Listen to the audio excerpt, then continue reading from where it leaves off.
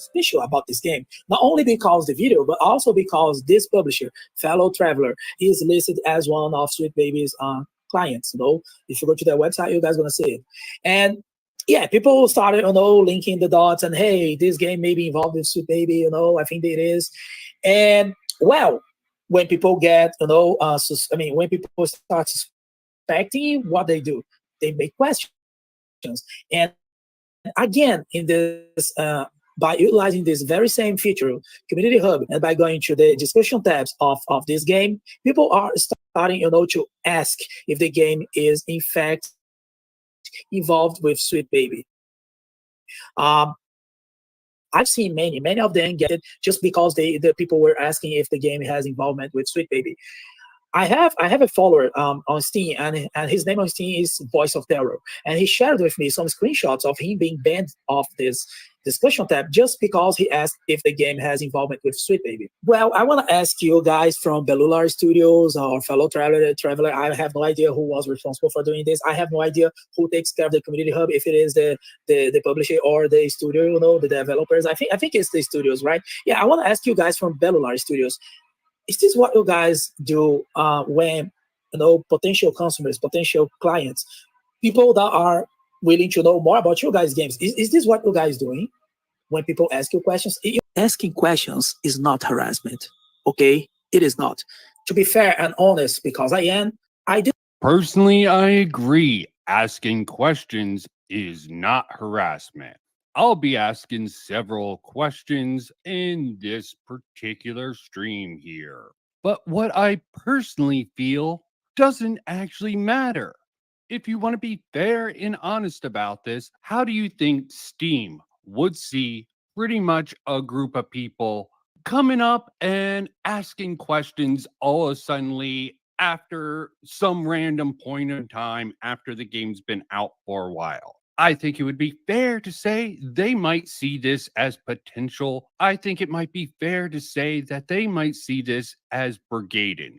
Now, the problem with this is that it's a slang term, pretty much online practice where people band together to perform a coordinated action, especially a negative one, such as manipulating a vote, poll, or to harass a specific person or members of an online community. Might not apply here. Depends on how the rules are applied. And why there are Reddit posts saying brigading is not allowed on Steam by TOS.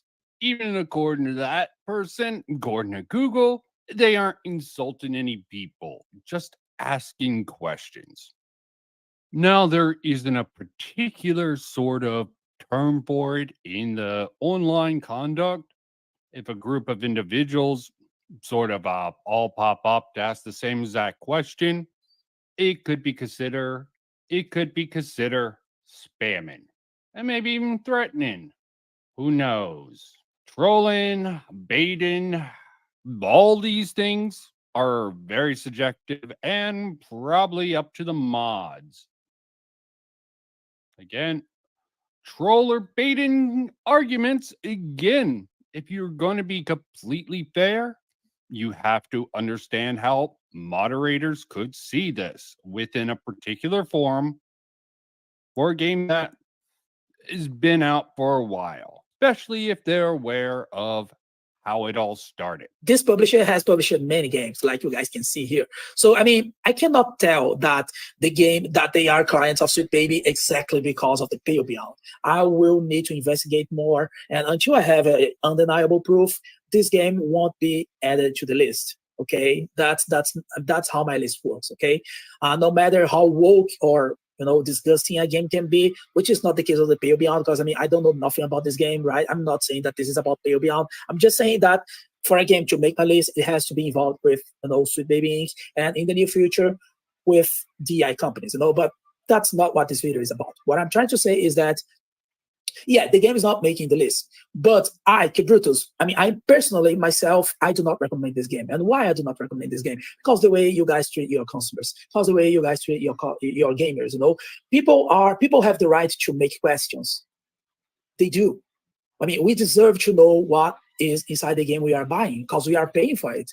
Were you ever going to buy it in the first place? Is this a honest question? Is this an honest line of questions? That's a legitimate question from me. Beyond the Pale does not look like anything I would play.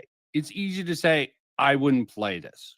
Now, again, personally, I don't think this will personally hurt the game at all.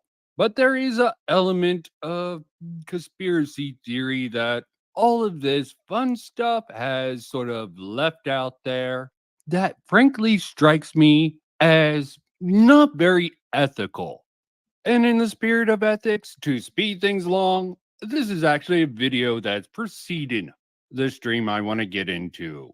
Figured I would offload some of the work beforehand, because if you haven't noticed it, I've already sped a few sections up just by a tidge. Oh well, Because if you let's haven't start noticed, now. I sped up some sections and made some cuts already to this because there's going to be a lot of. Why are you such a liar, previous me? Like this? Just for going to the community hub and making a Such a question. liar. Hey, is this game involved with Sweet Baby in any form? And the users got banned.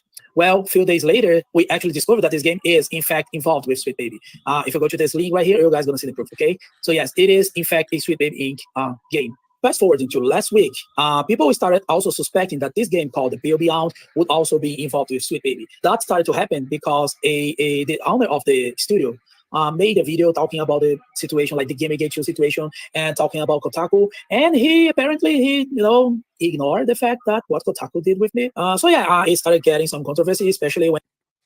Yeah, he ignored the fact. He didn't bend the knee.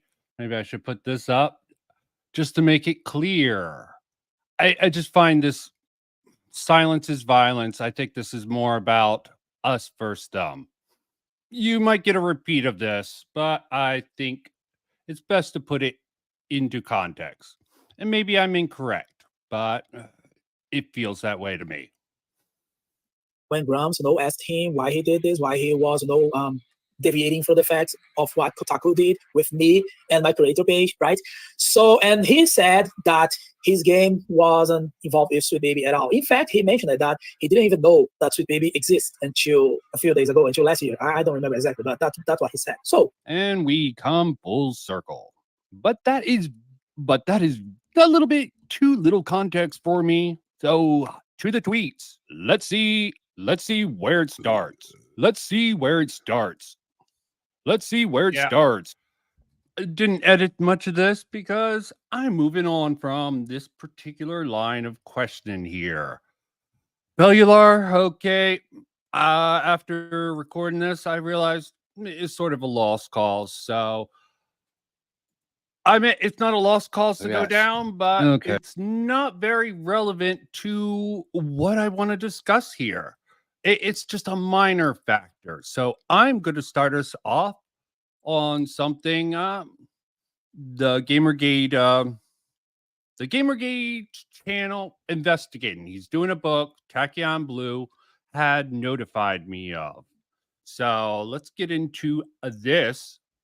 Make sure it's proper speed. Another reason to pre-record is I go over a lot of tweets. Wanted to edit and even speed them along for the sake of the stream. And I will be commentating on it every so often, but I can sit back because of the work I put in before the stream. So this is a community manager. Yes, another one of a game that is in Sweet Baby Inc. detected curator page called Hyper Light Breaker. According to her, this collective she's helping run is called Gumbo. Needs more diversity because there's not enough women in there. Then again, according to her, the solution is start hiring based on sex now. I mean, that is my perception of what she says. As if hiring based on sex has anything to do with making good, great games. Ask Ubi Star Wars team if that works. Ha ha. Oh, let's look at this. I help run an indie game dev collective in New York City, and we have a diversity problem. Specifically, we have a problem with there not being enough women in the space. Currently, we have about 40 some full-time members, and of those, 7 are women. The joke for the longest time was that we have more Johns than we have women. And then I did the count, and actually a meetup that is hosted at the same nonprofit space. And I sent out a poll to the members of the Women in Games meetup to ask them what we can do to make the space feel more inclusive and welcoming and accommodating to women. And I'm just curious what other people might think. What are some good, actionable suggestions that you might have? For context, Gumbo is the city's largest collective of indie game developers in a nonprofit co-working space. So some of the things we think might contribute to women not coming in is it's too far away. Maybe there's too many men. Maybe it just doesn't feel welcoming enough. Maybe the kinds of events that we offer are not ones that women tend to be more interested in. Maybe it's just not clear what game development actually is. Or some of our events are too big or too small. There are a lot of factors at play here. Some of them are systemic and institutional. Some of them definitely have to do with specific items related to our space. But I don't know what I don't know, and the org certainly doesn't know. So we're just reaching out and trying to find out from as many people as possible, hear as many perspectives as possible about how we can improve our space for women and make them feel more welcome and included. Any advice? Please comment. Yeah, my perception. The solution is to start hiring based on sex now. It's a very uncharitable reading of that TikTok. Okay, let's backtrack and do a little bit of searching for community manager within these tweets at least. Keep in mind, there's probably talk outside of things. For Grummz, here we go. Grummz, in my opinion, as community manager, he should not exclude people from Gamergate or attack us as he did, but he's still entitled to, I guess it's more.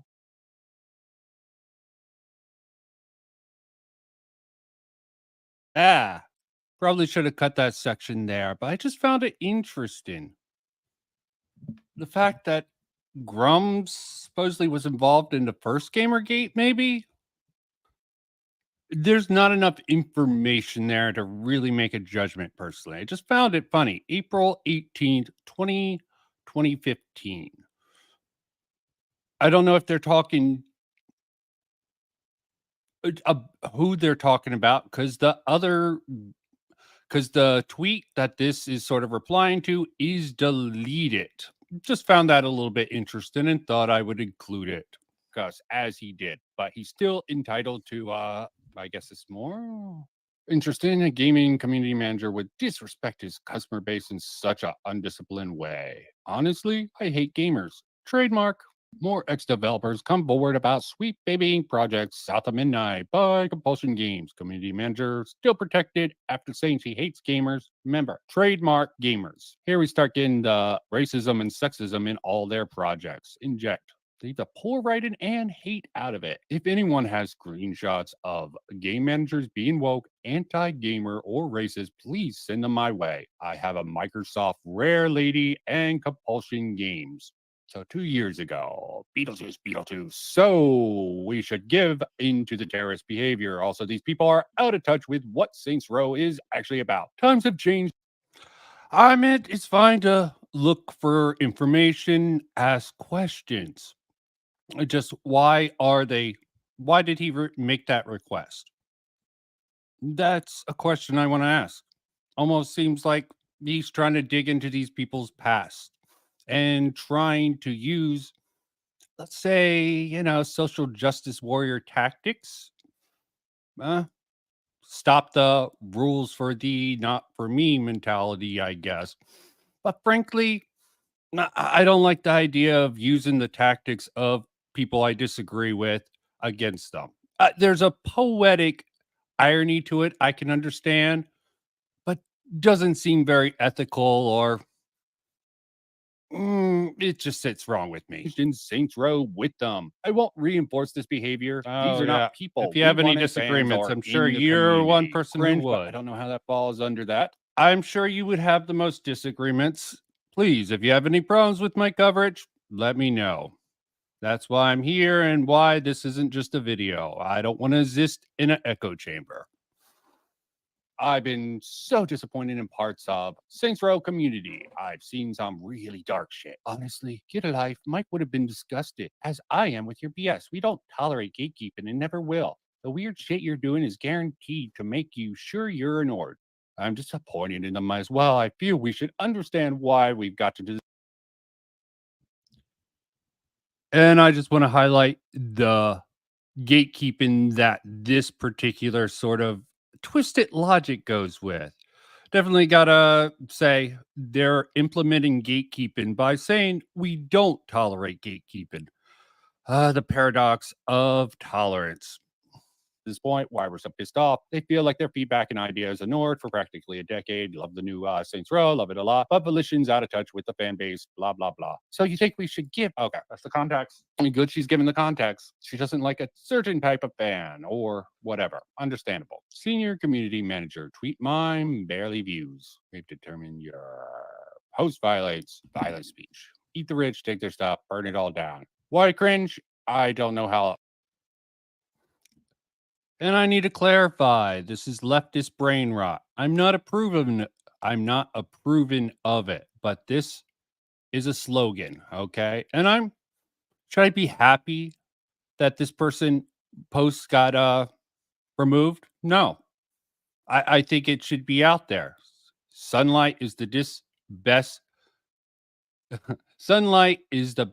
disinfectant, in my opinion. I think this mentality is completely crappy. I blame the people who promote this ideas among the school system and all sorts of other things. A failing of a lot of things, especially freaking how the freaking leftists sort of infiltrated. Not all the leftists, okay? There's a lot of good ideas in schools, and I'm glad that culture is being pushed the way it is now. But this is really the mentality I hate. But do I approve of it being banned just because a lot of more right-wing talking points were being banned? No. I hate double standards.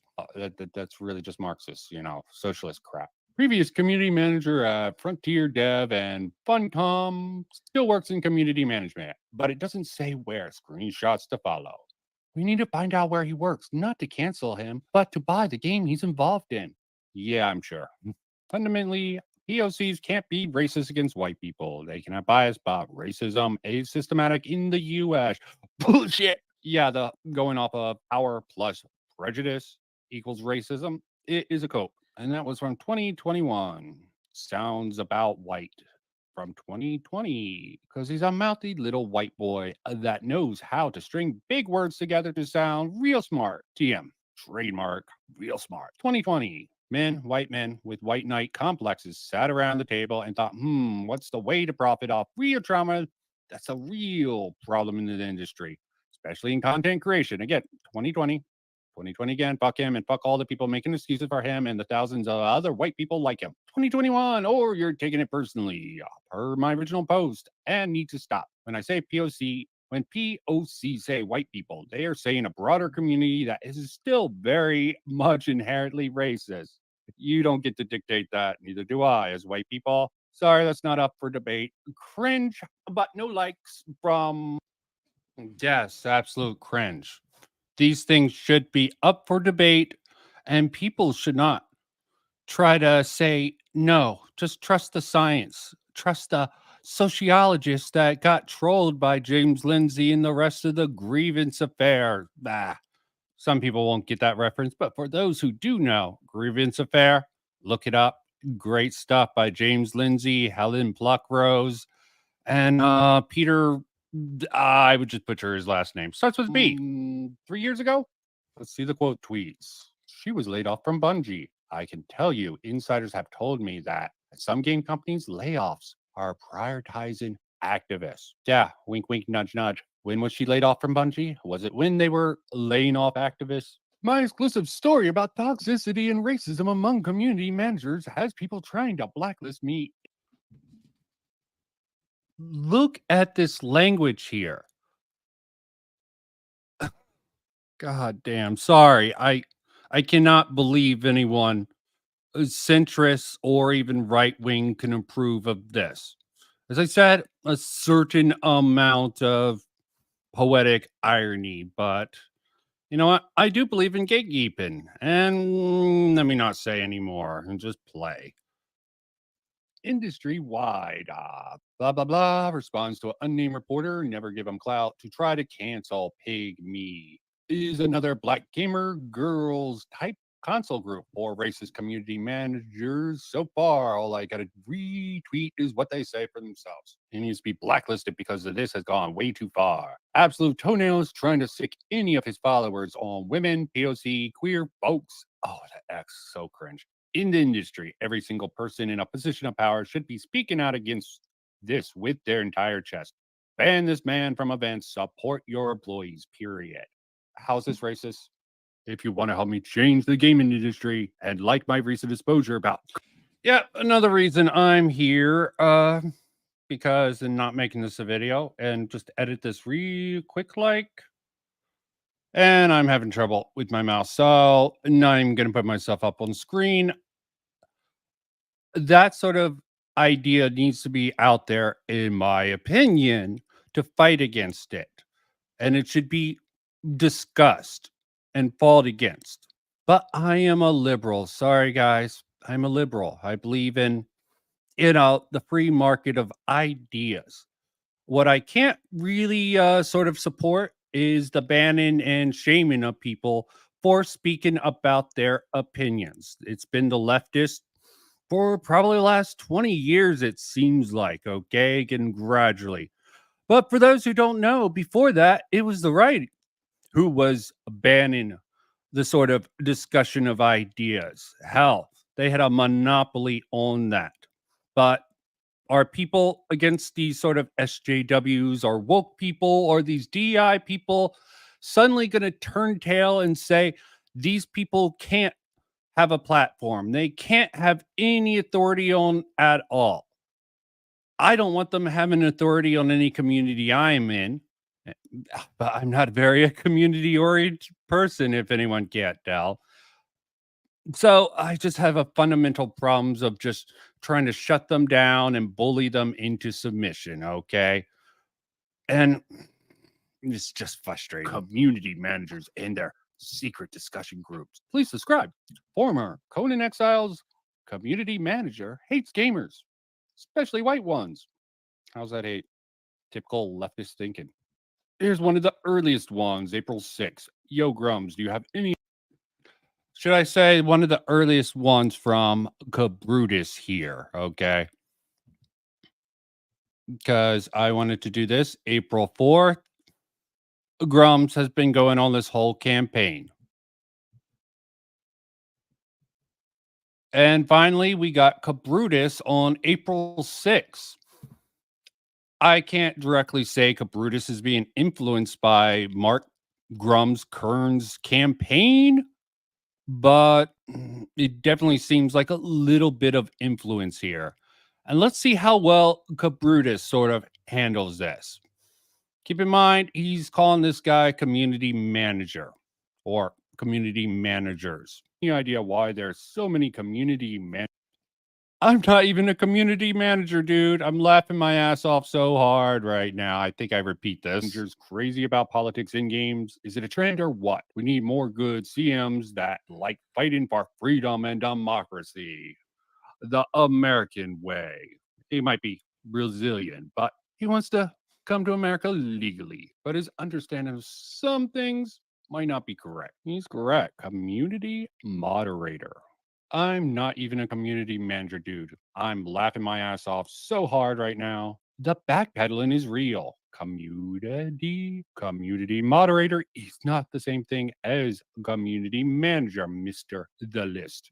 You are clearly unaware of what's going on. We don't blame you for being a brick, though. I don't spend my days being a personal hog rider for the quartering like so. I think I'm already doing better than you, to be honest. Any correction of the record?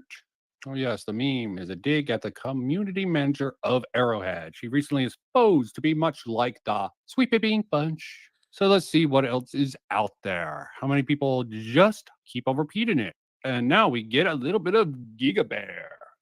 He's gonna come back. Yeah, there's a good point I'm highlighting this, and there's a good point for me to actually go into all of this personally. Won't become apparent right away, but I'm trying to sort of establish a certain pattern with Kabrutus, okay? A pattern I hope Kabrutus can break, because I personally think Kabrutus has hope. Has help, has hope. Just he might not be listening to the right people. Again, in my honest opinion, okay? Maybe I'm wrong. That's something I'm willing to admit. Back up soon enough. Everyone is talking past the point that he is technically incorrect, and he explains so. But, but feelings don't care about your facts. Sorry, guys, I'm a woke commie now. Also, community manager. Apparently, I'll be waiting for my check at the end of the month. Mr. Ejai, apparently, this is his pinned post right now, which makes this dumbass situation even funnier. Congrats on your promotion. He's taking this quite well. This link is to Anamamia TV. And yes, I purposely butchered that name that time. Helldivers 2. Devs embrace sweet baby agenda. Academian TV attacked by woke games industry, because that's their angle now. They are the victims. I don't know how retarded you all can get. Community managers not the same as community moderator. MFers just want to piss and cry, I swear.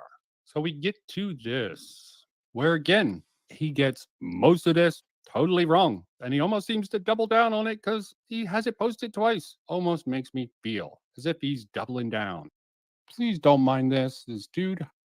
Brutal industry. You don't get paid very well. You get exploited very heavily, especially early career. And you really have to be kind of crazy to be in the games industry, honestly. And okay, this freaking annoyed me when I was watching it. They kept trying to correct him, okay? God.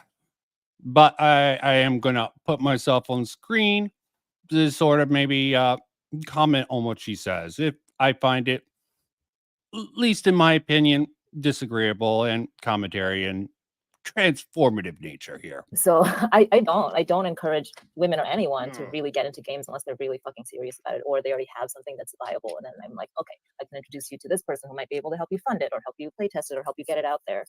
But as a general rule, it's rough. I don't advise people to come into games. So Kabrutus recently called you out. He's the person who runs the Sweet Baby Detective Steam group. Actually, I can screen share his. Was he the one who started the list, like the Steam? Yes, yeah, that's him. Curation list. Okay. And then there's another one named like Grummz. Oh, Mark Kern. He's a former World of Warcraft developer. Okay, and that person is also involved. He's not. Okay. But unless Kabrutus hired him, because Kabrutus just hired some people like the PR person I told you about. But as far as I'm aware, he doesn't work for Kabrutus. He's just sort of an independent person who has his own. Yes, please bear with this. I cut some parts out. I'm tempted to speed this up, but I want people watching this in the future to pay attention to what's being said. Opinions, but I probably agrees with Kabrutus on a lot of stuff, it seems, so far. Got it. Okay. So he tweets out, and I'll screen share for you too if you want in the Discord. Yeah. He quote tweets your September tweet, and he says, "This is Ilanthus G, which is you, the community manager, yes, another one, of a game that is in the Sweet Baby Protected curator page. It's called Hyper Light Breaker. According to her, this collective that she helps run, that says she's helped running, called Gumbo, needs more diversity because there's not enough women in there. Then again, according to her, the solution is to start hiring based on sex now. I mean, that's my perception of what she said, as if hiring based on sex had anything to do with making a great game. Ask the Ubi Star Wars team if that works, haha." And he pinned this tweet on his page for a few days at least. Yeah, it was an honor. It was really good. See, I don't know if she's being sarcastic here or serious. She definitely strikes me as someone who doesn't get into the culture war space, okay? I almost believe her here, okay? I definitely believe her, but maybe I'm naive. So validating, I would say. But anyway, yes. What is your question? Okay, so your response is that it's validating to get called out by him, essentially? Well, yeah, I mean, part of the reason I made that TikTok video was to get input and feedback. And I mean, that was a lot of feedback, right? I think he was a little confused and conflating Heart Machine with Gumbo and Women in Games with Heart Machine and all of that stuff. But at the end of the day, I like it's nice to be acknowledged. So is this your encounter with someone who's more, I guess, on the quote unquote anti SJW community like that? Yes, it was an encounter. Do you personally? Yeah. Oh, sorry. Go ahead. No, go. I'm not sure what the question was. Oh, like, so was this like one of your first times encountering like somebody like this who was like calling you out specifically because of diversity or because of woke quote unquote ideology or whatever it is they think? Or I think so. This is like the first like big public one. Obviously, like I don't know. I go on dates and stuff, and sometimes people are like, "You're too liberal," and I'm like, "All right, no second date, I guess." But yeah, as far as like a public thing, sure. okay, and you said what has been the reaction to this tweet? I know that you published your own response to it. Do you want to tell us what you thought at the time, and then also how people on Twitter and I guess other social media took it? Yeah. So I Yeah, these streams tend to be a little bit boring, and I can't help that this stream's going to be boring in that case, but you can't make everything exciting. You can't find jokes for everything. I mean, you can try. saw it and I decided to quote retweet it because I wanted to clarify things for my community. That Gumbo doesn't do any hiring. We explicitly do the opposite. We want people to pay to come in. And I think that was the gist of what I really wanted to clarify is like we don't hire, we never have, and we don't make games. Like the people who are members of Gumbo make games themselves, but Gumbo itself has never made a game and never will. Have you gotten a lot of support? And if you even disagree with her perspective, her philosophy, I sort of want, I'm probably going to put this interview within the links afterwards. If you want to watch it, I would recommend it. Okay, because Kabrutus definitely did screw the pooch on this, as he did very minorly and got a chuckle from whoever that was he sort of tried to lump as a community manager earlier. Support actually, or critique because of this? Yeah, I've gotten a lot of support. It was surprising how like I got new followers, Gumbo got new followers, and Gumbo recently launched a Patreon, and as a result of this and it blowing up a little bit, we actually got a lot more Patreon subscribers, which is pretty cool. I think people just maybe are not keen to publicly say things, but will silently fund a side that they believe isn't right. So that's been interesting. Do you think that because, not to get too focused on individuals, but because you got critiqued so heavily by a public figure, and kind of unfairly, I think unfairly, do you think that because of this, people are afraid to speak out if they agree with you more? Maybe, or maybe they just don't care. Because honestly, I think it was overall just a miscommunication. And so people don't feel that strongly about it because I already corrected the mistake. And I think there were people also in Kabrutus's comment thread that also corrected the mistake. So I don't think like there was any hot take. See, that seems very honest of her, okay? Also, but it probably slowly degrades Kabrutus's credibility. If he keeps continuing making these sort of, I would call this a gaffe, okay? I don't even know if he should correct this. It could create more of a feedback. Always hard to tell. If you make a mistake, should you correct it publicly or not? If you've been thrusted into the sort of spotlight as I'm fucking, that word is just taking me offhand. But yeah, if you're suddenly thrusted into the spotlight, should you handle things very carefully? Probably. Just a reminder before he sort of his little curator Steam group got targeted by a member of Sweet Baby Inc., a consultant for a consulting company, Sweet Baby Inc. If you look back his previous things, he was just a normal guy. I think that's why a lot of people are sort of flocking around him. But there's going to be some errors in how he goes about it. And I'm trying to establish if he's trying to learn from anyone, it shouldn't be Mr. Grummz. To make there. It was just a clarification. Okay. And did he reach out to you at all or try to apologize or get a clarification on your opinion in DMs or email or anything? Not that I know of. I did open up my Twitter DMs after you pointed out that I had them locked. Okay. And so did the media talk to you at all, or like did any journalists or YouTubers reach out? I guess other than me. No, again, I think it was kind of a non-issue. I did reach out to a friend of mine who is a journalist just because he was involved in covering some Gamergate stuff. Just to be like, can you believe this? And he's like, yeah, I thought I would just check in on you, see how you're doing. But no, nobody has reached out for comment. Oh, I have to ask. Are you okay sharing who your journalist friend who covered Gamergate was? I probably emailed them at some point. His name is This is not Gio. material. He does Probably video slow it games. down when it comes Oh, to okay. it. Maybe I have. If need I don't know. be. I've reached out to so many people that I don't know the name Yeah. of everybody at this point. Yeah, but it was not for like the story or anything. He's just a personal friend. And So she said she retweeted him.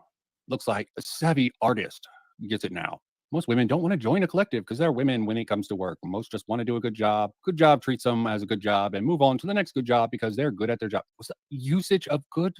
Sorry, I'm getting focused on her. Another game made by bigots. Another game to avoid. What game? Oh, Hyper Light Breaker. I guess. Oh, and in the video, she does clarify her work for Sweet Baby.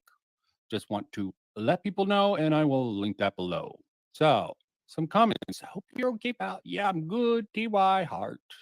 If anyone's takeaway from this, it's Gumbo, New York. Members feel like having more women and minorities represented is a benefit to video game industry. Yes, we do. Nope. No response. Any quote? Should have edited We that all know part the out. song and dance. First, it's a volunteer work. Then you worm your way into the industry. Then you're another sweet baby and getting paid to push leftist propaganda and video games. Everyone working on their own games. See, that seems like a weird take from whoever that was. God. As I said, should have edited out that particular part. Oh, coming back to this point here, which links to a different point. I am curious where he got the idea to do bad localizations from. Or maybe DEI localizations. Right now on DEI Detected, this particular game here has the DEI label, which I think is foolish. Even if he explained it serves as a placeholder. Let's see if he's corrected that by now. I was one of the backers for LU Day. Again, another reason I'm around for this is he has not corrected it when I checked last. Maybe I should check again or not, play it, and maybe I'll come back. I think it's really a non-point for this particular game. And sadly, I will never back another game unless they explicitly say they won't hire, unless they explicitly say that they No, will haven't hire got a into the competent grifting yet. translator And I did not define grifting, okay? I'm letting that be. I'm going to get into that point soon enough. team or AI. And no DEI. No DEI. And yes, this was posted afterwards. Kabrutus did this about 12 hours afterwards. Let's see if it. And just to clarify, it's not Kabrutus who I think is grifting. And I don't even know if he's being controlled. Definitely being influenced rather heavily by Grummz, it seems like at this point. But that's probably the worst I can get at him besides this point. I just don't want to see him find more and more problems because that's how activists of the past, once the problems for the leftists, racism, all that stuff, once those problems started to decrease in our society, we had people like Anita who popped up on the scene where they had to pretty much redefine what sexism, racism, and all this other crap is. Sexism is in everything. Racism, blah, blah, blah. You just have to look for it. That mindset is poison. Any other connection besides Grummz? Brian Gray, one of the key localizers in this Chronicle game, shares why he fixed all the gender references in games he localizes. It's exactly poison you would expect. Long denial by localizers as a conspiracy theory. One to highlight here, this is 2012 personal interview. Other users accuse the translator of inserting woke agenda by using the word God, slur for white wing people in a classical setting. That's from a political sense. Chud can also mean other things if you look at it. Previous titles in the series were localized by Bonus Stage Local. Ba ba ba ba ba ba. Apparently, this title was done by Sweet Baby Inc. Corrected, but not too much. I don't think Sweet Baby Inc. involved other sort of consulting companies. Seems blah blah blah. Lovely. American imposed their standards. It's not even a consulting company. It's just, at least in 2012, they got something from this Brian Gray to sort of indicate that he has that progressive mindset towards localization. This is not advocating. I'm just showing the facts, creating a pattern for what I think is what is creating some problems. Okay. There's one line about a golem. Okay. I've seen this in something that got slammed by a leftist. Not that anyone would care, Project Hail Mary, someone used the term because it was an alien. Like, should I use he or she for this alien? Or maybe it had like their species has like 5 million genders or something like that. I'm just going to use he. He strikes me as a Rocky. Okay. Got the little Rocky reference in there. It's a golem. It's cringe to change it from the original translation. It's minor cringe. A micro wokeism definitely in the game. Other problems in the game, I went through all this information. It just seems like cringe, okay? You can have problems with them changing it. I can appreciate that. But putting it into this list seems like stretching things on other countries. Nice. I based it on him posting my DMs and bashing me after I took my... Yes. If you go through the translations, what they bring up is some serious stupid ass cringe. I'm not going to deny that. And probably comes from a leftist perspective. But hell, rightoids would probably insert sort of annoying ass translations if they were guided. I'm getting to a more apolitical and fuck politics in games, okay? Seriously, time to interview him and post his side. He's the one hurling insults. I already went over that. Okay, don't care. Is he going to actually, I got this whole section, the whole drama between Grummz and Lance McDonald with the hard R sort of thing. Because, frankly, it's irrelevant. Lance McDonald definitely trolled Grummz, and Grummz called him a liar. So here's my question. If you got trolled, and you just call the guy who trolled you a liar, it seems rather weird to me. A weird stance to have, but this is a lot of this is just going to be Grummz.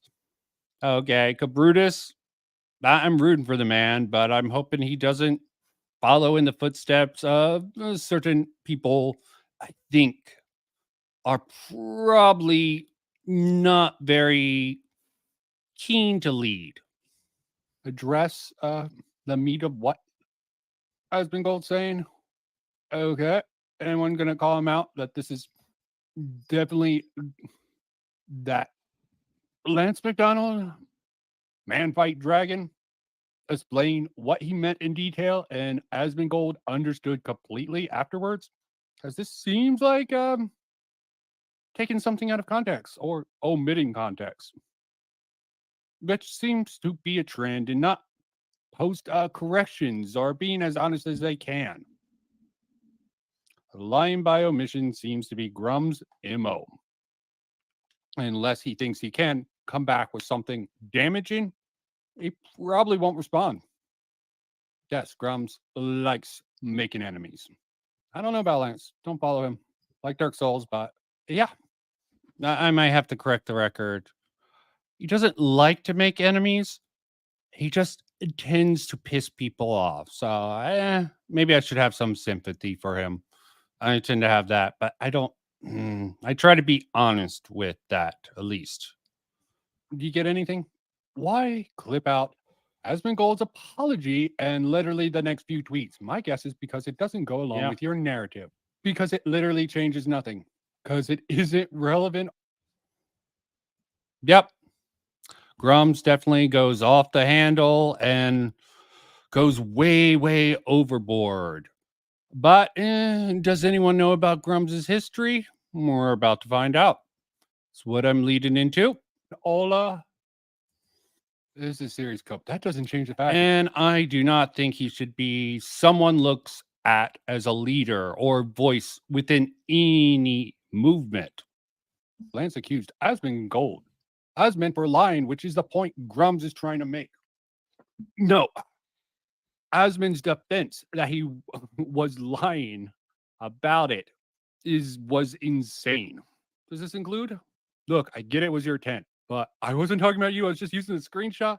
It seems like it had very unintentional effect and quite frustrating for me to have to cop damage for now. Okay, you can understand why that would come across as cope. Except Lance decided to leave the lie in his post. He still left the post up. Y'all left-wing freak. What? Are they left-wing? Freelance writer on the internet. Works in complex. Just assume everyone. Probably.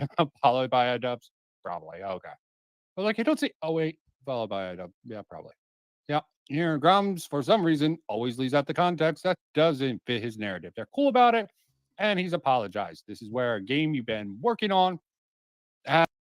Yeah, I thought it was decent at first. I'm like, dude, why are you sort of retweeting a Demi on TV when he's talking about he's being targeted by this legal campaign? That's a lie. Anyone who looks into it would be a lie.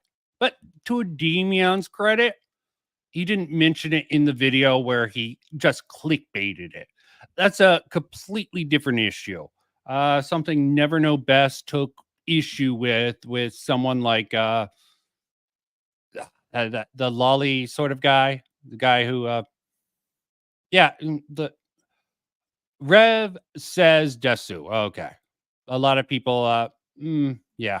And have hey the narrative is he lied. Did he not? Yes, the narrative.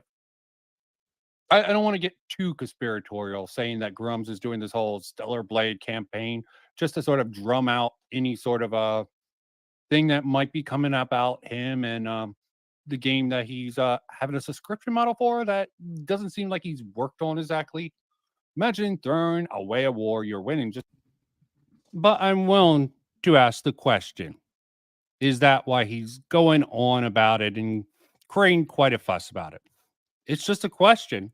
Remember, questions are not harassment. It's because you take a few casualties. Rumor casualties.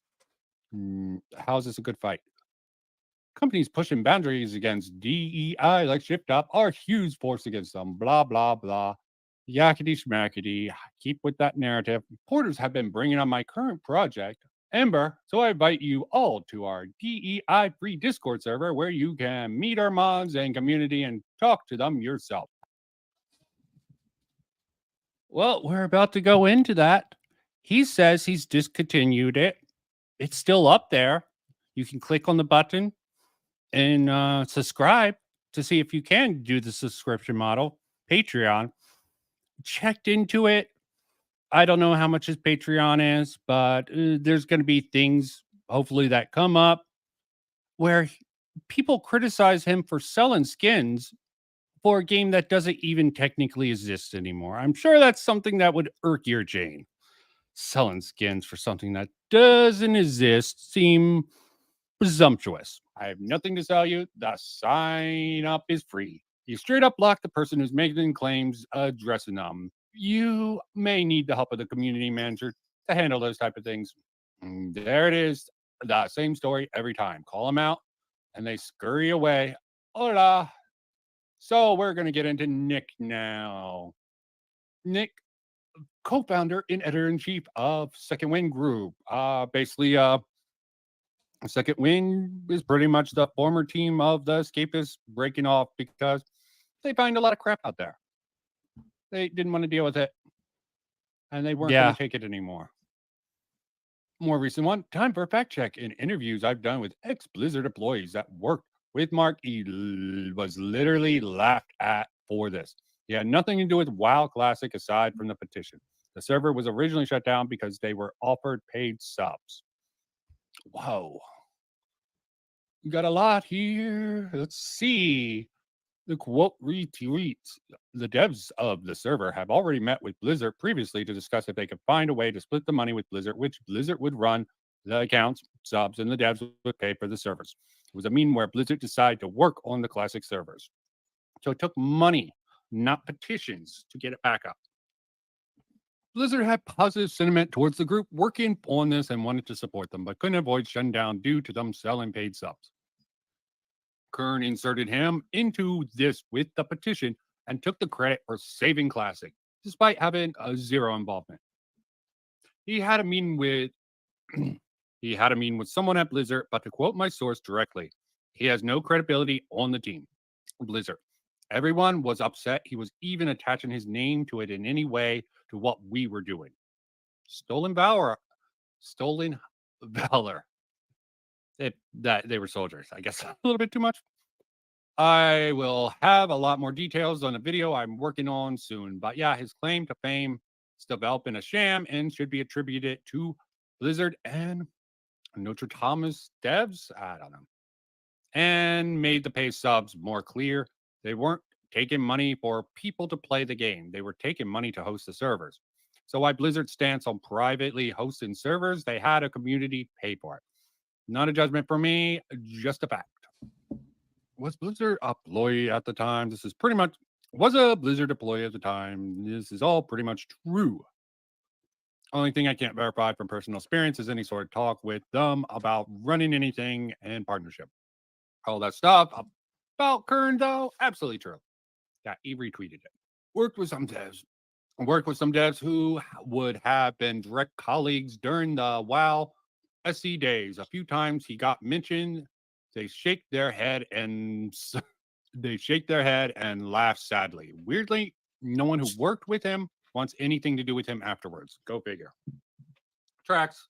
Some horror stories that I've been getting about him as a manager, I'm guessing community manager, gives me good reason to believe no one wants anything to do with him.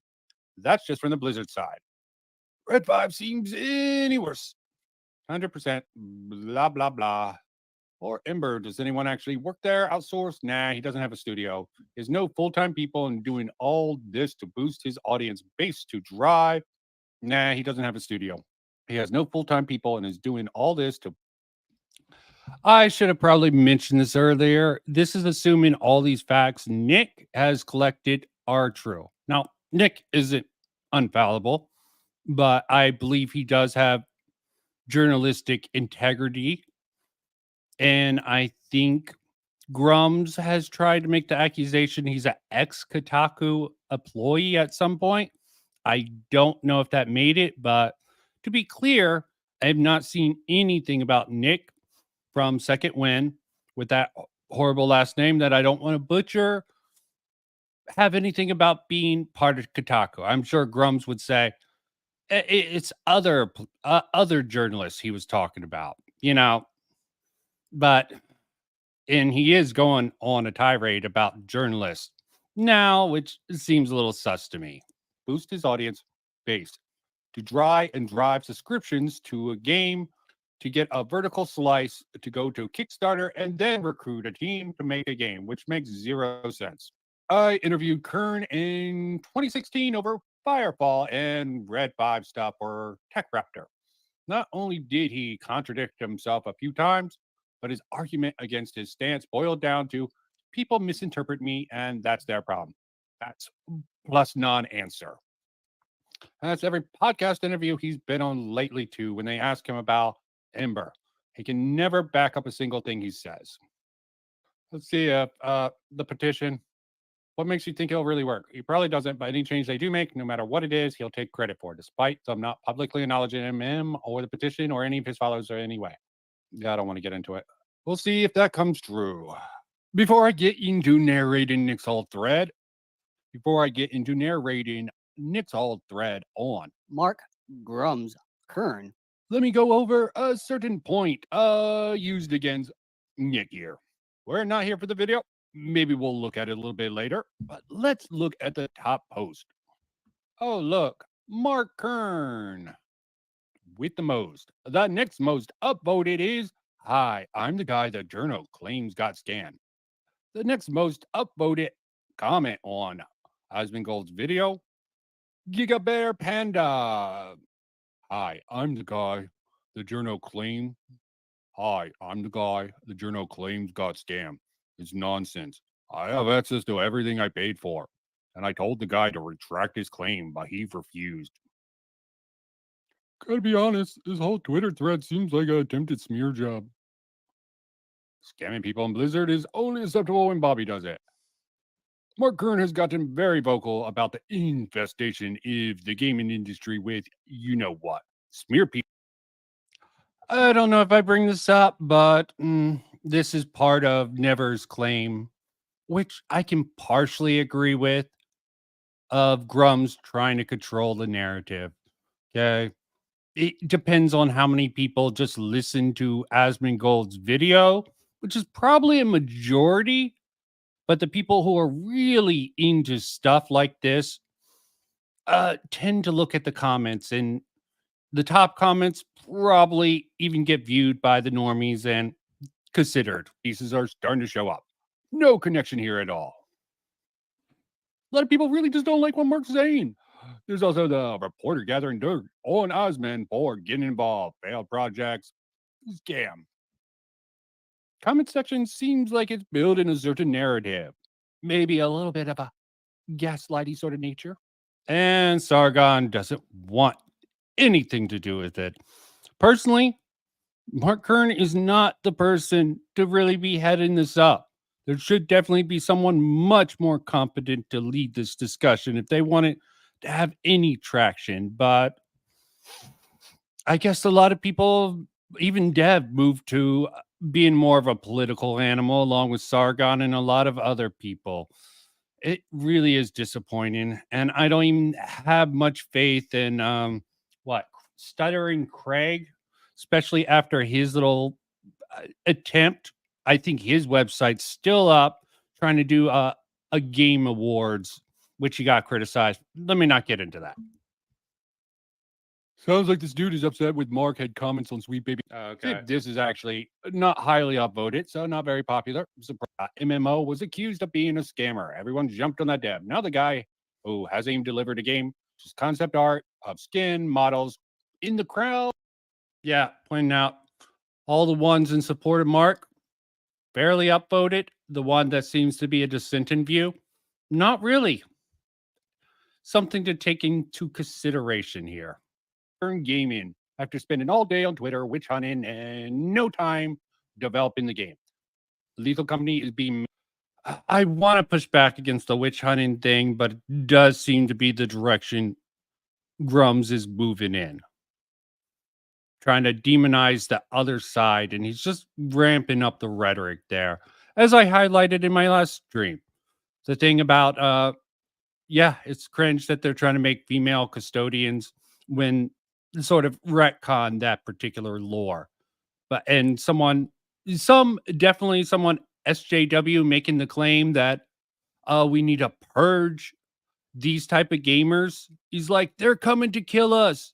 And then after that, he says, I am not exaggerating. Yes, you're exaggerating. Okay.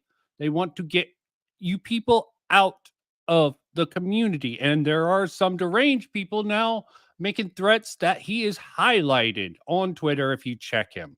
And a lot of people around him are echoing this. Okay. Yes, there is definitely unhinged people online. And they're definitely going to make threats behind their suit of anonymity. Do they really want to do it? Do they not? It's really hard to tell.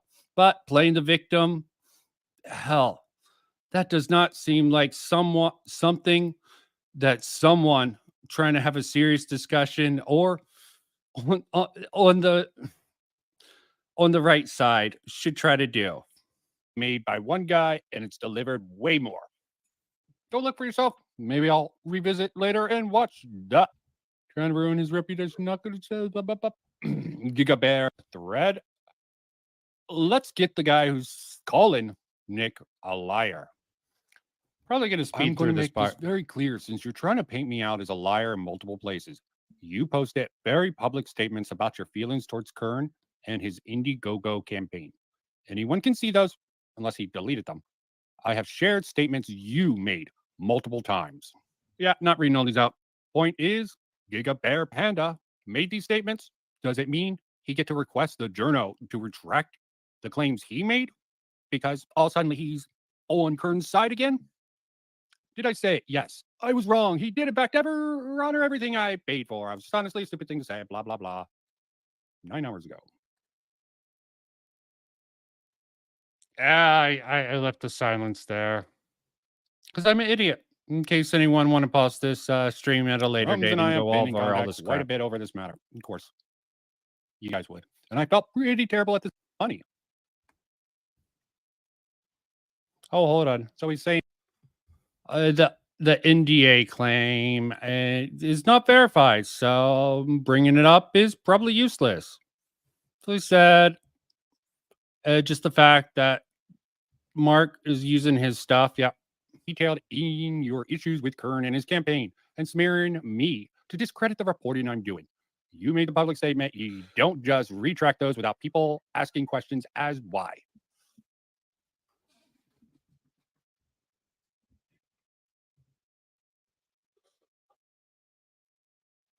Yep, silence is golden. Dumbass for focusing on this, but I covered a lot of these tweets. Those with the context I had over a year. He did not respond to you. You reached out. I did ask what changed, and you gave me an initially vague and weird answer. So keep trying to smear me, but I got all the receipts.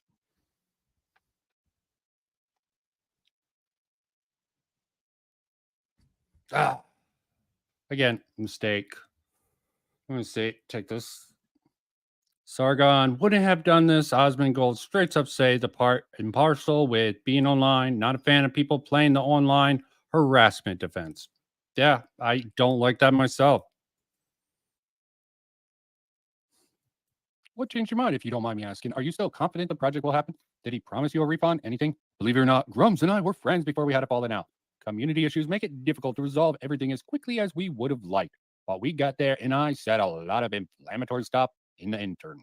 As to the project happening, well, to that, I will only say that part of why the situations was so difficult to resolve was my refusal to accept the refund in the first place. Remember seeing something, so he was either lying before or lying now.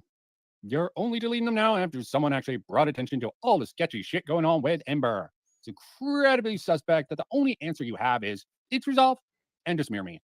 Lastly, I've been hearing the records of yesterday's chief chat from a member that was there. Kern has no issues threatening a lawsuit at anyone that questions him. So excuse me if I don't take what you're putting down at face value. Again, I have to say none of this has been confirmed, okay? I could believe it. He's making a good case that this is the type of person Kern is, but take with a grain of salt. Hate having to make disclaimer shit, okay? Value. Apparently, he has a lawyer on speed dial. Wonder if he's going to go in full purge mode trying to find the mole in his Discord that records and leaks the calls to you. They're banning anyone that asks about previous funding campaigns or the community. They're banning anyone who asks about the previous funding campaigns or the community itself. Just goes after them and calls them trolls. He hasn't addressed any of the allegations made, and he didn't do it in the call either.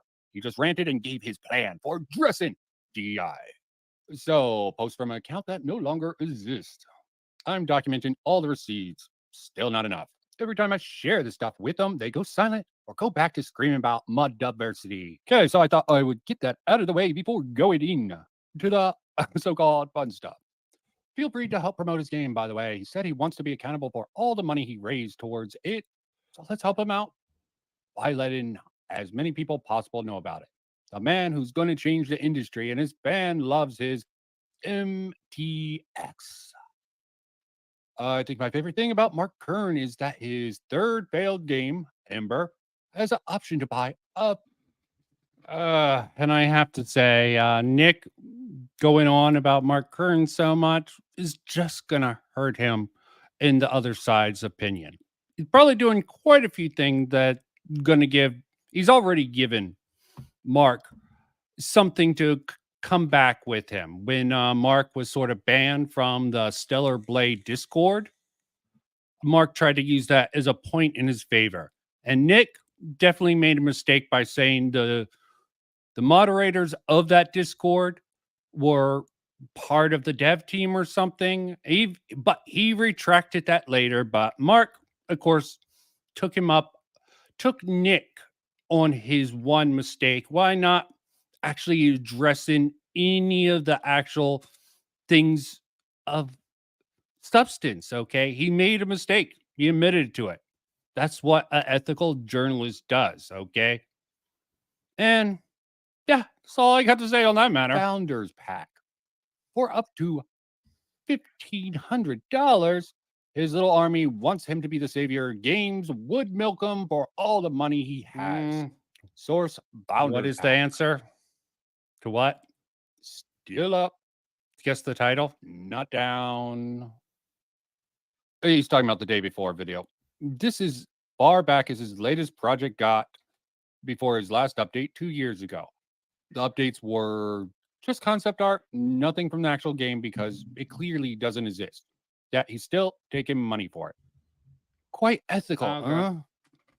Let's keep going, shall we? There's still accepting money. There seems to be about 4 people working on the project. And good point. To clarify, Kabrutus being controlled, not something that I can really substantiate or I think is legitimate.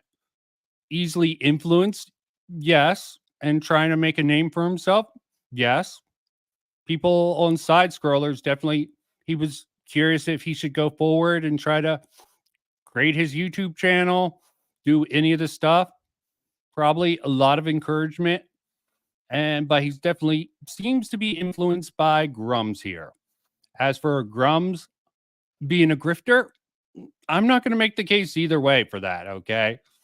That's just a term that some people like to use. Is he using the movement to enrich himself? That's what Nick thinks here.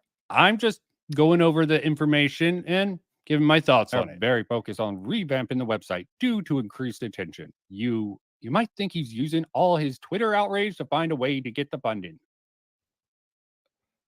If Tachyon Blue is talking about several claims Kabrutus made, I agree. You definitely should, but it's really hard to tell. I don't think he is.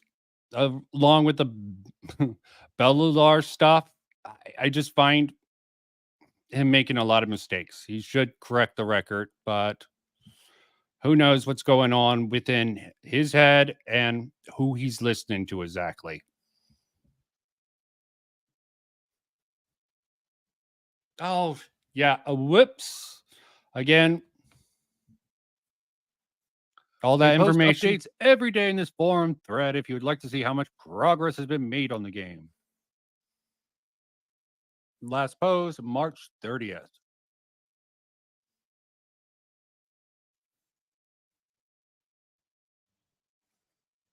Kickstarter still planned. Planned since 2017.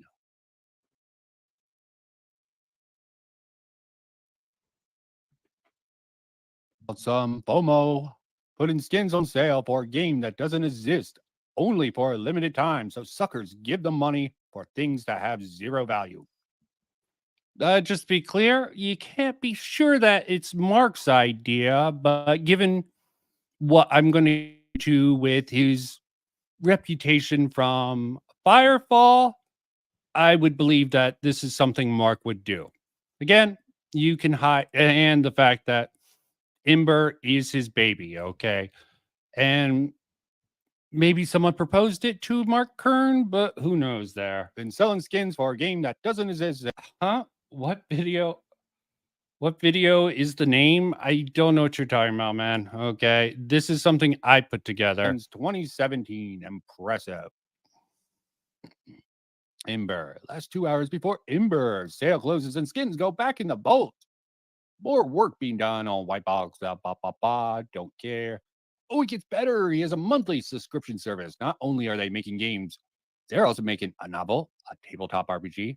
Notice how he doesn't advertise any of this on his Twitter? Because even his audience would call it out.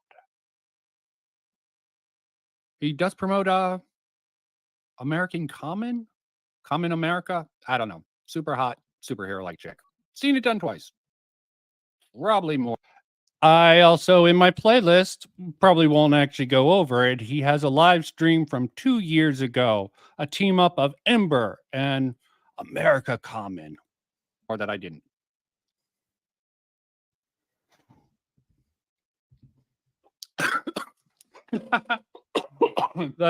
That seems about right, and I should have edited that out. Okay. That comparison has been made. Sure. Let me get through this. I'll send you the link. Okay. Yes, because I'm going over Let's Twitter go stuff. back further when he raised another I didn't million for edit it Oculus correctly. Rift project that got a reveal. Let's go Should I back speed it up? further when he raised $1 million for Oculus Rift's project that got a reveal Yeah, okay. I can't confirm this either, but trailer, then died. I've had fun digging, but I'm working on Yeah. something cool today, so I'll continue later. Here's his motivation, though, for all of this, in case you were wondering. It's money. If you want to help me change the gaming industry, like my recent exposing community managers and their secret discussion groups, please subscribe. It's a bit lame. yeah. Got to have a little bit of humor in this, and this is my angle here. First-hand account from someone who worked with Kern. This has been a fun deep dive into the life of a grifter who continuously look for ways to take people's money and play the victim card. Quite shocking how much he's gotten away with it.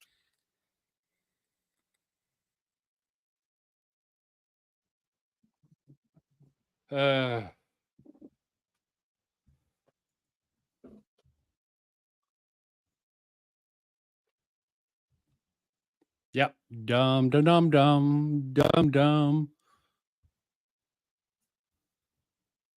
People can pause this and read all this stuff. I don't think it's really relevant, but I thought I'd include it. Yeah, just because I'm something. He dumb. doesn't know if he's going to do a video on this series, blah, blah, blah, digging. There's a lot of you in my replies that don't like me, but this guy's been raising money for things since 2016 and delivered literally nothing. If you want to hate me, that's fine. But at least you can do is not get scammed by hating me. I'll leave this here as a mic drop. He won't address me because he knows he'll bring attention to this thread. He knows if he blocks me, then to them, it's a mission of guilt. He wants you. Oh, he did block you. Okay. You know, oh, he did lord that over him. Okay. In the Discord so he can control the narrative.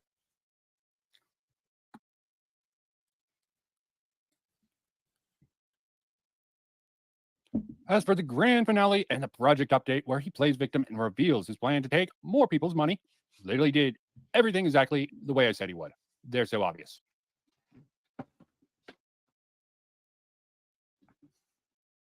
On every show, I get asked to promote a project, but I say no. Let's keep the focus on the issues. I never shield my game. But now people want to know because journalists with a very obvious DEI agenda have thrown up as some kind of gotcha because we are, collectively as gamers, kicking them in the teeth for the last 3 weeks. And they are losing and desperate. Ember is an incredible project, my passion project. Ember is a credible project, my passion project that's going to be that sweet spot in AA. It had its ups and downs. My health and my family health being a part of it. Much better now. And we've been in the middle of a relaunch during this time. Months ago, we turned off all backer packs. We didn't feel comfortable selling packs until we relaunched the project. We do not sell packs to any newcomer. We do 2 days as of every month, offer a limited window for existing backers to wish to upgrade if they wish. We are 100% crowdfunded, blah, blah, blah.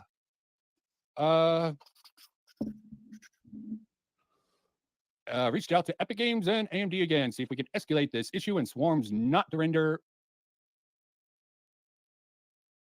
Why reach out to Epic Games and AMD to get them on their platform?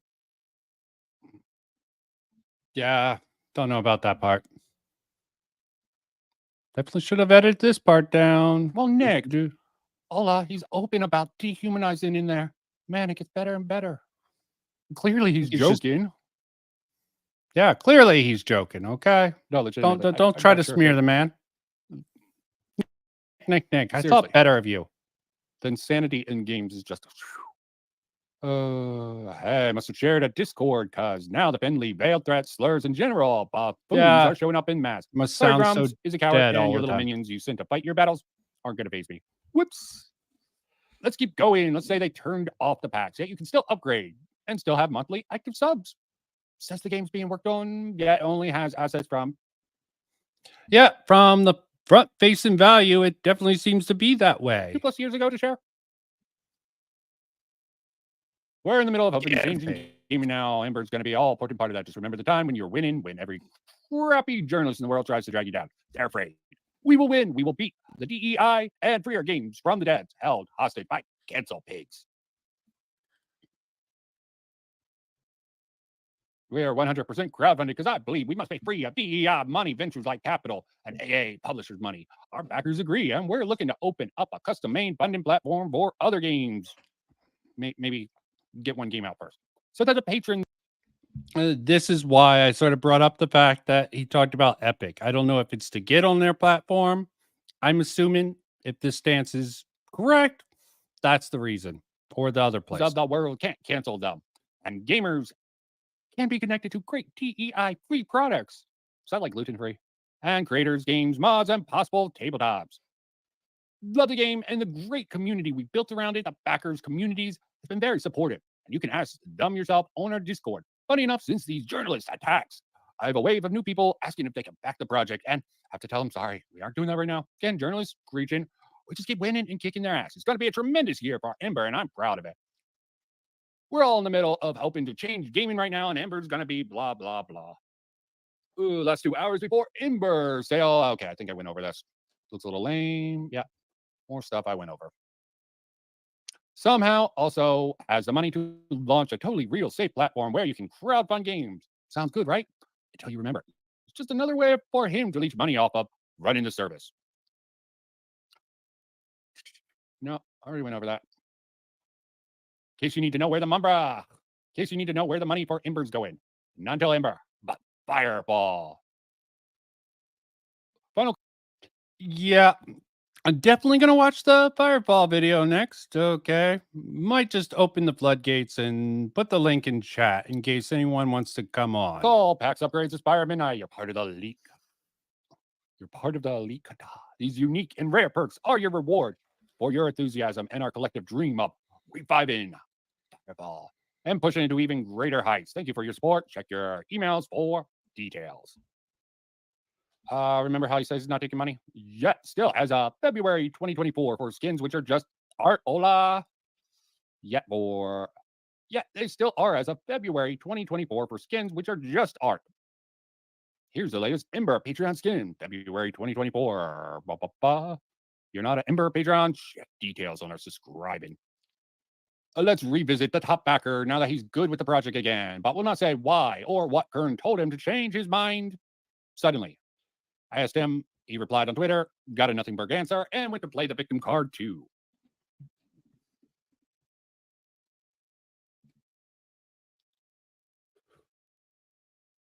That's me, though I don't work or never have worked for Kotaku. Damn, don't even get the credit for my reporting on any of this. Good morning, everyone. Ember was attacked by ex-Kotaku journalists yesterday. I want people to see what was going on, so I invited everyone to our Discord server. It was a malicious attack by... Yes, I haven't seen anything to think Nick worked for Kotaku ever. Writers with an agenda to stop the fight against DEI and defend AAA games, in which we are very vocal. They're in our servers now. Mine for info. If you spot one, detect one, phishing, let a mod know, and we will eject them on site because they are not good people. And obviously, Grummz is not a transparent person, not honest people, and don't report objectively. Answer questions from people honestly, but if they turn out to be trolls or come here just to hate or disingenuous in their approach, tell them odd, and they will be banned. I welcome tough questions from earnest people, and they can stay. Today on Twitter, I'll be posting about the project.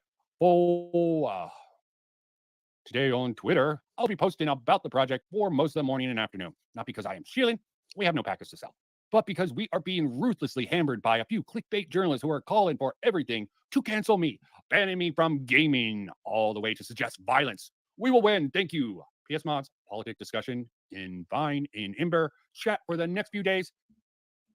Yeah, I have no clue. That's weird to me. Okay, I guess political discussion are fine in Ember chat. They probably keep them For today political on this, free, I but guess. He hasn't answered a single question about money, time on game, nothing. Banning people who do ask or imply it's a scam.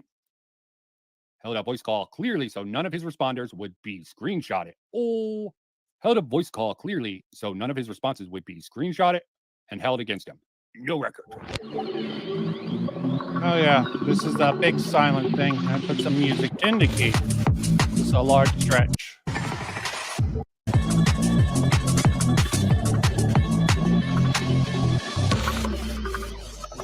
I have nothing to say really.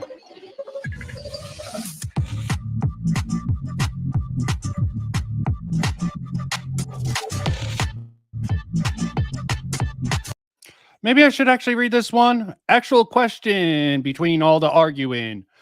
At Grummz, do you think in hindsight that selling perks and skins for the game, even though they're not even in alpha yet, was a mistake? I not asking to call anything OTC, just thinking that the entire discussion about charging for items that don't even exist has happened. If the crowdfunding was merely based on if you want this game to happen, help out, pledge money after putting out a solid tech demo. Like a lot of the current criticisms wouldn't exist if people were able to bend the fact you're already selling items into promising nothing for hundreds of dollars.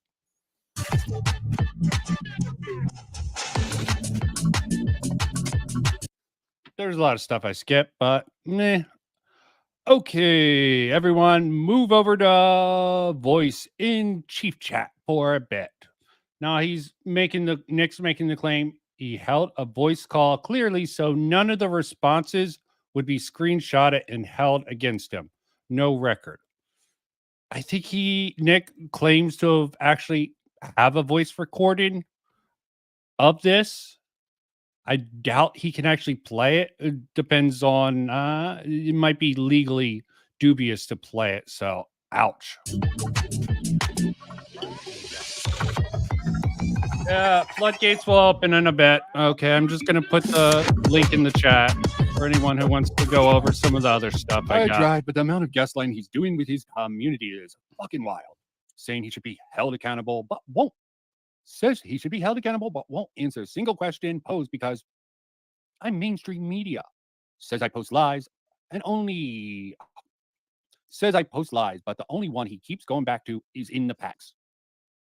Hello, everyone. Asmon Gold has posted his video about the journalist accusation about Ember, so I invited Asmon to come play with us and talk about it. Either private or on stream, game dev should be accountable. And I'm no exception. I think it would be a blast if we put him in a FF-style totem pole in the game. Let's do it. Yes, Asmon video was fair, but he repeated some lies the journalist told, and that needs to be aired out too. One lie from the journalist, not Asmon, is that we have backer packs for sale. We do not. We have a page that we forgot to pull down, but you can't actually buy any packs with it. We took them down last year to prep for a new demo. Okay, they're not selling packs as of November. Great. He's not referred to the Indiegogo campaign once, which again was 330K raised 7 years ago, which I don't think was mentioned in my first post about Indiegogo, which I don't think I mentioned in my first post about Indiegogo as of last update was 3 years ago. A little bit of digging for the night. How a year changes things. When you're saying the right things, this game from 1 year ago, March 2023, with many backers themselves claiming it was a scam, included the biggest fan of 15K. Again, Giga Panda. I like you, man. Your content, I like a second win, but don't you think you've gone long enough? Why not? Are people on the expectation these things will. Okay, enough of that fun stuff there. Time to move on, and I will be dropping a link for anyone who wants to discuss certain things in the chat here. We will see how that goes. We'll put this on as background as people are coming in.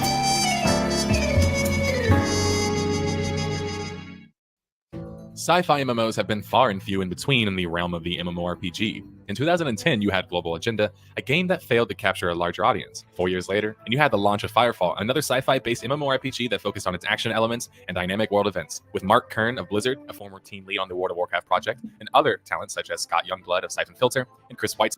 Okay, we got one taker already. How's it going? Hello. How are you?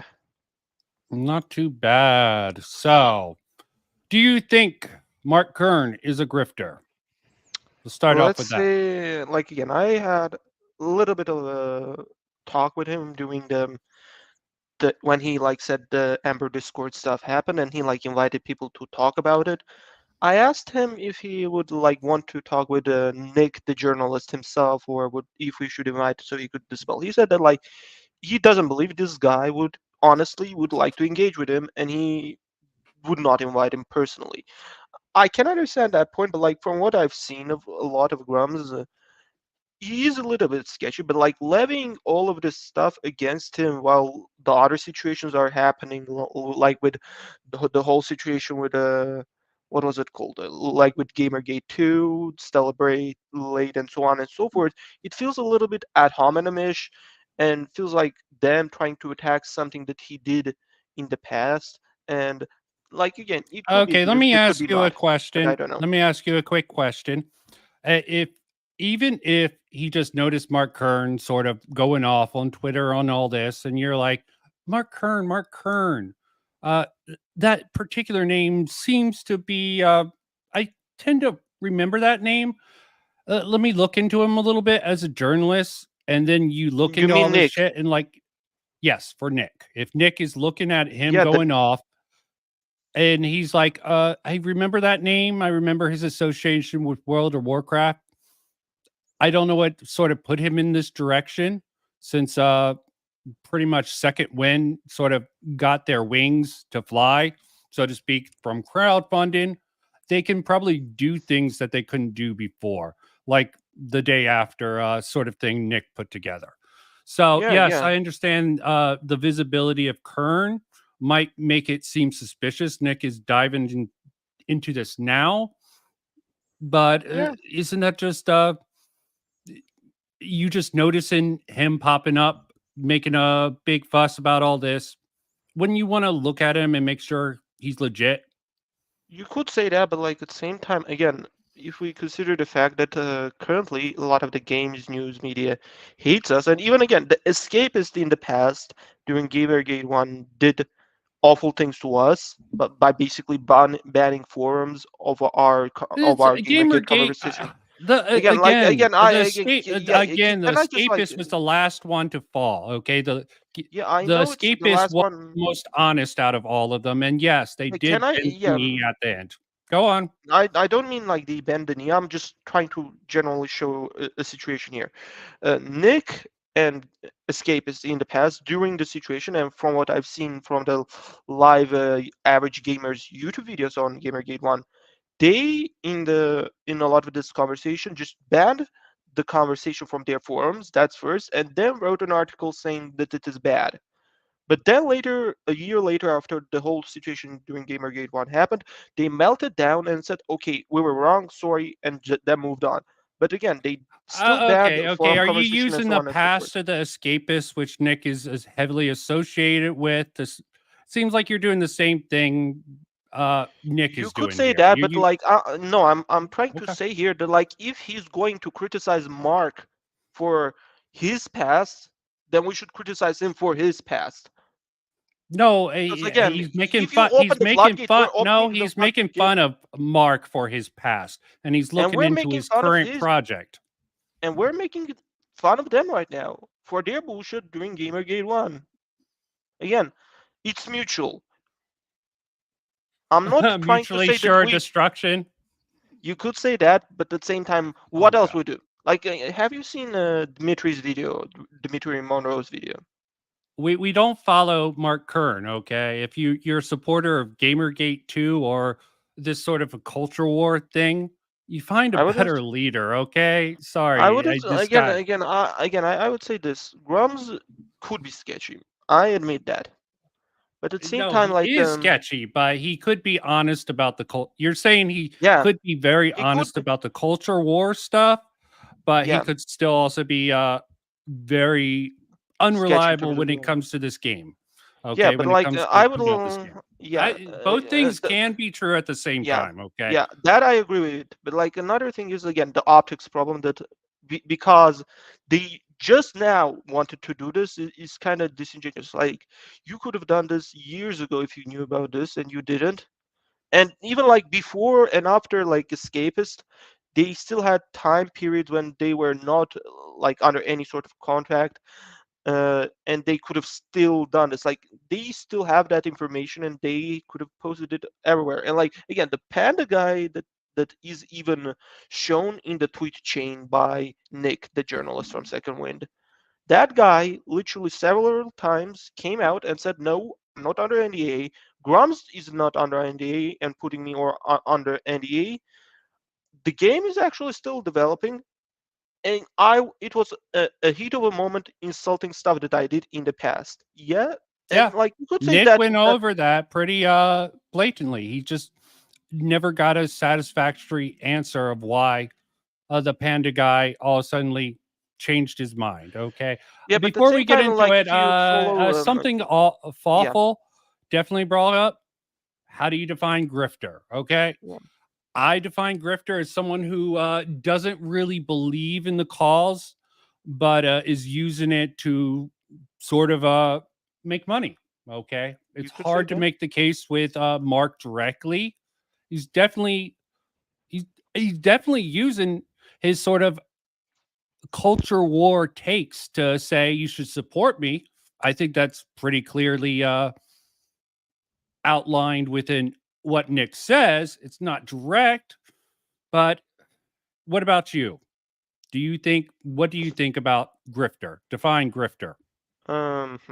Grifter, I would say a person who attaches themselves to a cause for monetary reasons and doesn't give a shit about the cause, and in the end also maybe has opposite or malign, like basically opinions on the cause. For example, just something gamer or something like that was the guy's name, man. He was like a comics gate person and was like initially on our side, but like then a lot of stupid thing came out, and eventually it came out as he was completely a grifter. Same could be Like said about Milo. certain. Milo the Yiannopoulos seemed like a grifter in hindsight, okay? Maybe even in the Could be not, but moment, like okay? I would say with Milo the situation was a little bit complicated.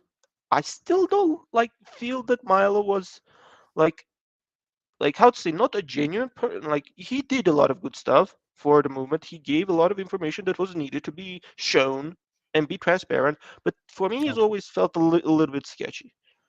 But like Yeah. about Mark, again, I feel from what I've seen, and also like again, I forgot to say the rest of the conversation on Discord that we had. I asked him like how he is doing this whole situation with the game on Discord. He basically during the call he was like reading through the chat, and one of the questions was that, and he explained that he's basically a creating like this system with, with like basically saying the lore and new stuff occasionally and doing big updates from time to time, like long time to time. And last time on Discord when he basically announced new stuff was like late last year. So again, this is not that far. You could say he slowed up the development, and he's now working mainly on the stuff he's doing, and we don't know how much of the progress is done. Again, he said that he wanted to do also a meeting with Asmongold and promote the game through those means, but again, like it feels like again like it could be like he just like put Amber on a back burner and didn't want to actively promote it. I remember seeing about it like 2 years ago. He announced it, and after that, he didn't talk a lot about it because, again, maybe he moved it on the back burner and used the back channels and it's just like doing a slow Okay, development. okay, okay. And That's that. is he also pushing for the return of Firefall? That's something Nick is reporting, okay? Have you seen that at all? Like No, I haven't purchasing seen. Firefall? No, I Okay. haven't seen anything on Firefall on Discord or remember people even Okay. asking it. As far as I can assume, I think either like Firefall was a older game that he wanted to create. It was. I heard it was a mech game too, And I think what Ember is maybe a continuation of that idea on his own terms, and him trying to rebuild that idea. But I don't know. At least that's my assumption.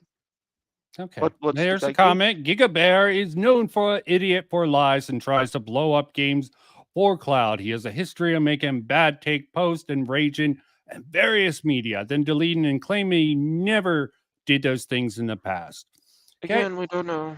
So we don't know if his initial claims about Kern were correct. He's either lying in the past or lying in the present. That Again, much I think we can both agree on. again, Maybe he's lying both times. Okay. Like, I know only this Giga Bear guy or the Panda guy, how you Yeah, want to let's call not him. get too Only from bogged down. I only know him from this one game and this one situation. I don't know if he ever supported other games or stuff like that. Maybe the whole situation with Grummz and what happened was him having a heat of a moment anger with Grummz for the developing being very slow with Ember. And I could Yeah, understand that, but like very, very besides that, slow. yeah, very slow. Because again, there are games that have taken like 5 to 10 years. Like again, what was the Omori game? Yeah, Omori. It took us like 7 or more years to develop that game by indie developer. Like, yeah, Mark Hearn or Grummz is like a professional developer, but like he's at the same time working in more indie space. So I don't know how easy it for him to do that. We also don't know the team size and so on and so forth and other parameters that he has to work with. Well, if you believe Nick, the team is pretty scant. Like just a couple of people besides Mark on that. Yeah, there's that particular thing. There's also the Ember update. I can get into that real quick. I don't know if I should, but yeah. You bring it up. But yeah, I got this one particular video. Yeah, he'll tell people when to go. He has a certain take. So let's just put this on real quick, like, and take a look. See what this seems to be. So late Norman.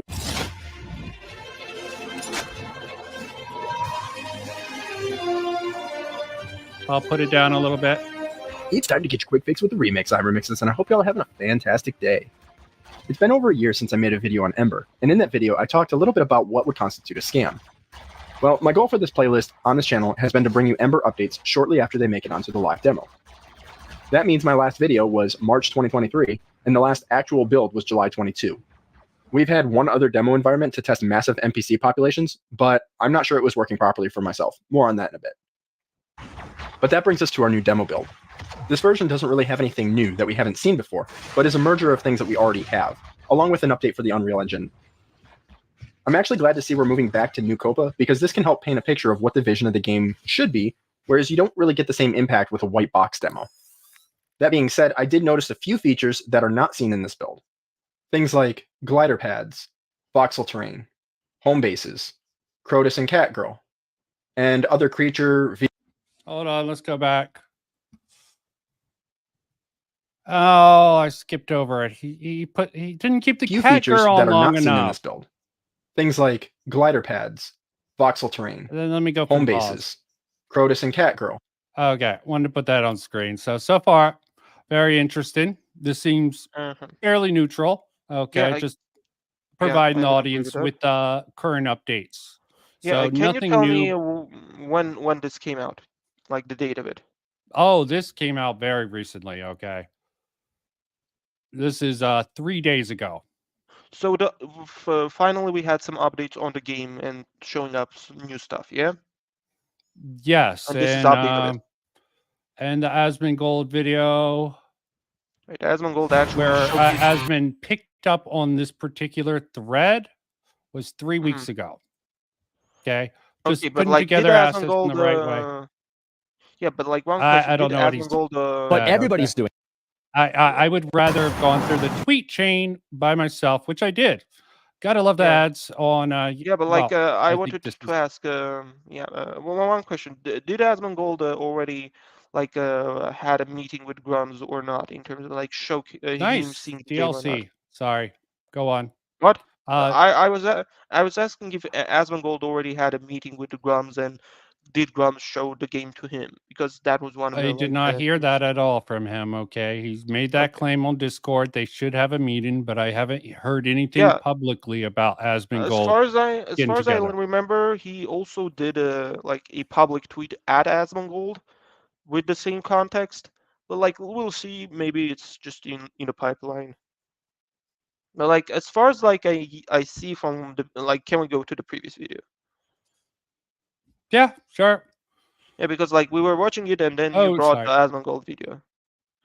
Yeah, I just wanted to display that particular thing. We were at the cat girl picture. Yeah. That was the marker for us. Cat girl, good place to sort of exit out. Yep. Vehicle and geological assets. While I understand these may not make it into the final game, especially in the condition they're in, I find it very odd that you would use the word all when you haven't included some important items which would really bring this into fruition. Now, as far as the bugs are concerned, my connection to the server from Korea to the US is rather rough. I find it difficult to tell what is lag and what is a bug. You may notice my character playing a bit wonky, and I noticed a couple years ago that most of my bugs are caused by latency. A perfect example was I had the radio menu that wouldn't work for me at one point that is now back. But that's all I have for the new content. So I wanted to talk a little bit about our gaming political. Yeah, that's just the update, okay? His opinions. Then he goes on. He actually promoted Never Knows Best video, but who knows? Well, again, I feel like this could be like mainly the working features, all the working features being showcased 100%, and like the ones that are bugs or stuff like that being cut or put aside. This could be again just like the general build that Grummz want to show right now, and then add all other things like the launchpad and so on and so forth and the terrain. Like I could understand why Grummz, for example, would want to cut out the terrain stuff, because there were games in the past that tried to do voxel stuff. Like for example, Space Engineers, they had like a system that allowed them, for example, when a ship crashed, to in a very interesting way displace voxels on the ground. But sooner or later they noticed that it is a headache, and they just like changed it to basically, if a ship crashes, just create a giant hole, and that's all. And I can guess why Mark maybe would have wanted to take out that feature, because it's a headache to code. And there have been in the past games that had wanted to do that, but in the end wanted to cut it, or cut it completely. Yeah. Yeah, What's your features could be personal cut. thoughts on the Stellar Blade petition? I feel like again, like at the very least, it shows like people want to get it up to 100,000. Like Grummz even himself, when speaking about it, he's in the past when the WoW situation with the original or classic WoW happened, and people wanted to have the servers that they were hosting be left alone. There was like a 200,000 petition that he helped to get to the WoW devs, so that change could happen. So at the very least, I'm thinking Grummz wants to drum up support up to at least 100,000, so that could later be given to devs, and devs could use it as an argument against basically Sony, and to Sony to return the game to original state. Not to even mention the fact that one of the developers of Shift Up, I don't remember their names. Give me a second. I kind of liked them. Basically, they also followed Grummz, if I remember. So at least there is allegedly also conversation between the two of them, and we don't know if there is anything outside of like one tweet or two tweet between them, or this whole situation could be orchestrated by that developer or said to Grummz, hey, can you please do the petitions from like a third party perspective so we could see if you actually people want the change back or not. I don't know. I'm just speculating. Yeah. No, he's also combining that with the cancel Sony membership thing, trying to put some political force behind things and hurt Sony's pocketbook. But is it established? Is it established clearly that that it's even Sony's decision? I think that's the narrative that they're going with. Is it as true? far as I can say, Sony in the past did the same thing. Like again, they have censored game after game after game which had on other platforms more things and had a lot more nudity and stuff like that, while on their platform they have been censored by most bullshit or moronic things. Like an example of that could be DMC5. Like when I was playing DMC5 on PC, it didn't have a lot of like flashiness or stuff like that in cutscenes.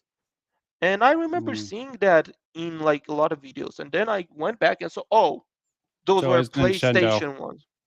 Yeah, Nintendo basically. is notorious for that. I mean, Sony is notorious for that. They have done the same thing with censorship, with lights pulling out and basically trying to cover. In comparison from all three companies, I think it goes this way: Microsoft semi-censorish, Nintendo semi-censorish and not a lot censorish in Asian developers. Sony completely censoring the Asian developers. Yeah, I don't know why they just don't have like child parental things like I think it's just stupid. It's just in general yeah. stupid. I really, if you promote it that way, it should be that way. That's my, but of course, you never get the promises. But added Yeah. sort of cutting stuff that you promised earlier on, comparison to stuff you clearly have, but modified to be more sensible to the Western audience seems I stupid wouldn't say overall. it's just Western audience thing, but like we also know that Japan has strict That's the censorship narrative, laws. okay? That Yeah, I the get. Western Yeah, market yeah, doesn't yeah, like this crap. yeah. I get it, but like at the same time, there is the problem of like Japanese game developers censoring their stuff for their own market, which is it's bad, and people have talked about it in the past. But at the same time, a lot of people bring that point out currently, yet they like how to say it, like they do it disingenuously and saying, oh, like why didn't you do it back then, my man. Like a lot of the cases that went out about censorship in Japan were like several 2 decades ago. Like for example, the most infamous one with what was the name, No More Heroes, that I heard about. Mm. That was like in Oh yeah. 2010s, and I was just like, then even the internet wasn't even good for this thing to like Yeah, I mean, 2001 to they 10. even have like settings for like game modes, like you can turn the blood on and No, off no, in no, some no, games. no, Okay, no, no, no, no, no, no, no. I'm I'm just not talking pointing about out that. why not go Yeah, with yeah, that option and maybe yeah. gives adults who want this stuff the code, just like have a parental code for the Can I system and be can I just like say what's the problem there? Because like again, I was making point about like how in the past, like currently people are giving this argument of like Japanese devs are censoring it, and why shouldn't we?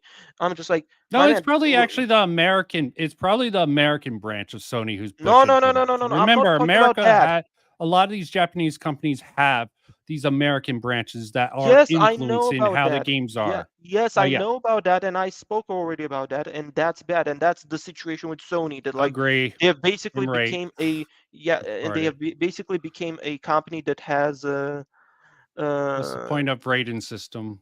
wait a minute, Vincent is adding to your point. Yeah, I get that. Like, I already know the whole American companies are censoring Japanese game in the West, but like, they're like nowadays, a lot of the like people who are against us currently are bringing up the point. Why are you not pointing out the Japanese situation? And we're just like, yeah, we know the Japanese situation within Japan is also awful, and their games within their country are awfully censored. Like again, the No More Yeah, Heroes example that I was trying to bring up was about like Japanese game in Japan itself being censored.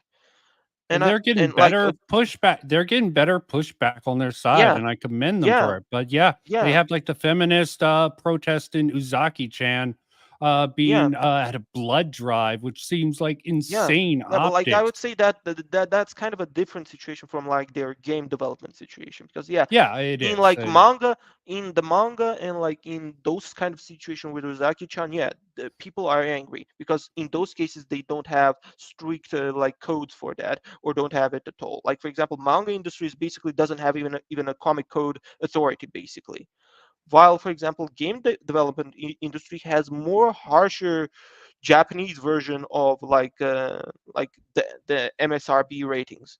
those are really harsh. And like I remember one journalist, Oli Barter, even mentioning it, that like in Japan, the Japanese versions of various video games are harshly fucking censored. Like even Resident Evil in their homeland is harshly censored, which yeah, a lot of people know and don't like, and a lot of Japanese people I heard don't like. And I'm just like a lot of people nowadays are bringing these arguments toward at us, and we're just like, we Okay, still we have don't a like that question, idea. Kamal. We Yeah, have a what's the question, question? okay? Do you think Grummz is grifting, okay? Based on Well, the evidence out there. Let's start with you, then I'll give my answer. again, I would say that like I'm not sure with the Grummz situation at all. Like again, I feel like Okay. he is a little bit iffy with his game development. He could be grifting, but I'm not sure. But like as far as his intentions for the current situation, again, the petition is done and he's doing it. He's genuinely doing it. He's also talking with at least developers, presumably. So at least I assume there. Presumably. And took credit for the classic WoW earlier. So Yeah, it's just yeah, yeah. He did okay. also Let help me in the bring up past. something real quick. Okay, yeah, sorry, I always have trouble with this. As for if he's grifting or not, I think the evidence is pretty heavily on the side that he's grifting. It's not 100%. I would say like 90% that he's sort of using this culture war. He's definitely using the culture war right now to deflect from any of the criticisms he's getting. Okay, he's definitely using the culture war push, the mod booby stuff to deflect from any criticism he's getting. So that's Yeah, definitely unethical in my opinion. If he you could wanted to be a say. stand-up guy, he should address this and not just try to obfuscate all that stuff. So that I think leads he me to does believe, address them. Like I feel like again he does oh, address it, he but like in his own circles. disingenuously addresses it by You could say that. sort of dodging the points. You could say Okay. that, but like again, like have you seen the tweet that I sent to you by another guy who kind of No, reacted on the but I same do thing? want to bring up tweets. So let me also show you Oh this. my This god, might not be confirmed, but this is quite interesting. I don't know if I get behind it. what is it? He critiques wokeness, yet he's okay with it in his own team. What a clown fest. You don't know this for sure. This has no He sort of kind of bearing addressed on that. him. Ember chat, this person is there. She, them, okay? So definitely Again, she, them within his team.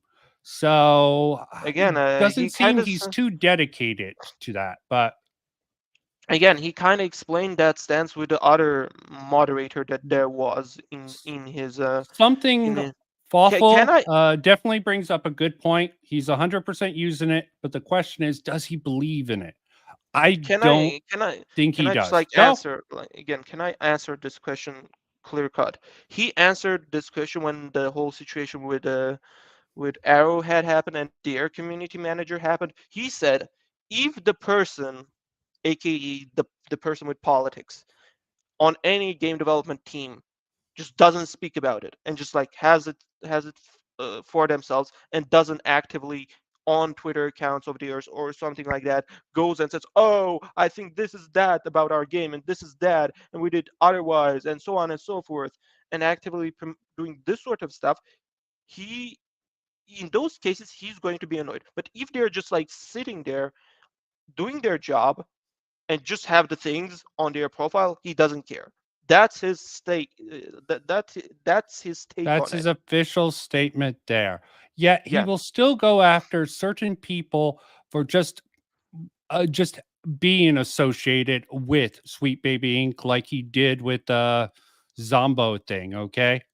Let's not get into the whole mess about the didn't one what sort Zombo? of dude hinting that people boycotting it are racist. That's Again, stupid, I would say okay? with Zombo, you mean like that recently added Uh game into the the tales, the one set in Africa, okay. Sid Alpha had a bad ah. take that I did want to Can you go over. can you show me the game? I need to remember which one is it. Like Oh the look of the God, game. I'm sure it's gonna come up. Okay, so Yeah, Because it's again, definitely like gonna you come bring up. this up, but like I don't know what it is, so I could answer that. But again, I gave the take that Grummz themselves on Twitter said that like he doesn't care as long as they don't say bullshit on active social media. Like they could be on development teams, he doesn't give a shit. Okay, that's his official stance. Okay, I sit off with his particular thing. He went after the post. Okay, but yeah, I'll be looking that up real quick. But yeah, Grummz definitely has a sus past, and should that be applied to his current sort of atmosphere, that's a different issue altogether. Yeah, I Oh, generally think he's using this again. Maybe I should go back to the excuse me. What is this guy saying? Something thing foul. I don't know. The tweet feels like woke is when black people moment. Should he be exclusionary to the LGBT? Again, like my friend, like I don't get what you mean here, because again, I addressed his stance. He doesn't give a shit whatever the developer is. He is annoyed whenever developer or community manager is spouting bullshit and inserting their own politics into the conversation rather than doing their job. He doesn't give a shit if they have it on their profile and so on and so forth. He is annoyed when, for example, again, a community manager situation of the Arrowhead studio, that community manager said lies about how they took down people on their server, which didn't like conform to the reality of the situation. So people were angry for that, and Grummz was angry for that, and said in the past that if that person didn't do that shit and just worked, he wouldn't give a shit. That's the situation, and I don't get what tweet are you talking about. Besides that, can you move to the next comment of them? Was the RPG with the black girl eye the center of the art? Oh wait, what? Was he talking about like the Zao game or something thank else? you. Here's the name of the game. I'm trying to pull up the tweet. The one where the protagonist was like in the middle of the picture, black person, yeah, and like the rest was like Yep. a yellow environment. Yeah. I'm Yeah, bringing it yeah, up I already. now. Okay. Yeah, Here's the Kabrutus tweet that came up that started all this within it. Let me put us in focus there. yeah. Well, again, like here, the situation is the game is associated with a SBI, and he just Yes. reported it. Yeah. That's the whole Okay. thing. I He's mean, associated. I can understand how this will come off to people. Word of Paradise, Leon did a video where he admits, yeah, this is what we sort of want to see. This isn't even really the thing here. Okay. They were trying to determine if it has a link to Sweet Baby I. I mean, Well, again, the Sweet last Baby screenshot. Inc. Yeah. Can you move to the last screenshot? Yeah, they're This looks like definitely set up. Yeah, they're definitely from the page. This looks like a screenshot from their page. Give me a second. SBI. So, Inc. Okay, let's go to their Twitter. I'm not Twitter. I'm at like their site. I'm just going to go there.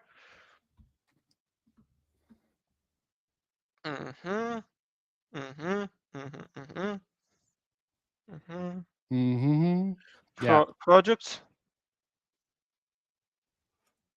I mean, it's confirmed that they had some involvement with Sweet Baby Inc. Maybe they were even helped, that the company was even helped set up by Sweet Baby Inc. But it's like, set in Africa, okay? It's not that they can wokeify it anymore. So it seems like a moot point to bring up Sweet Baby Inc. within the context of the game. You could say that, but like again, people generally don't like anything connected to the company. So again, people reporting that the game has association with this company is just pointing the obvious in this case. And people in general are following his like both side and Steam page or curator page for one reason: to not fund games that are connected to them. You could say, oh, Zao could be a good game.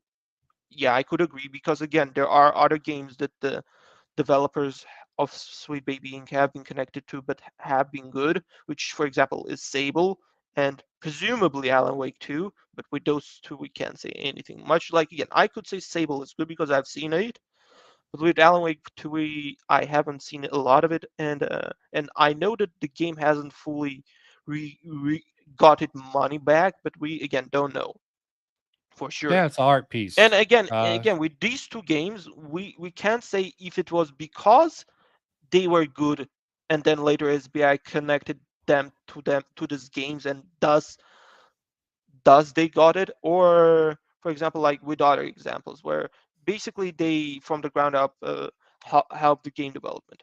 Again, this could be a situation of like it was already a good game and they attached themselves on the last moment, or it could be a situation where they from ground up worked with the game and just made it horrible. We don't know what's the situation with Zao, and the only thing we should know is that they're connected to it, and that's that. People have only reported on that, and people don't like when such things happens and these companies even are attached to them, to games, I meant.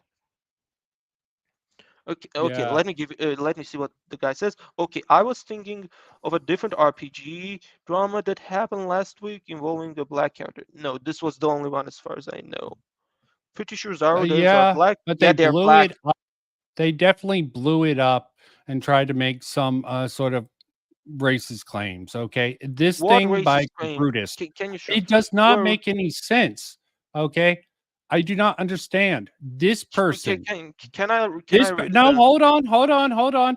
This I'm saying, can I person read it? was just promoting this game here. Okay, they were just promoting this game. They work with Sweet Baby Inc. I don't know the disconnect with this. You're being racist. Oh, This person in general didn't say anything about racism, but because they're involved, they have a connection with Sweet Baby Inc. You're being racist. I really think Kabrutus is doing this wrong. Okay. give me a second. Give me a second. I'm trying to remember something. Can you show them Why the are they developer page? connecting these? I just don't understand this Can tweet you by show me the Kabrutus. developer? Can you show me the developer? Yeah, this is I checked her page. There's nothing racist in this comment thread. It just seems really weak from Kabrutus here. Can you give me a second? I'm trying to remember. Was it this person or somebody else? Because like I remember SBI does have few racist people on their team. Like one of them was the Yeah, Lego and bot they do who- try to weed them out, which I commend them for. If you're Again, actively racist, they try yeah, with to Lego weed bots, I you don't out of it. think again, I would say that like with Lego bots, they didn't do anything yet, so he's still there. But Yeah. like there were at least two other developers who were also black, but like one was the other person who is still on EA, and there was another person.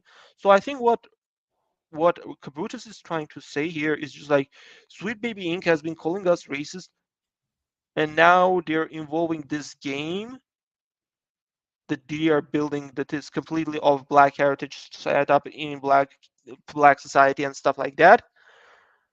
While we can't have the same thing for us, I think that's his claim, but like I don't get it fully because that's a little bit confusing. I just don't like this particular tweet. This is definitely Again, like bad. I feel like even I Sid Alpha sort of got the wrong takeaway here, I and think of like course again he had to be. It's more about the culture around here, and I I could say that, but agree like in I feel general. like I think like the situation is this, like the head developer of SBI, who what was their name, like the founder or something like that.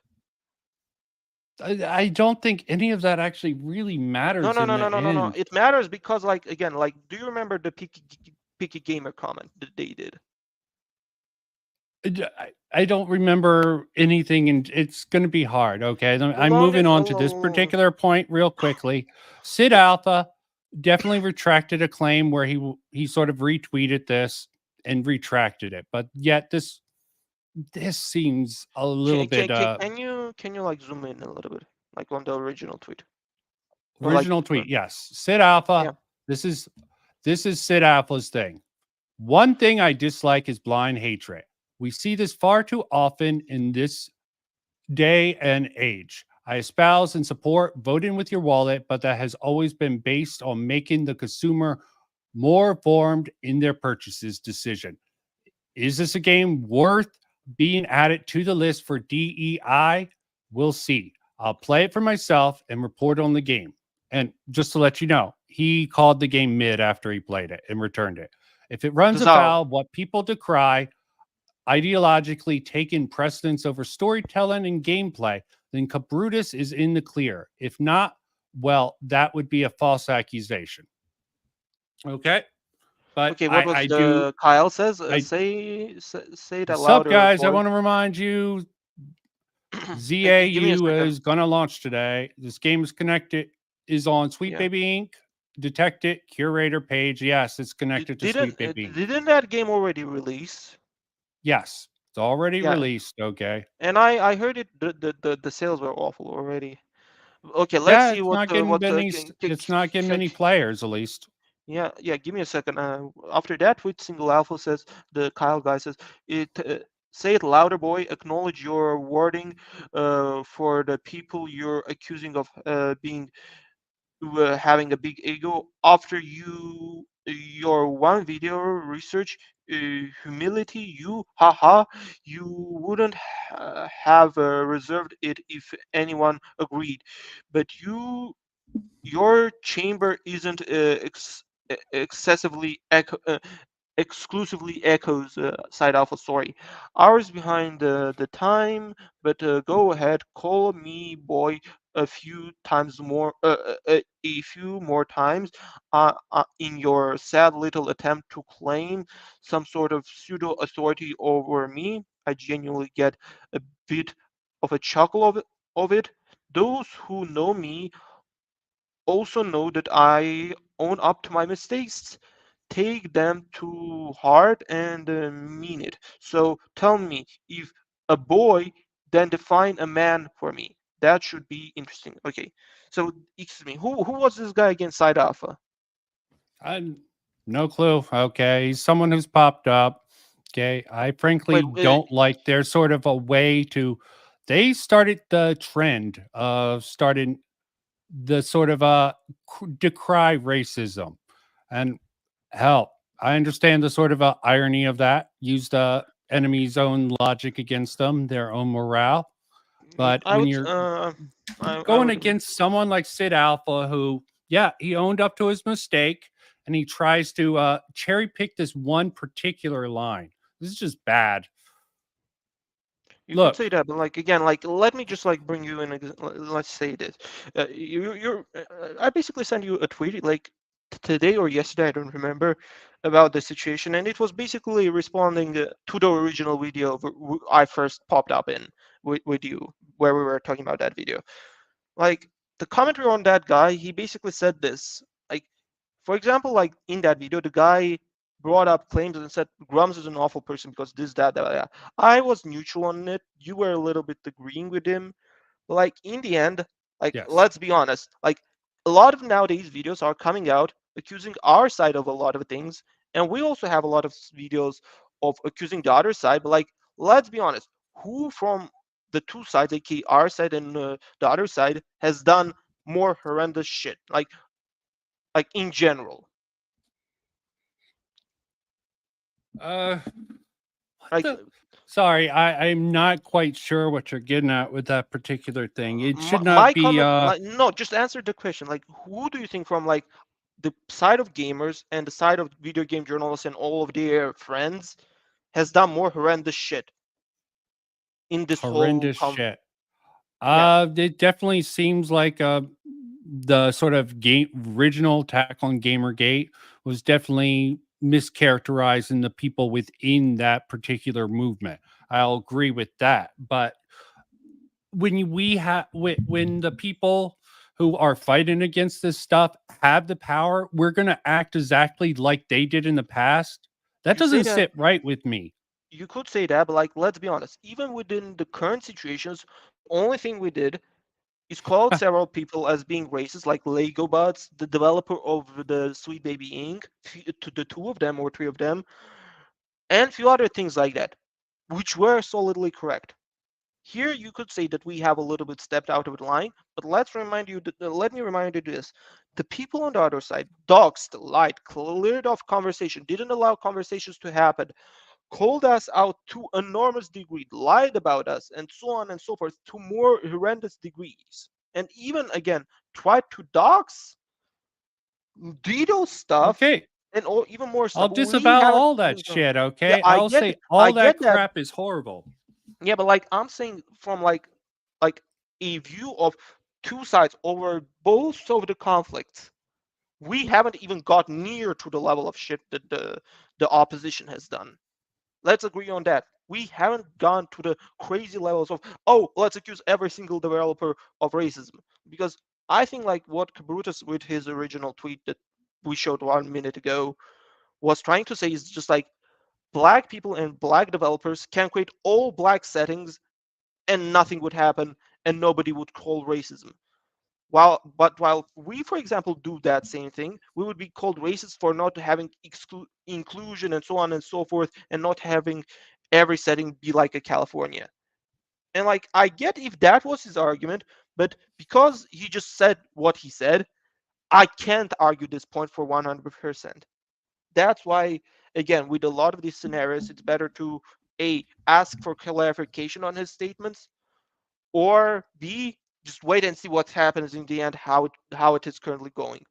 Because again, Yeah, we need to Kabrutus do should something. definitely be more transparent with what he does, okay? And he should definitely make corrections when he needs to, okay?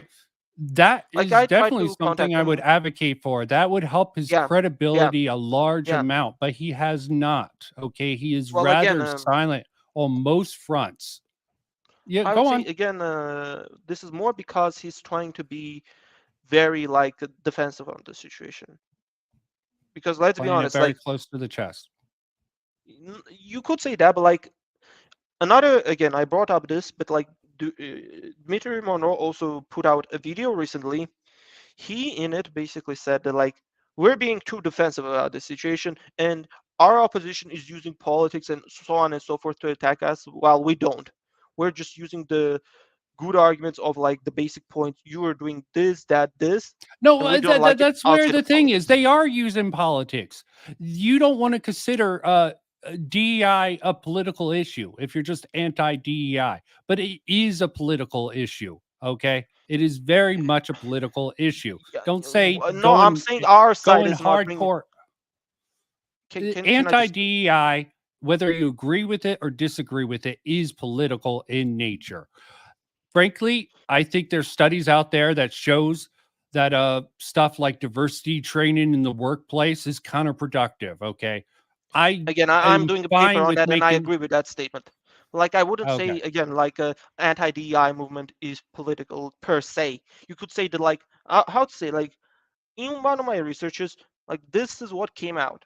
One of the head people who is currently still on the ESG side, Larry Fink and BlackRock, which are the CEO of the company and the company itself, they put out a statement saying that DEI is now being too politicized. And I'm just like, you Yeah, and kidding me? they're sort of pulling out, but that's probably for different reasons. Yeah, Wow. yeah, they're pulling They're out, but like my point is, they are the ones saying like it is getting politicized. While before that, every time when I saw DEI and the anti-DER arguments, people were basically saying, "The fuck is this bullshit? It goes against our constitution. It goes against our morals. It is useless by all accounts. Why is it being used?" Those were the main arguments of the anti-DEI movement. I wouldn't say most of them are political. One of them is legal. The other one is legal. The last one is more like based on on like effects of DEI and its stuff on the companies themselves, and of ESG and its effects on the companies themselves. And it's just like a situation where the opposition is calling that the issue is becoming political, while our arguments were mainly about legal or in terms of effects of those things onto different things. And I'm just like, okay, stay consistent in your arguments in that particular case. If you're talking about the legality of it, don't bring up morals, the morality about people on the other side, okay? They're just idiotic. Yeah, I understand, but like again, like my initial point with Dmitry Monroe's video is just like Dmitry was saying we're doing semi non-political arguments against our opponents who are being actively political. And like, yeah, I agree. During Gamergate 1 and 2, we tried to play on defensive, and every time when a developer calls us racist or so on and so forth, we defensively try to create fortifications and so on and so forth, and more address the argument behind those things. For example, Gamergate 1, it was about journalistic integrity and stuff like that. Yeah, And it's not during about ethics Gamergate, anymore, okay? It's shifted from Gamergate 1, okay? yeah, and in It was case of mainly Gamergate 2, ethical. and in case of Gamergate 2, it started with SBI and their situation and conversation if SBI, what it did was horrendous. And they're to still Kabrutus. harping on that And victim narrative now, okay? what victim narrative? That it's Kabrutus with it was a month later, Again, I would say Cellular that like Gaming. you They could say, shamed him for not bringing up Kotaku did those articles when that wasn't relevant to the subject matter he was talking about. They got him to again, bend the knee and create actually a bad video, elephant in the room. Okay, not addressing things well can enough. you link me the video if needed? Because I'm confused what- Let's not go. I could go over just the whole in thing. the Discord, I mean. Perhaps, but I want to go over the Sid Alpha yeah, thing also. Yeah. With But this, like long and okay. short of it is like again, the opposition is doing political stuff. During Gamergate 1, we didn't do political stuff a lot, and Gamergate 2, we again tried to initially not do political stuff and do mainly surface level argumentation against our opposition without using politics. Now the question is, should we engage in politics? Because again, if our opposition is going to use politics against us, and we're going to always stay on the back foot, we need to either change the tactics or use the politics to nuke them. So I don't know. Okay. I'm still not sure. Fair enough. Like bringing back to Sid Alpha, who's trying to stay neutral, and I definitely agree. Hey, he misread he misunderstood Kabrutus's original thing, so he retracted that. But people jump automatically if you have any criticism for Grummz or Kabrutus. A lot of people are taking me as defending Sweet Baby Inc. Okay, automatically just jumping on that narrative, and I think that's rather just. Some people have a principal stances. Sid Alpha's principal stances is let me play the game. Okay, I'll give my honest thoughts about that. And he even bit the knee. Okay, they got him to apologize. Like, fair point. I might be falling afoul, ascribing intent to Kabrutus. Completely reasonable. I never liked doing the ascribe of intent. As I said, probably my biggest criticism of Kabrutus is he's just been thrusted into the limelight. How long has he been on the scene? 2 months. Before that, he was a complete normie, okay? And I don't think he should take the example of someone like Mark Grummz Kern as a sort of leader in the movement. Pushing him forward is a big mistake. And also we don't know if there should be leaders at all in the movement. That's also another argument. Yeah, that's also... well, there's a lot of thoughts about that. But he definitely shouldn't be a leader within any movement from his Grummz or history. Mark. The Grummz shouldn't be a freaking leader. Okay, I don't know about Brutus. Okay, I think he should stick to running the site. Okay, I don't think he should be pushing anything. As far as I know, he should try to stay as neutral as he can. Okay, I don't even think he's doing that completely. I would say that like Kabrutus is just saying, I'm just doing my side and occasionally joining podcasts to talk about stuff if people ask me. And that's all. I'll agree. Elephant in the Room was not great. I felt he was forced into it when you look at the stuff on Twitter. I felt he was forced to make a rushed response to all the criticism he was getting. And he definitely did some bad takes in Elephant in the Room. And I'll send that to you later. I'll send that to you later. This isn't really the focus. I'm looking at Sid Alpha. Yeah, he deleted it, and that's good of him. And yeah, it's sort of funny. Definitely wanted to think cap and poofers. Okay. Mm-hmm. Okay. And they just keep harping on this point. This guy, I definitely think, I don't know what to think about him. Yeah, Kyle, don't know what to think about him. He was the first one to sort of call out these leftists as racist. And yeah, I agree. There is a sort of racist overtone to their worldview in general. Because not many people realize anti-racism is just racism, okay? They got tricked, fooled into this worldview. But you calling them racist back is what sort of radicalized a lot of people, like Synthetic Man and a lot of these other people. It's just revenge, it seems like. It's hard to say what does or does not at this point affect people. So it's a headache to like assume what radicalized or not radicalized. Like with Synthetic Man, I'm still confused with a person. Like I'm not even sure 100% if he's baiting and doing stupid 4chan jokes with his videos or actually like with weird opinions.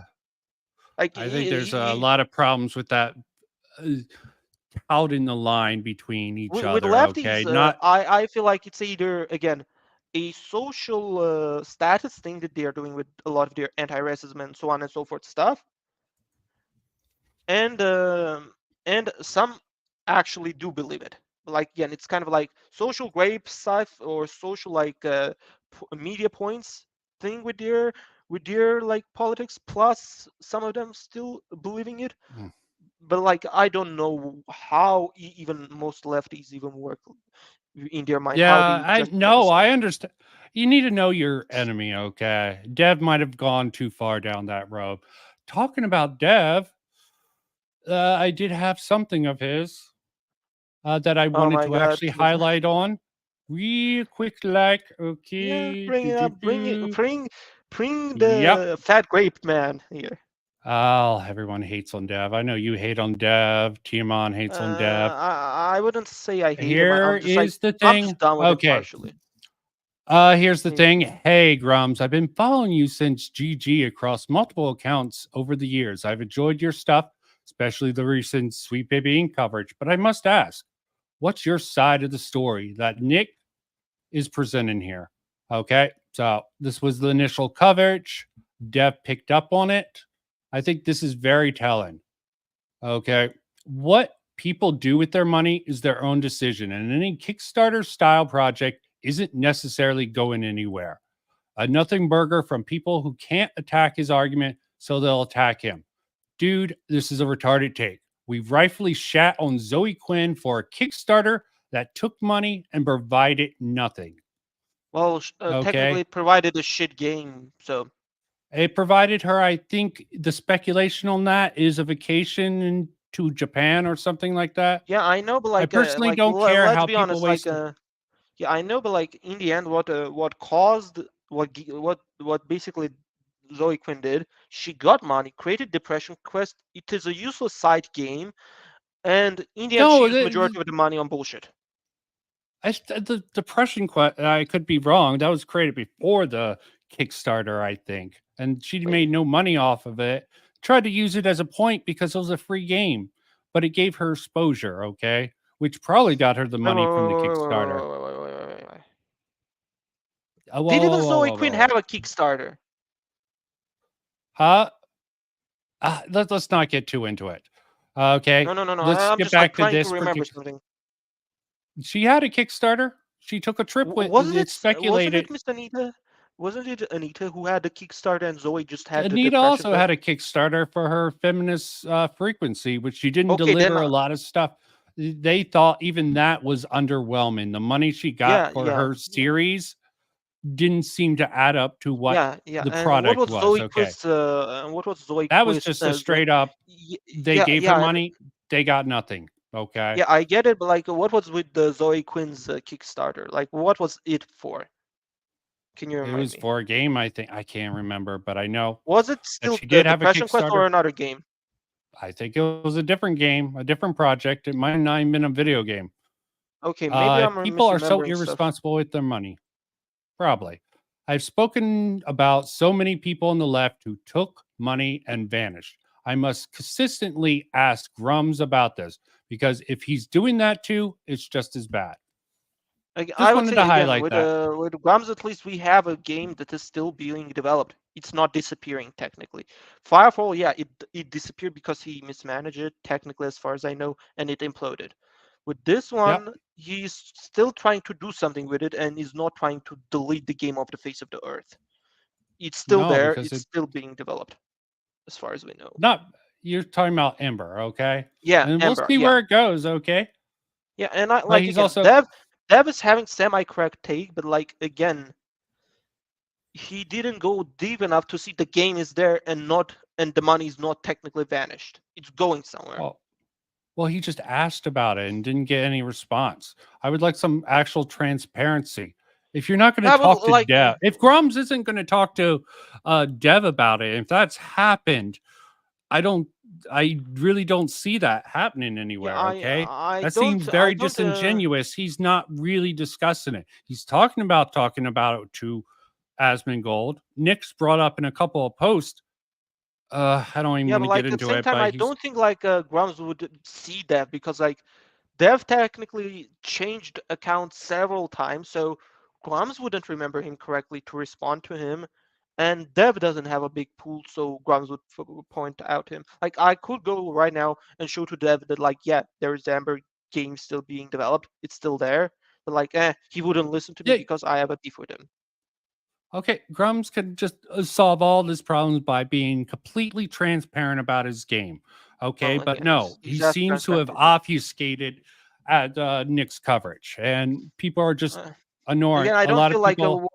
again, I don't think that like what Grumz is doing is like I feel like what Grumz is doing currently with his game is he's basically showing the game with small updates from far from each other, and just doing it slowly, because again, as far as I remember, last time I heard anything about Ember, and like I am subscribed from following it on like email notification thingy, like from a year ago, presumably around a year ago.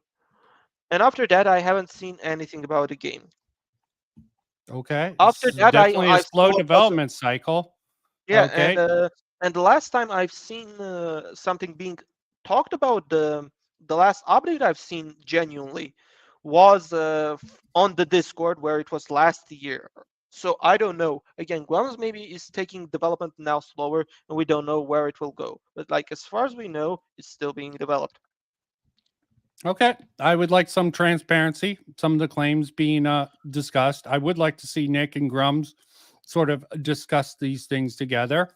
It Give me a seems real like it would question. be a good Do you pairing. care about Grumz doing what's his Scrum? Regardless, if you do you think it detracts his DI? Again, I feel it this way. He's doing his game. He's doing it separately. It's his own thing. It's his own baby. I think Grumz cares about his game. It is sad what happened to his previous game, but he's basically trying to do everything to have this game not implode too. I think at least that's how he does. And regardless of all of that, does it detract from DEI? No, because I don't think all of these arguments levied against him or about how he develops games specifically are basically they are basically ad hominem attacks against his DEI takes. DEI takes could be separate from his game development ethics. Yeah. And you can disagree with both of them at the same time. Okay. Yeah. I think he's going too far with some of his DEI takes, not really making a very distinction between them. He's willingly said if someone's a leftist, you don't treat them with good faith and I would say and I wouldn't politeness. say Okay. I wouldn't He's say that outright he said said it. that in a tweet. I don't remember that. And him labeling certain people who are unclear. If someone's just slightly left or slightly liberal, he would probably label them as part of the woke mob just because they don't Again, agree with his particular I takes. here's the thing, Vincent. You're again, if he did that, then why his conversation with the like I mentioned about the developer and his own team having a left-leaning developer is contradicting your argument? What is conversation with a left-leaning developer? No, no, Which no, no, no. I mean, left-leaning like developer? no, no. I mean, like you just said that like Grummz is saying that he hates everybody left-leaning. Yes? Am I correct? No, he has an actual post. If Tell me to fight what against the he woke means mind, word if for word. someone has the woke mind virus, you don't treat them with good faith and politely. Okay, he has a tweet like that up, but Okay, let's if just it's look a little bit in. Can you show me the tweet itself? Because, like, again, if No, we were... I went over that in last video. Okay, maybe we can get back to it afterwards. Okay, let's Okay. play a little bit of Grummz's past and see how this sort of checks out. Because yeah, okay, maybe Mark Kern's changed, but learning how people operated in the past is a good way to know how their current development, how their current thing is going to go. I think Those have been And I wanna far and few include in this. between in the realm of the MMORPG. In 2010, you had Global Agenda, a game that failed to capture a larger audience. 4 years later, and you had the launch of Firefall, another sci-fi based MMORPG that focused on its action elements and dynamic world events. With Mark Kern of Blizzard, a former team lead on the World of Warcraft project, and other talents such as Scott Youngblood of Siphon Filter, and Chris Whiteside, a lead producer on Guild Wars 1, working on the project at Red 5 Studios. It looked like sci-fi fans could finally rejoice, as a fun, new, and exciting MMORPG experience could potentially capture their imaginations. But Firefall as of 2017 was shut down, and that version of the game was quite different from the original versions, plural. What went wrong with Firefall? Why did it seem to have a constant crisis of identity? And what of Mark Kern and the frankly celebrity-like aura surrounding him? Well, and his bust. I like to consider myself a detective, looking for clues, assessing alibis, and studying the evidence to make a conclusion. Sometimes you have to dig quite hard to find the culprit. In the case of Firefall, the culprit entered the house without gloves, bleeding, and leaving chunks of DNA everywhere, and then took a nap at the crime scene.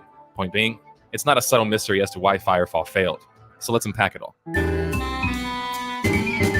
Yeah. Did a recruiting exercise attempting to attract top-level talent. Not much was known of Red 5 Studios' activities which attract top-level talent. Really apparent yet. Red 5 Studios did a recruiting exercise attempting to attract top-level talent. Not much was known of Red 5 Studios' activities between 2007 and 2010. At one point, they had a Shanghai office that closed and resulted in laying off 30 staff. Sometime later, a Chinese game developer, The Nine, acquired a $20 million majority stake in Red 5 Studios. The Nine wanted to use Red 5 Studios as a platform to expand their gaming and games to a Western market. Mark and crew were eager to use the new funds to create the game that they had in mind. This game, dubbed Firefall, was teased at PAX 2010 in September. Firefall in many ways seemed like Global Agenda, which had recently launched at the time, except with a stronger open-world focus. Sign me up, I said.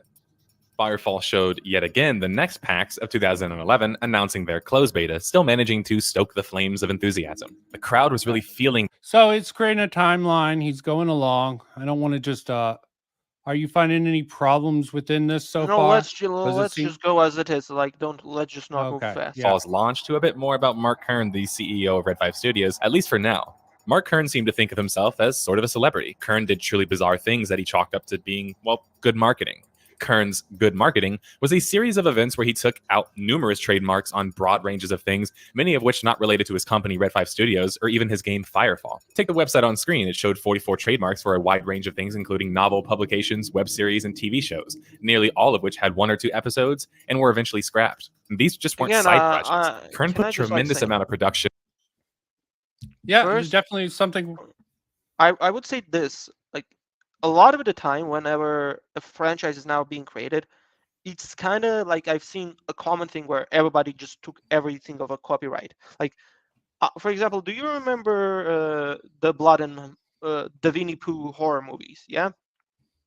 Oh, Winnie the Pooh.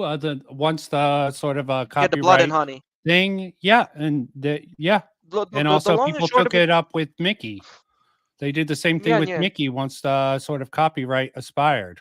Yeah, but long and short of it, when the Blood and Honey movie was created, the developers of the movie, or like the writers of the movie, immediately took all the possible copyrights they could take on Blood and Honey and so on and so forth, so they would have full copyright of everything connected to the name. So it isn't like I would say a odd decision that Mark did, like a common sense decision, because like you wouldn't want a copyright of your name be associated with another product of that of like another medium at all. Like, for example, like you created a game and you also don't want like there to be simultaneously copyrights by other people about a book, movie, TV series, and so on and so forth. So I feel like what Mark was doing is basically trying to protect the name of the game, and at the same time have a simultaneous projects be bring up. Okay. Yeah. Well, Which again, that's it's yet not to a be- common, it's not a bad thing technically. not a bad thing technically. Depends on how much money and time he spent invested into that in particular. But let's and move resources on. into these. What on earth is this music video, for example? What does post-apocalyptic have to do with Firefall? Oh, and these two Game of Thrones music videos? My jizz is like baking soda. I can't make this stuff up. Why was Mark Kern devoting all of this time and money to producing different series that had nothing to do with the game? For advertising? That's what he Different continued to claim or- throughout people's criticisms of him and his spending. Yep. You got different or criticisms connected? in that. Wait. Go Were on. the copyrights of the game in different mediums, or of various other things connected to the, or various other random project or strange advertisement or core advertisements to get a video game? Yeah, there's been guerrilla marketing that has done Again, can you like significant go? impact, Can, like the. can you like go a few minutes, 1 minute before this, when he showed like the copyright page? Like not this, yeah, this. Like let me actually. unclick. Yes, it's Publication. Yeah, yeah. what does Okay. it say? Mm-hmm. Yeah, he's First, the copyrighting all lower- the names. Okay, it seems a little Yeah, bit that's- excessive, and I it wouldn't sort of say gives me the obsessive. vibe of a copyright troll. Okay, I wouldn't say there's it's a some sort of copyright hint troll. of that. Again, like Yeah, it gives me that vibe though. Okay, but doesn't give that's like the vibe. let's look at this. 1, 2, 3, 4. Like the top two ones and the lower middle ones are all copyrights of the studio's name, technically, in various mediums. Firefall on the lower left corner and lower right corner are basically copyrights of the game and like Web basically series and two TV other shows. mediums. And here it's mostly again names of the game in other mediums. It seems to be aka 3 red Firefall ones and another 2 Firefalls ones, and 2 red studio ones and another red studio one. In general, here we have like 5 Firefall ones and 3 red 5 studio ones. Okay, So again, how does this relate to the other weird, bizarre decisions he made? Okay, these I don't all see are the correlation. No, I mean like here he this part he's basically saying one thing, that these are strange copyrights that Mark is doing. I think these are not strange copyrights, because Mark, what is doing here, he's trying to protect his copyright from all possible mediums, so nobody else could create a product with a similar name. Okay, In other medium. fair enough. That's fine. Fair That's enough. fair enough. It's That's very fair enough. defensive.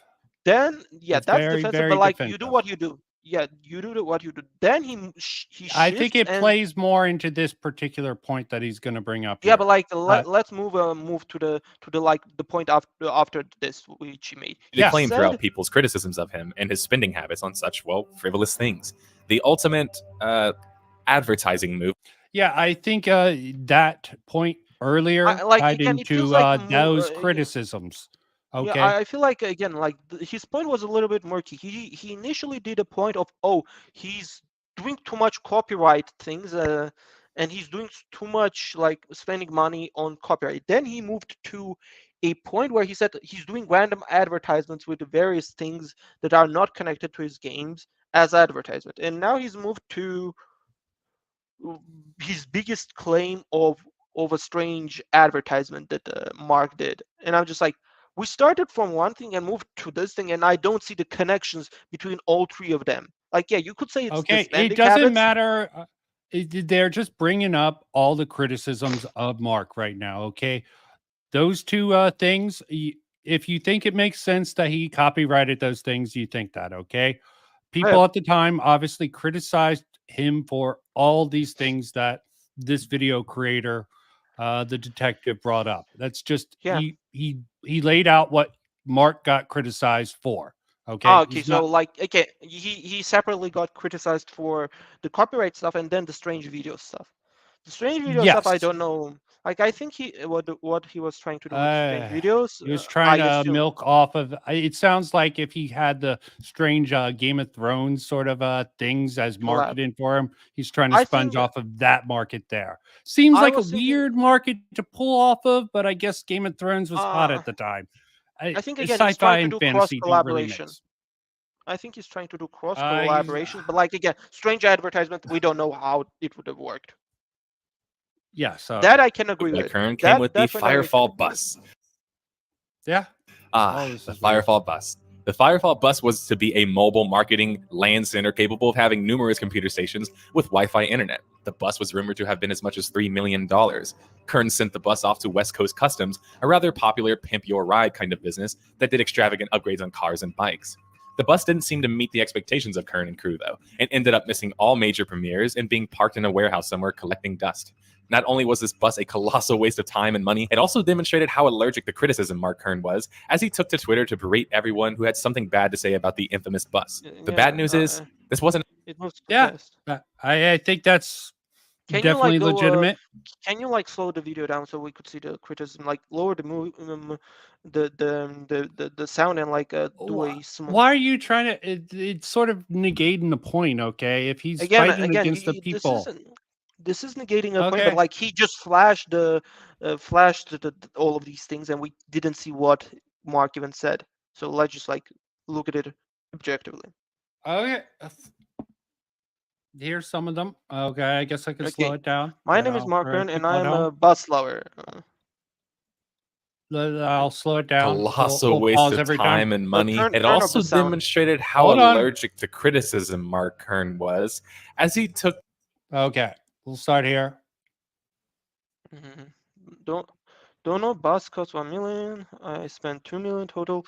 Customized use 4 million. My name is Mark Kern. I'm a bus lover. Somehow I'm sitting to everybody is talking about I was bad marketing. Okay. to Twitter to berate. Okay, that Let me bus do this. got, That bus got millions. millions of free TV ad time and social media buzz. It's a Trump move, so they don't understand it. 20 minutes, gaming stations, full data center in the rear, capable of hosting 3,000 players at the LAN, built in the Steam studio, blah, blah, blah. Everyone who had 30-page deflect report on how West Coast Customs screwed it up and made it unsafe to drive, blah, blah, blah.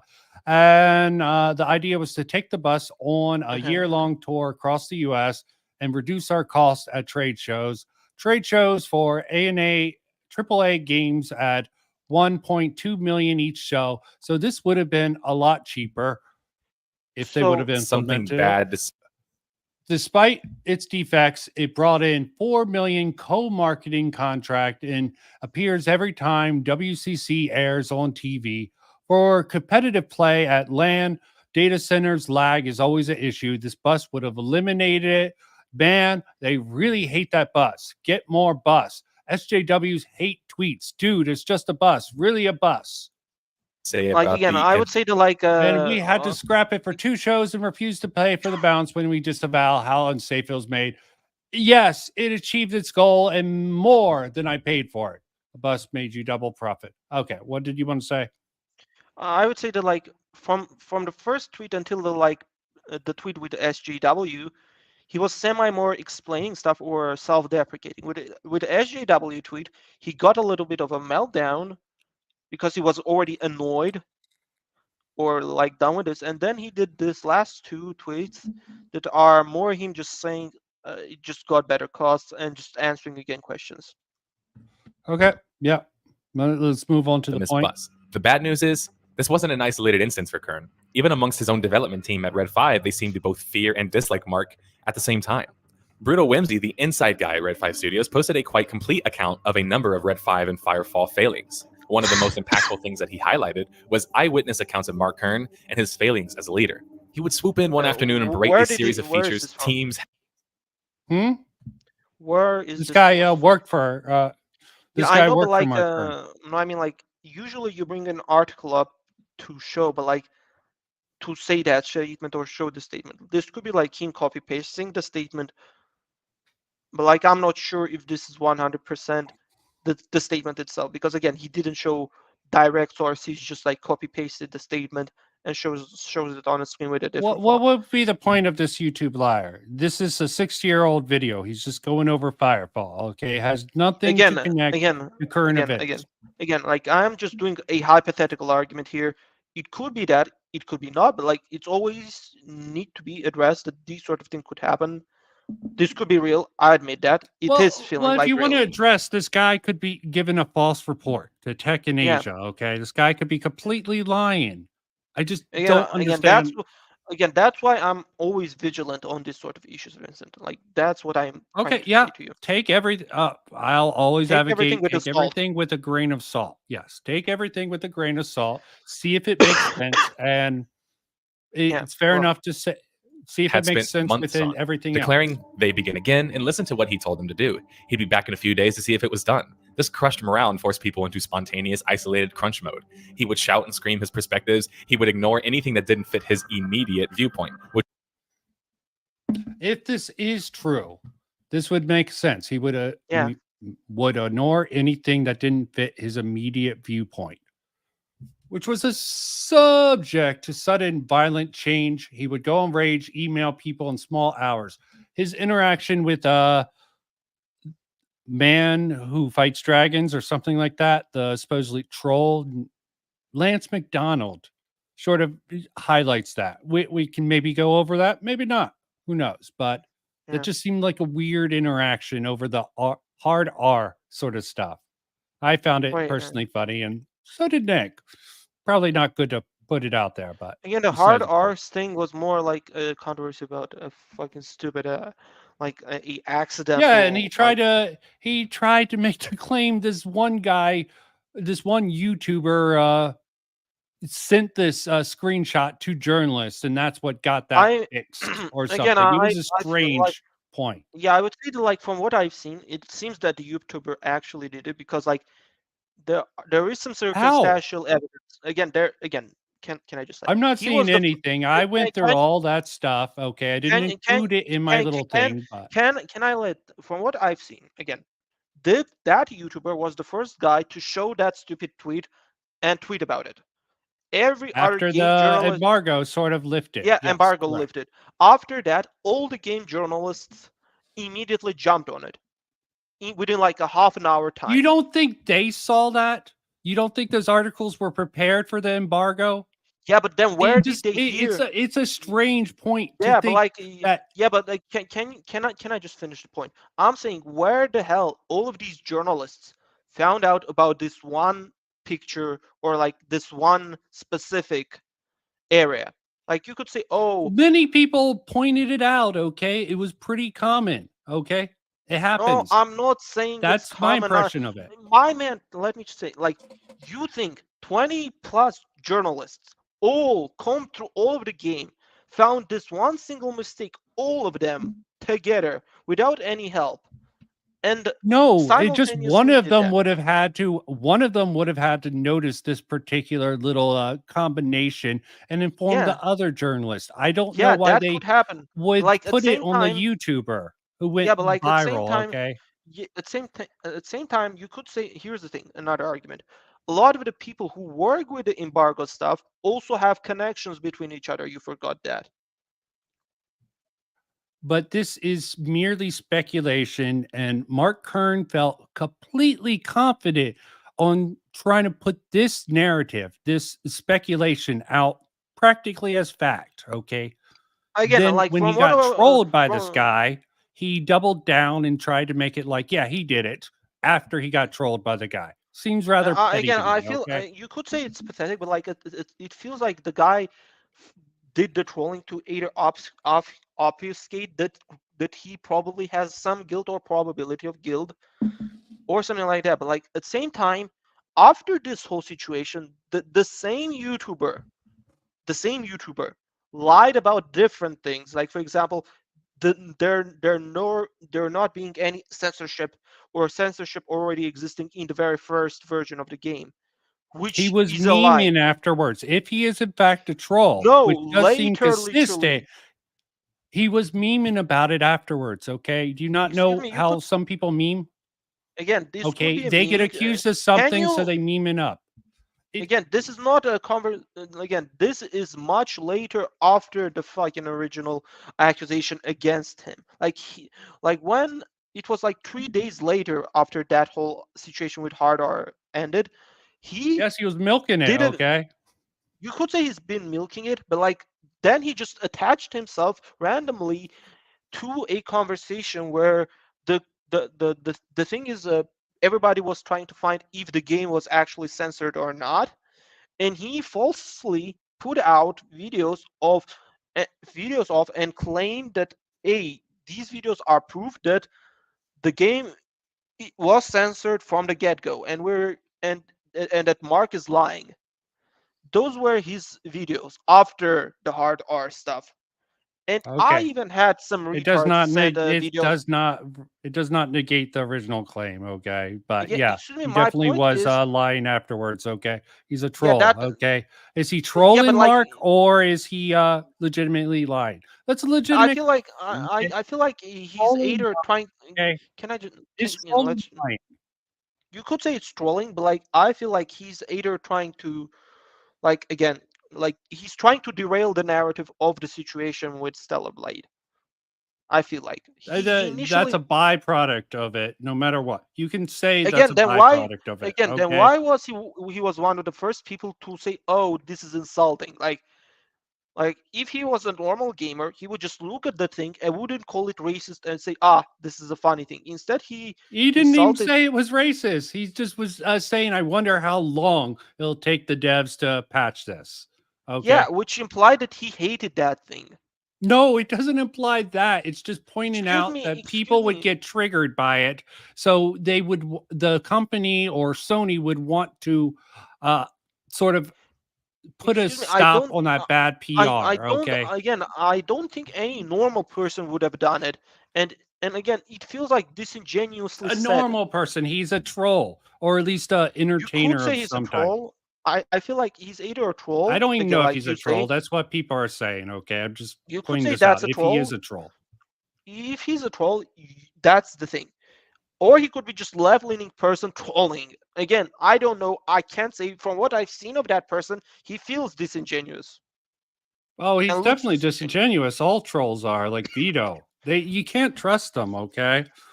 Well, Okay, again, but to that's call them why liars and make a big deal almost puts egg on your face. It just seems a little weird, okay? I don't know. Again, I feel like the guy is a bit of an asshole. That's why people don't like Oh, him. I'm sure he's asshole. Most trolls are, but I just wanted to bring up Let's just that move little on. fact Let's that I move on. left out of mine. which was Yeah. subject to sudden violent changes. He would rage email people in the small hours of the night or on weekends. This was more than just one person's opinion as well. Even on Glassdoor, a website dedicated to rating different companies and their employment. Of course. Oh, Red for would frack's kill me. sake. What's this? Yeah, the ad. They get Yeah, paid. use Brave Goes through browser. spurts for of No, fuck's sake. data no, for I weeks. reject it. I reject that. Why? He tries to compensate by having 'Cause I open hate company people. meetings for anyone who would like to attend. But if he does not No. postpone or I'm just lazy and it's cheap. his ideas and what books he has read. This sounds much like Brad McQuain during his development of Vanguard's Saga of Heroes, a nearly absent CEO who only seemed to show up to criticize or scramble what little direction was present at the time. This shouldn't be a surprise with Kern's laundry list of other activities he participated in. But this is not an excuse for a CEO. The leader of the company, the face of the company, should also be the lead of what the direction is meant to be. But when the leader fails to not only lead but implement a vision for his company to follow, you have a snake without a head. It just sort of flails about. And this is also how he currently is operating, it seems like. I don't Jumping know. on Again, whatever like, he can. You could say that's the thing, but like again, I'm not sure about anything. Like I don't know Grummz or Mark at all personally. He did Neither do I, actually. okay? I can Yeah. only judge him based on what people are saying about Yeah. him and Yeah, but what like he let's tweets out look at this personally. logically. Let's look at this logically. He worked on WoW. He did pretty good job with WoW. Then he went Oh, for no, we don't Firefall. actually know what he did on WoW. Just like we don't know what Sweet Baby Inc. did on any of these games for sure. Excuse We me, don't with know WoW, what we Grummz at least did know on WoW. Excuse me, we know which periods of WoW did he work on and which he credits under. Like again, Yeah. we could go into the past and check what he worked on and say, yeah, he worked on that, and those were okay stuff that he produced. under his okay stuff was produced under his development. But now, So after basically, that, basically, when something is good, we'll give someone no, who no, has no, a no, no, no, credit no, on no, the no, no, no, no, title, no, no, no, no. credit No, for I'm that not good doing thing, that. and when it's I'm not doing bad, that. we'll give him credit for the bad stuff. I don't like that logic, but go on. Again, I'm saying again, he did the good stuff with WoW. He had credit for it. He has credit for it. Then came his own development thing where he had more control, and I think he had either ego trip and or problems of developing it good. Thus, it's basically imploded on itself. And then came the current era with Ember, where he is basically put the game on the back burner and is doing it on his own time and slowly, and either took some lessons from the Firefall situation or didn't. That's that. Well, he definitely didn't. From everything I know, he basically has almost no team, and he's planning to do a Kickstarter to recruit a team to help him build up Firefall. Okay, no, sorry, Not Ember. Firefall, Ember. Yes, Well, that's again, what we don't the know. correction. Yeah, We don't know fully the situation again. We can. there's just not enough assume. transparency. If he wanted to, Again, I like he agree said, that these gaming companies need to have more transparency. Okay, yeah, I everything agree would with that too. But do like much again, like better if, with transparency. But he should be more transparent in this case about all yeah, this stuff. I understand that, but like at the same Like, time, how much he is he on making from patrons? That's a question I want to ask him. He doesn't show, like, since he's doing Patreon from his own website, I don't think you can find it. I tried to look. I don't know how much he's making off these patrons. I would like to know that personally. You could ask Panda guy, Giga Panda, because he's still a patron. Like he follows me. I could like literally. The panda, Giga Panda. Oh, I think he's considered an unreliable narrator at this Again, point. he Okay. the Giga Panda guy, he does say that, like, again, I still finance him and I feel it's a good, like, again, like we could ask him how much money do you give, because again we are curious, just curious. We don't want to do bad faith arguments and just do that. You could say, oh, he's unreliable narrator, but until we ask him that question and he doesn't answer us, we can't do those claims. Yeah, I don't really know if it's obvious what Sweet Baby Inc. did. They definitely, when they had some diversity or issue that they wanted to correct in it, they were probably brought in. I think that's pretty clear from what Kim Belair. They had with Suicide Squad. Suicide Squad killed the Justice League. I believe they were brought in to offset the bad PR from Kim McSkillet's and 8 other women who signed a letter talking about sexual assault. No, sexual misconduct on the staff there. They were clearly, this is just a theory, they were probably brought in to offset the sexual accusation that Kim McSkillet and a couple of other women within a letter signed. That's why she's not on the credits. She was asked to take it off after that instance. Okay, that's that. What did they work on? Like Black Gamer Girl? I don't think they had too much involvement in Forspoken. I think they came in at the end to give Forspoken a checklist from the evidence presented. Now, you can't believe. Just listening and believing isn't my style, but I have a sense of skepticism on both sides. I don't know, like I'm still a little bit iffy with the whole situation. Give me a second. What this guy said, I would say it's more forced aspect of it. Nothing is wrong with it. Okay, like here's the thing, like with SBI separately, if you want more clarity with it, I suggest one YouTuber who kind of compiled all of this stuff, Live Average Gamer, and another one, Single Player Carl, if that's the name, or on Twitter, First Player Carl. These aren't approved by me. I should probably look into them. You send me are up, good. but I've been in research mode the whole weekend and recording some of these Twitter things. With continue. At least you have a dev team. With Live Average Gamer, I sent you the tweets if needed. The other one, I'll send you later. Okay, good. Maybe I should look into it. I'm gonna have a good, nice who's week. Pretty self-sufficient, which is not always common. Red 5 Yeah. Studios did eventually vote Mark Kern out, making him the last of the original founders from Blizzard Entertainment to leave the company in late 2013. Kern had been with the company since its inception, nearly 7 years, and didn't see a single product launch through. With Kern changing ideas on a whim, and the company structure being one that, well, had no structure, it's no wonder Firefall's vision has constantly changed throughout the years of development. The game started as a PvE PvP hybrid, similar to Global Agenda, but with more focus on esports PvP and even open PvP. This was supported by Red 5 Studios' announcement in a $1 million prize pool for their esports. Nothing ever came of that $1 million, or really the esports portion of Firefall. Instead, they decided to shut down the PvP portion of Firefall during its closed beta. Red 5 wanted time to rethink their approach, due to not getting the reception they had wanted. This is a problem.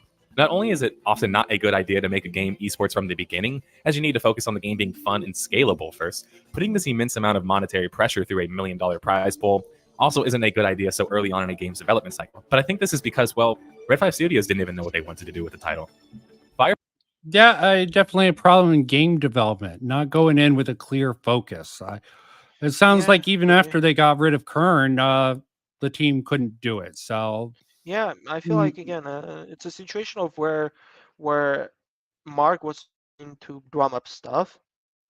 Then he, because of that, problems appeared. The developers kicked him in the end.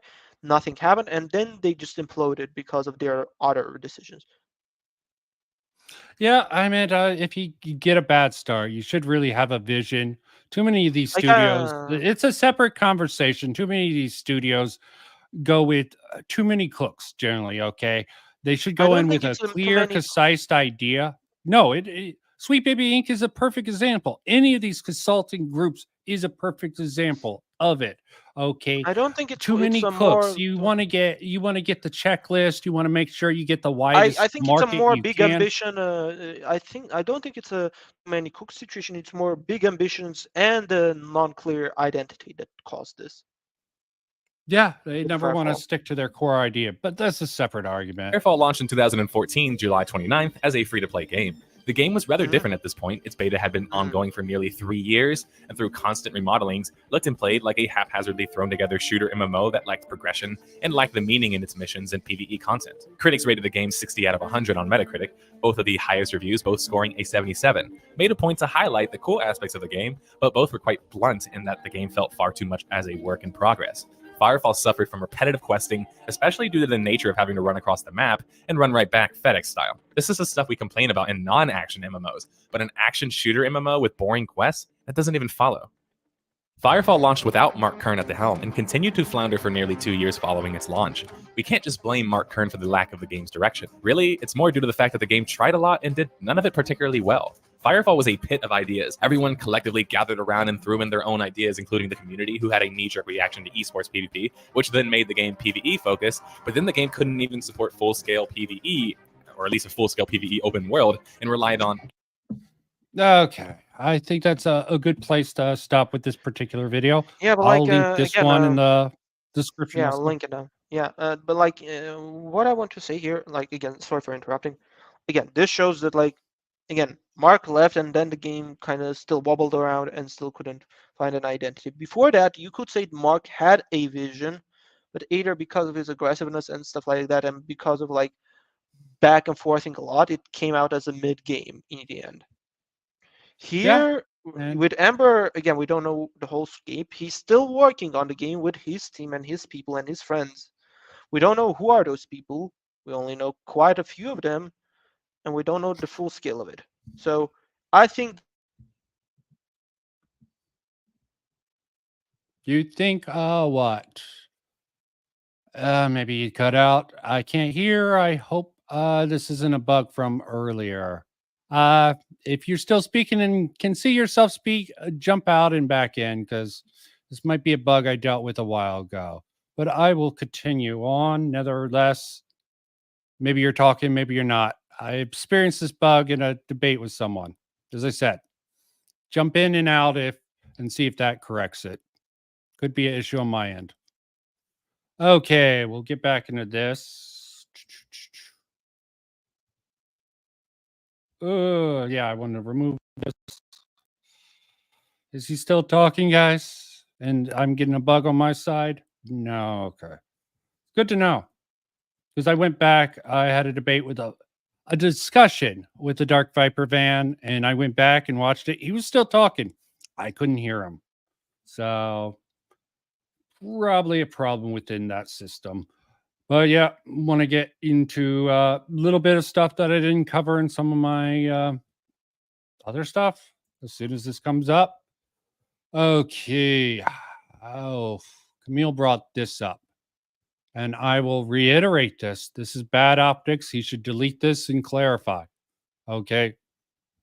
You can't fight back against a woke mind virus if you're polite or try to argue in good faith. They don't care.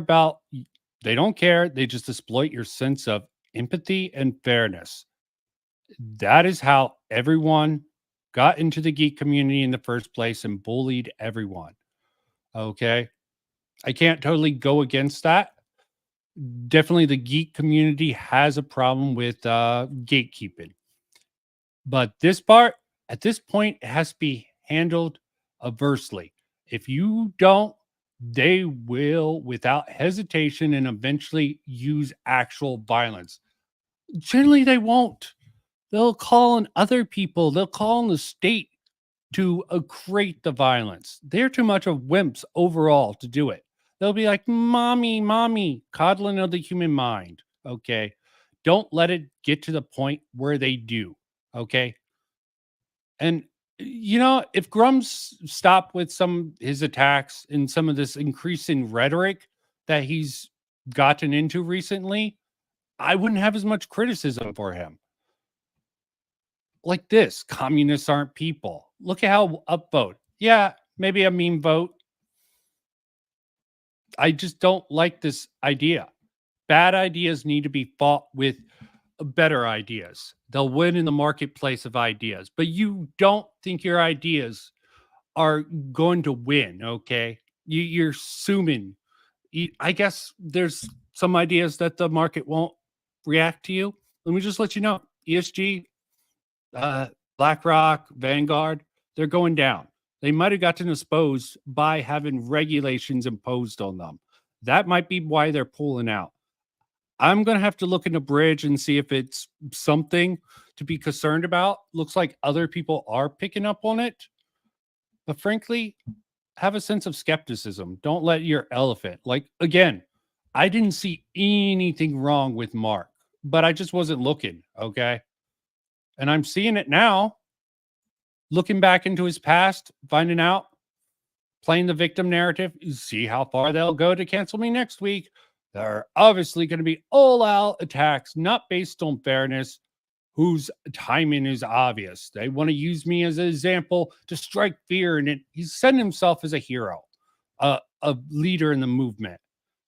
I didn't hear about him in the original Gamergate. Maybe he tried to get his way in. Maybe he didn't. Oh, God. Discount Mauler. Yeah. Oh, God. Don't get me started. Want to avoid. I'm sure I'm going to have to cover Discount Mauler Owlman. The mask is slipped. They want you dead. Not exaggerating. The media is mad. I mean, yeah. The toxic fan base, it has failed to stomp out. Okay. He's just going along with this. Okay. You should not fall for this. And this, I talk about games, but this is just a tiny fraction of what's going on. It's a much wider phenomenon. If you see the pattern, you'll understand. Okay? They want you dead. Hyperbolic much. Not about a game or fandom. It's about a cultural revolution. And it seems like you're trying to use a cultural revolution on your particular side. Okay? Keep making systematic arguments. We, as fans, don't assume bad faith intentions. Don't assume wokeness mind virus. I have people coming at me like I'm woke. I'm defending. No, I just want to keep the sense of skepticism and looking for the facts alive, the liberal principles that the leftists tend to hate. Okay? Don't become my whole point is don't become anti-liberal just because you feel like, because I feel like a lot of the right-leaning people are just getting discouraged. So they're fine with ditching liberalism because it's not working in their favor. Okay. The marketplace of ideas are failing. Okay. And I understand the doomer mentality around that, how everything, but things have just ramped up so much. It's rather concerning overall. Oh, God. Let me get this one. Oh, you don't want to know. I'm pretty much at the end. I might go a little bit into the other video to take a break and think about things.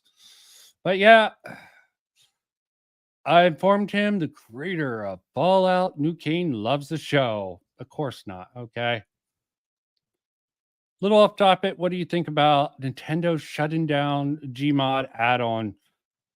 Oh God, I've been so busy. I'm missing out on a lot of things. Sorry, can't comment on that, G Coops. Yeah, let me take a break from this by myself. Take it away. What I didn't actually get into earlier. Let me get to the right place here where I left off. Had this whole little section about going through the tweets. So I'll let myself take over. Quite an interesting way to get away with this. Take it away, me. 2 gaming guides carefully sidestep at any mention of the current controversy.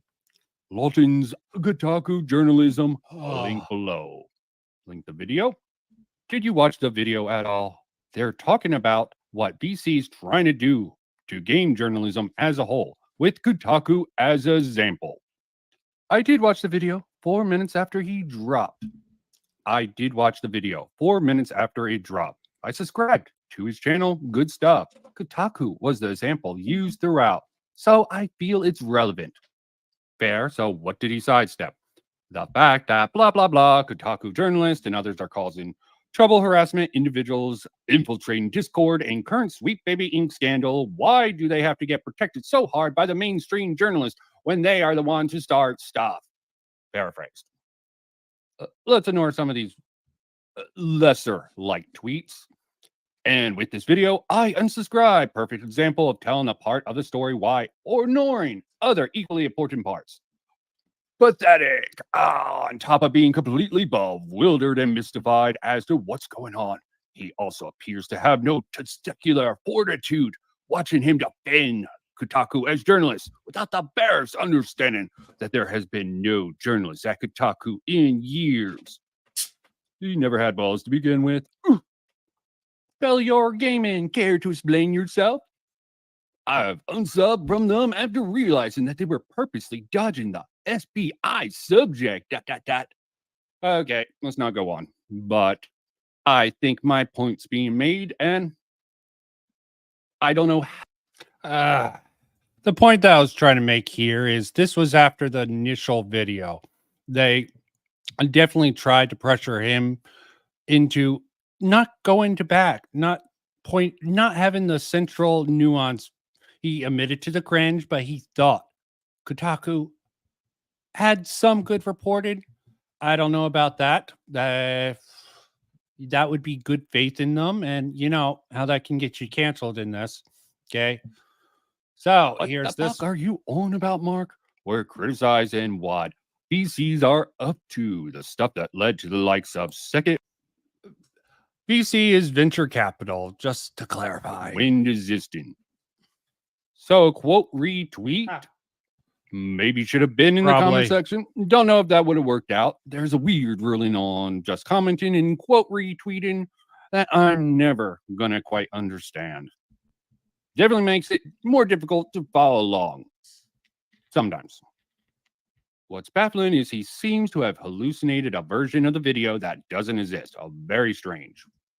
Gaslighting? Holy shit, you really fell from grace. You're going to see that term come up a lot. It's the thumbnail. Please take a look into your comment section of that video. I watched that video yesterday too and browsed the comments a bit. A lot of people, like a lot, feel very similar. No, he's pretty much right. Kotaku's been a shit show for years now. It's finally caught up to them. And since their shitshow peers are getting their come-upsum, Kotaku owners are putting a lid on it so they don't get sued into oblivion like Gawker or Deadspin. As someone who's watched your content pretty religiously, I'm surprised you seem to have completely sidestepped. I'm surprised you seem to have completely sidestepped. I'm surprised you seem to have completely sidestepped on reporting on the current. I wasn't prepared for it. I'm surprised that you seem to completely sidestep on reporting the current. Why am I so stupid? Okay, that's a good point. Let's get to the more relevant stuff. I went way into depth with some of these comments here. And I don't even know where. Did I jump ahead that much? Screw myself over. That Ember thing's gonna come up later. Another Grummz. If I don't report fairly or omit facts, I would just be Kotaku. This really sucks. So we, everyone on my feed, are now looking into the Helldivers community manager, and I'm getting sent stuff. I will never present. Now, this would be fine if they're just look. That's the funny thing about this particular matter here. Maybe I should have put this in a different mode. Yeah, that mode works the best for this.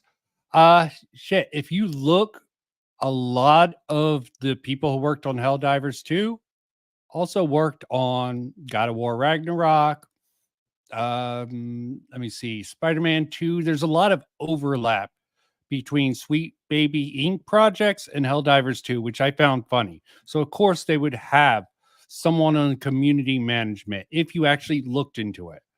And personally, as for the satire aspect of Helldivers 2, I'd recommend Harmful Opinions on it.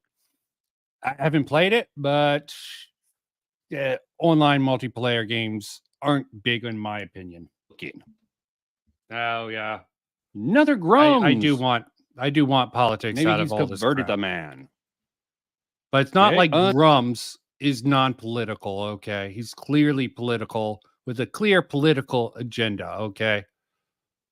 Like, God, if you want politics out of games, a lot of people are just trying to insert their own politics.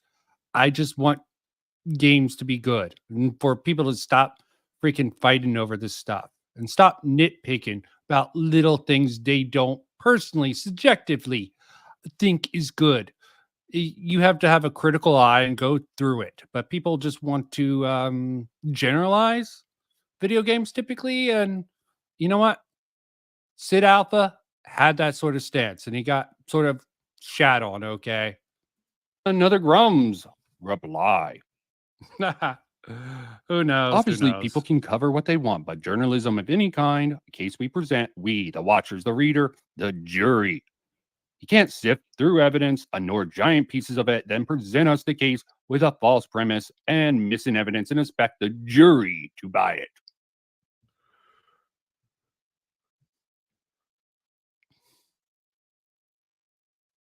And here we come to this. As a first language, functional language is a lot more than toy language and a very hard junior job. It sucked, blah, blah, blah, blah, blah, blah. Oh, I don't even know what to say about that. Let me read this. Okay, whoa. Keep saying left-leaning agenda political out of games. Isn't Grummz being political? He's not over here saying make games right-wing. Shit. Not directly, not explicitly. Okay. He's pushing right-wing ideals within games. Okay. What is seen culturally as right? It's really a messy issue. No, but yeah, it is a tough nut to crack with that. We got a reply to Grummz again. Another reply to Grummz. We got a Kabrutus retweet. Another Grummz. Another Grummz. What am I doing with this? I'm retarded. I shouldn't even included this in general. And I think I'm coming to the end. I think I made the point I wanted to make. Yeah, I might have went too far. Grummz does not explicitly say right wing, but he is clearly anti-DEI. And that is a political messaging, okay? Even if it's not direct. and he will shame and call people out for having any opinion related to gaming. Okay, there's a lot of messy stuff with that particular thing.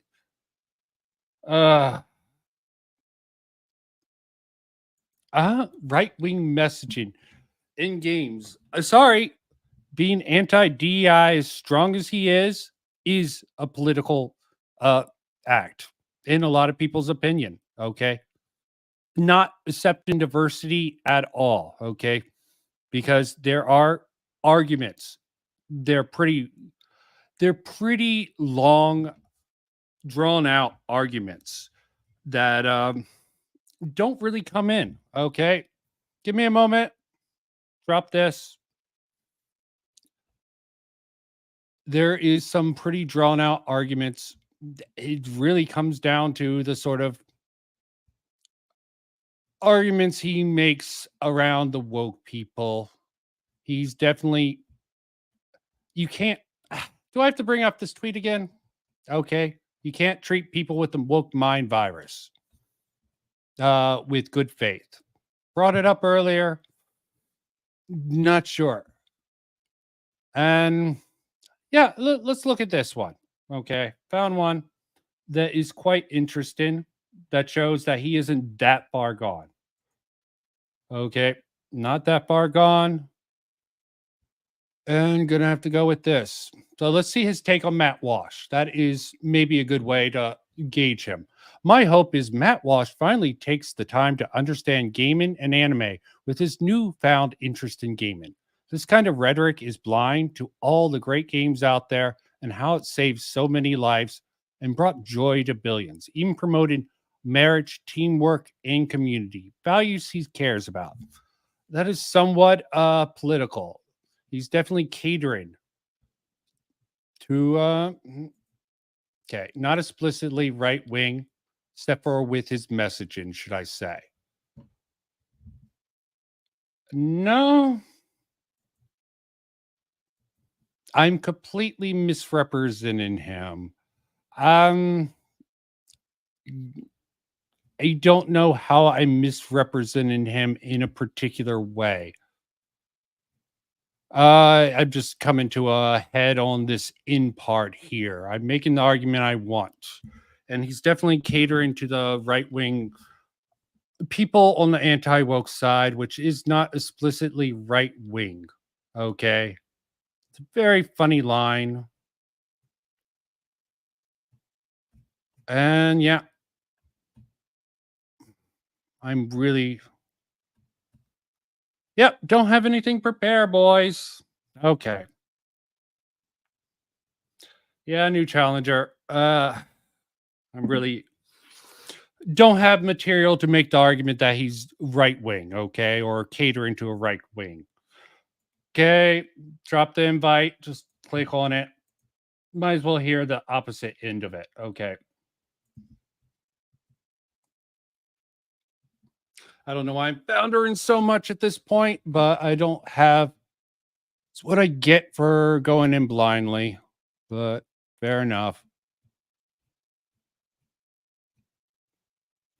Okay, so yeah, just drop that in.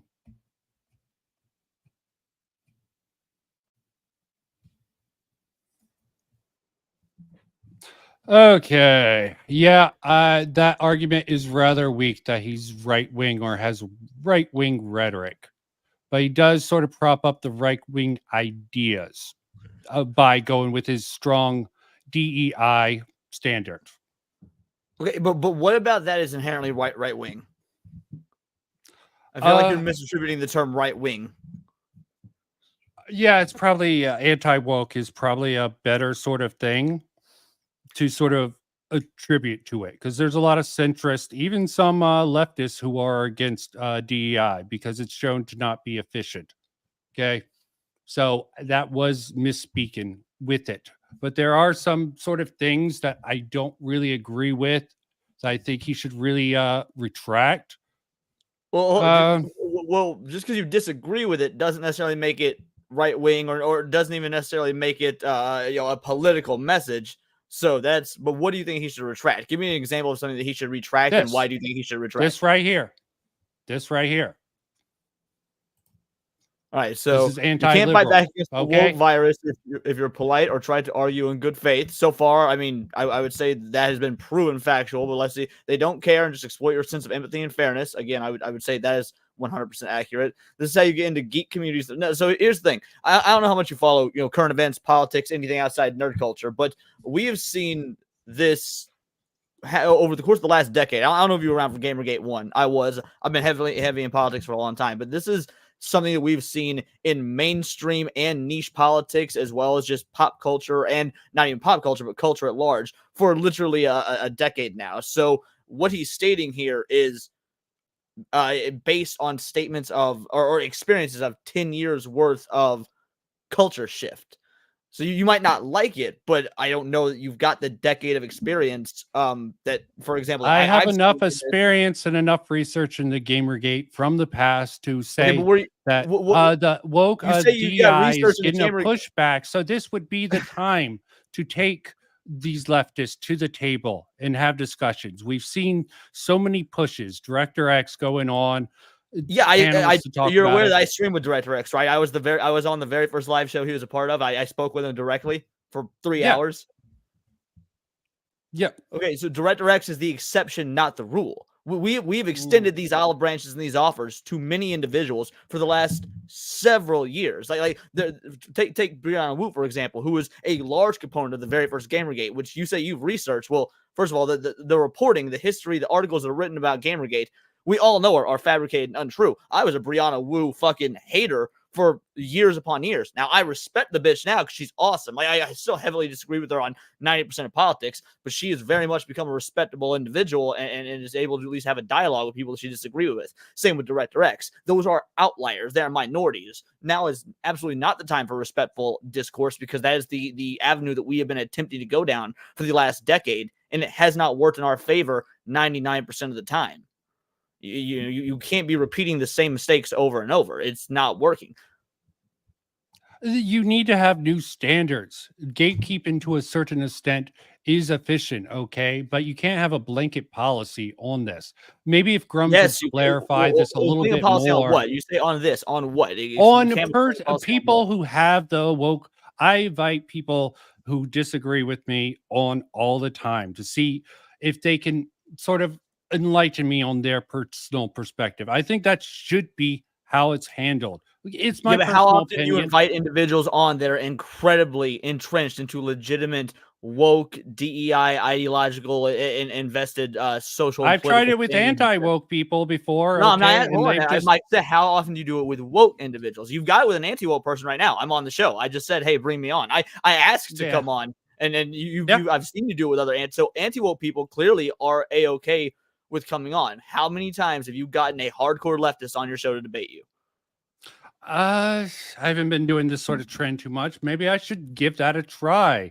Okay, it's definitely something that it's definitely worth considering. Okay, depending on it's worth their perspective. Is it worth considering? Absolutely, but will they do it? 99% of them will say no. I am 47 episodes deep in my live show, my panel show, not counting my solo show. I'm tomorrow will be my 47th episode. I have had one, maybe two people in 47 weeks, that's almost an entire year, come on and actually be willing to have a good, healthy debate. The vast majority of them block you, tell you no. You need to keep that avenue open, okay? You can't people have that are this going sort to of come in hard good line faith. stand. Yeah, for the people that are coming in on good faith, sure. However, 99% of them are not coming in good faith. Do you remember when the Borderlands why even worry about good faith? They'll expose themselves if they come on without good faith. No, because these people have platforms, and if they're going to come on a show, or if they're going to be on Twitter, or if they're going to be in any part of the internet space, and they're going to be espousing nonsense or espousing their beliefs that they don't believe are nonsense, but people can have differences of opinions on, they're going to have these thoughts. They're going to be getting these thoughts and these opinions and these ideas out to the masses. And if you're going to have a conversation with them, that conversation needs to be in good faith, because otherwise, what is the point of the conversation? You're not going to expose them to the anti-wokers. The anti-wokers already know they're full of shit. If you're going to try and expose them to the woke individuals, hey, look at your God, look at this person you put on a pedestal, to say their ideas are shit, if they're not coming into the conversation with good faith, then of course all their toadies and their followers are not going to be invested in the conversation either. They're looking for their next lol count moment. You need if the conversation is not going to be a good faith conversation, what's the point in having it? At that point, it's just entertainment fodder, no different than reality TV from 2003, like Big Brother or something. Yeah, but the attempt, my point is just the attempt being made. You personally, I have no personal issues with you on that front. You definitely are doing what I suggest. You even bit the bullet on the sort of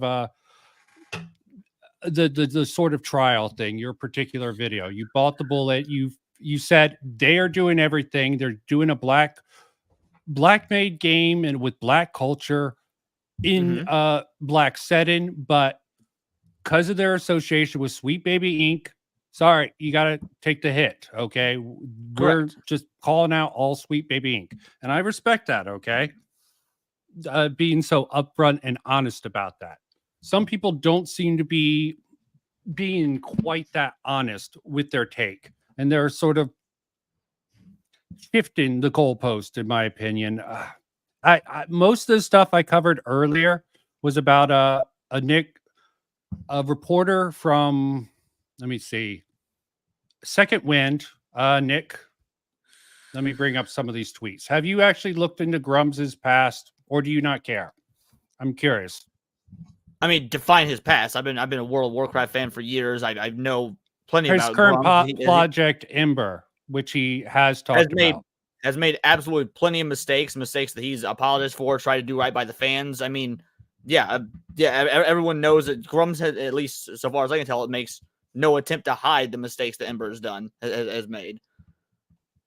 I think there's a difference. Okay. Like, I mean, you see a lot of individuals out there calling it a scam. I think there's a difference between a scam and an indie game biting off way more they can chew.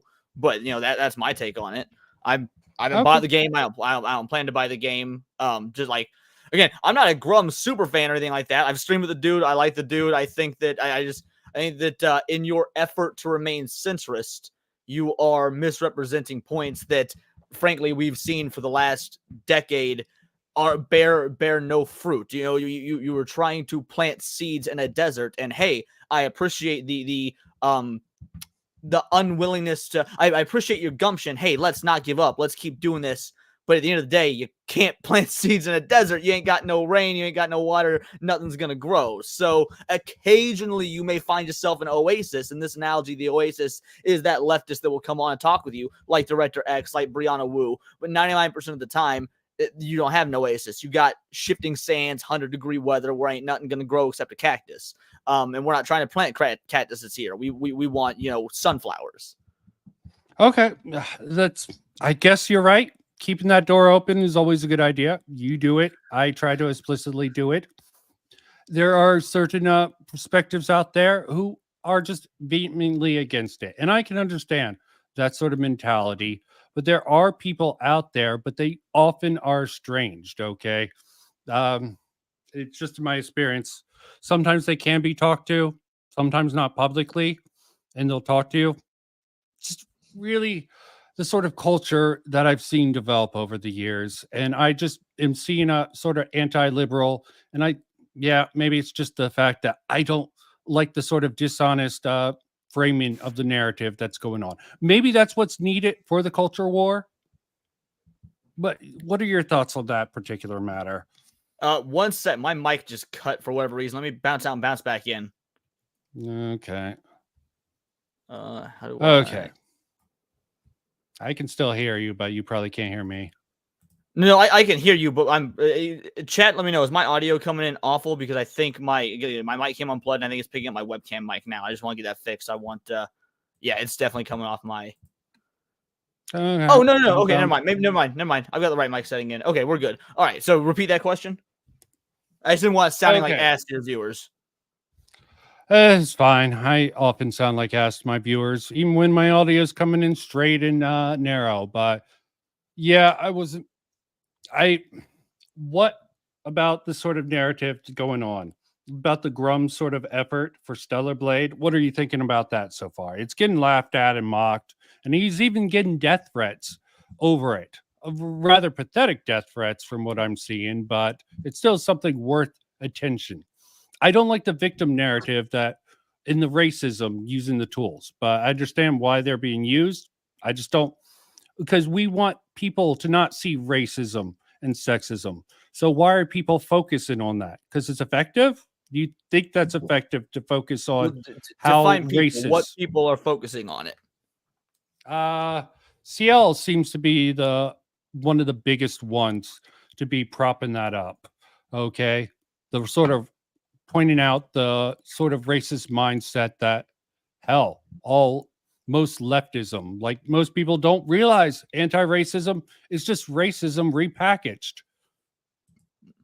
Well, there is no such thing as anti-racism. There is just racism.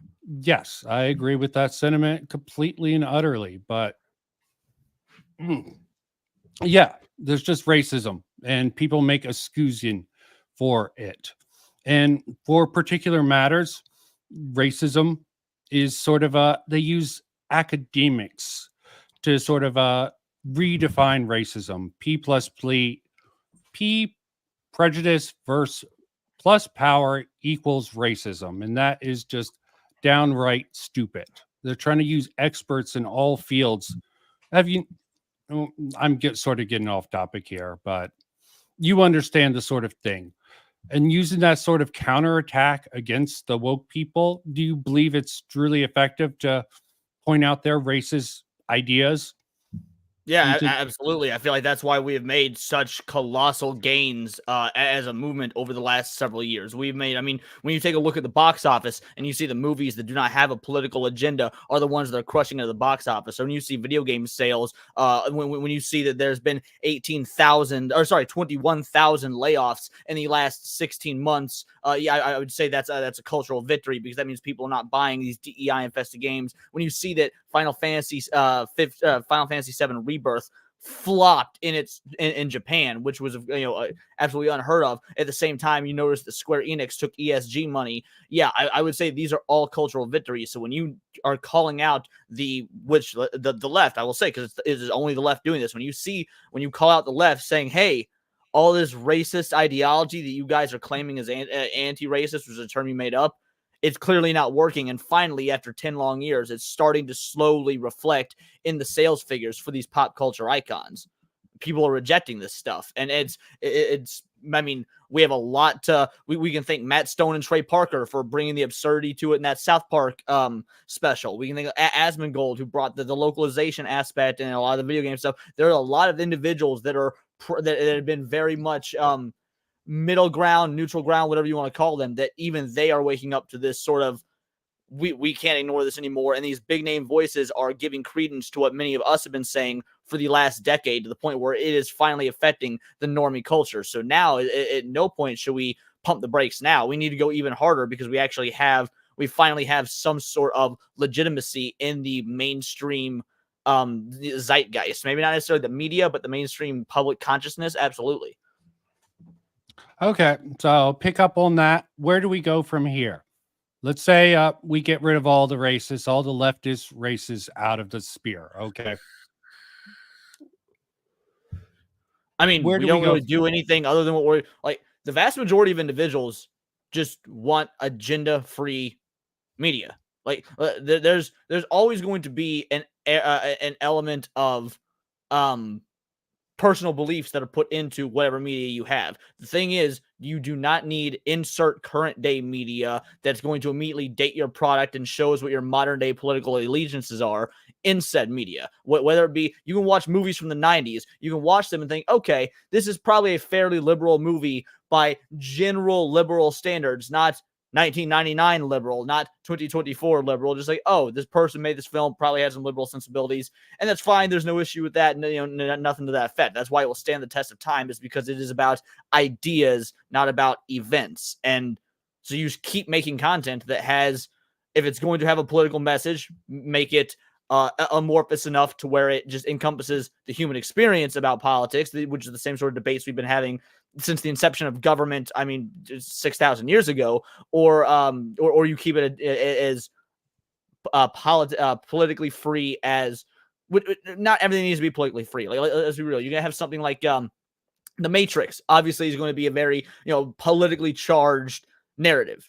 You know, you don't necessarily need to pick left or right, but there's going to be elements of politics in the Matrix just because of the type of sci-fi that is. Same is going to go, same could be said for Dune. I think that they shit the bed in the most recent Dune, for example. The first Dune was very, very apolitical. It just followed the source material. The source material doesn't pick a side per se. It acknowledges the pros and cons of both sides. The most recent Dune decides to spit in the face of the source material and picks a hard left-leaning stance, by admission of Denis Villeneuve himself, and it absolutely diminished the story for anyone that's familiar with the source material. So all you do, if you're doing some sort of adaptation, whether it be a comic, a video game, a movie, whatever, you follow the source material. If you're coming up with a brand new IP and you want to put your own original political stuff in it, by all means go for it, but just know that people are going to vote for their wallets. It's probably in your best interest to keep it as neutral as possible, or at least if not neutral, you're going to want to keep it as timeless as possible. There's always going to be an argument for, as somebody who is, mind you, I'm not a right winger in the slightest. I'm not right. I'm not left. I a la carte my beliefs. I pick some things on the left I like, some things on the right I like. If anything, I'm more of an anarchist than anything. So you're going to pick certain ideas and you're going to agree with those. You're going to disagree with them. But as long as you make them about the human experience, which we've tried and tested and gone through many different trials and tribulations throughout all of humanity, it's going to stand the test of time. And those are the stories that are going to be remembered. And those are the products that people are going to purchase. So is there no place for... Yeah.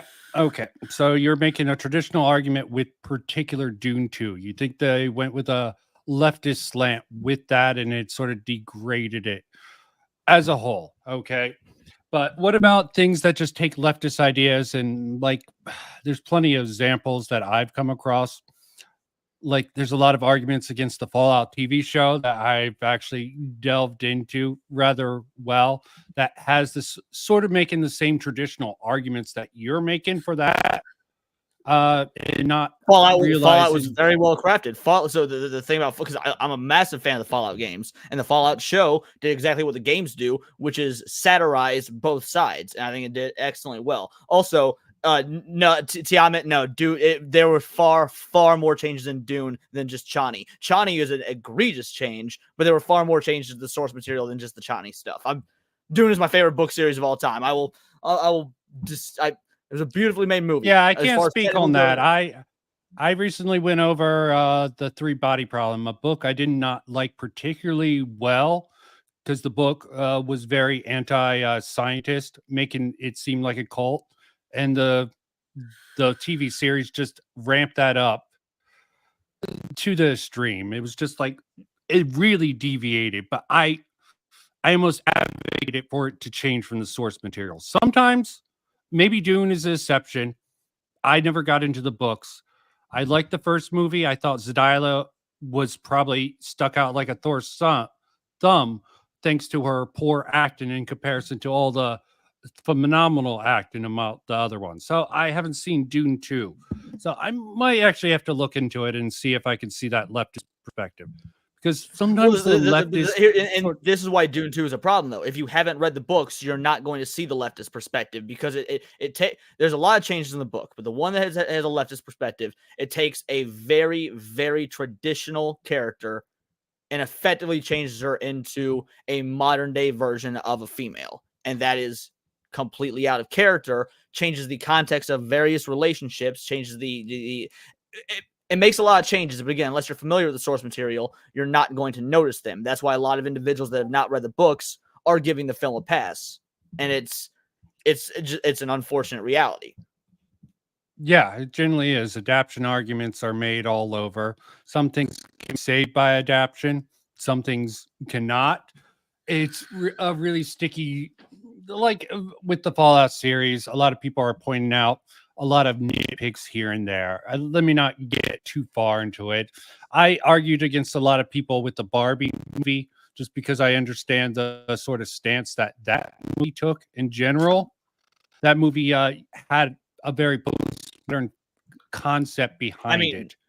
You say that, but I don't think the movie itself even understood the stance it was taking. And I'm not a hater of Barbie. I actually defend the shit out of that movie. I think people misunderstand. Everyone goes over that movie and say, it intentionally did this. It just, they keep on. No, Barbie didn't intentionally do anything. Barbie is not a well-written philosophical movie. Barbie is a well-made No, it's movie, a serious well-made. comedy with some problems with it, okay? But a serious comedy isn't something that's really well executed in today's age. I think there's multiple instances to point out the sort of absurdity references within Barbie, but I don't think we want to get Just so you into know, your that mic is starting to fuck up particular pretty hard. debate. I'm missing some of what you're saying. Okay, give me a moment.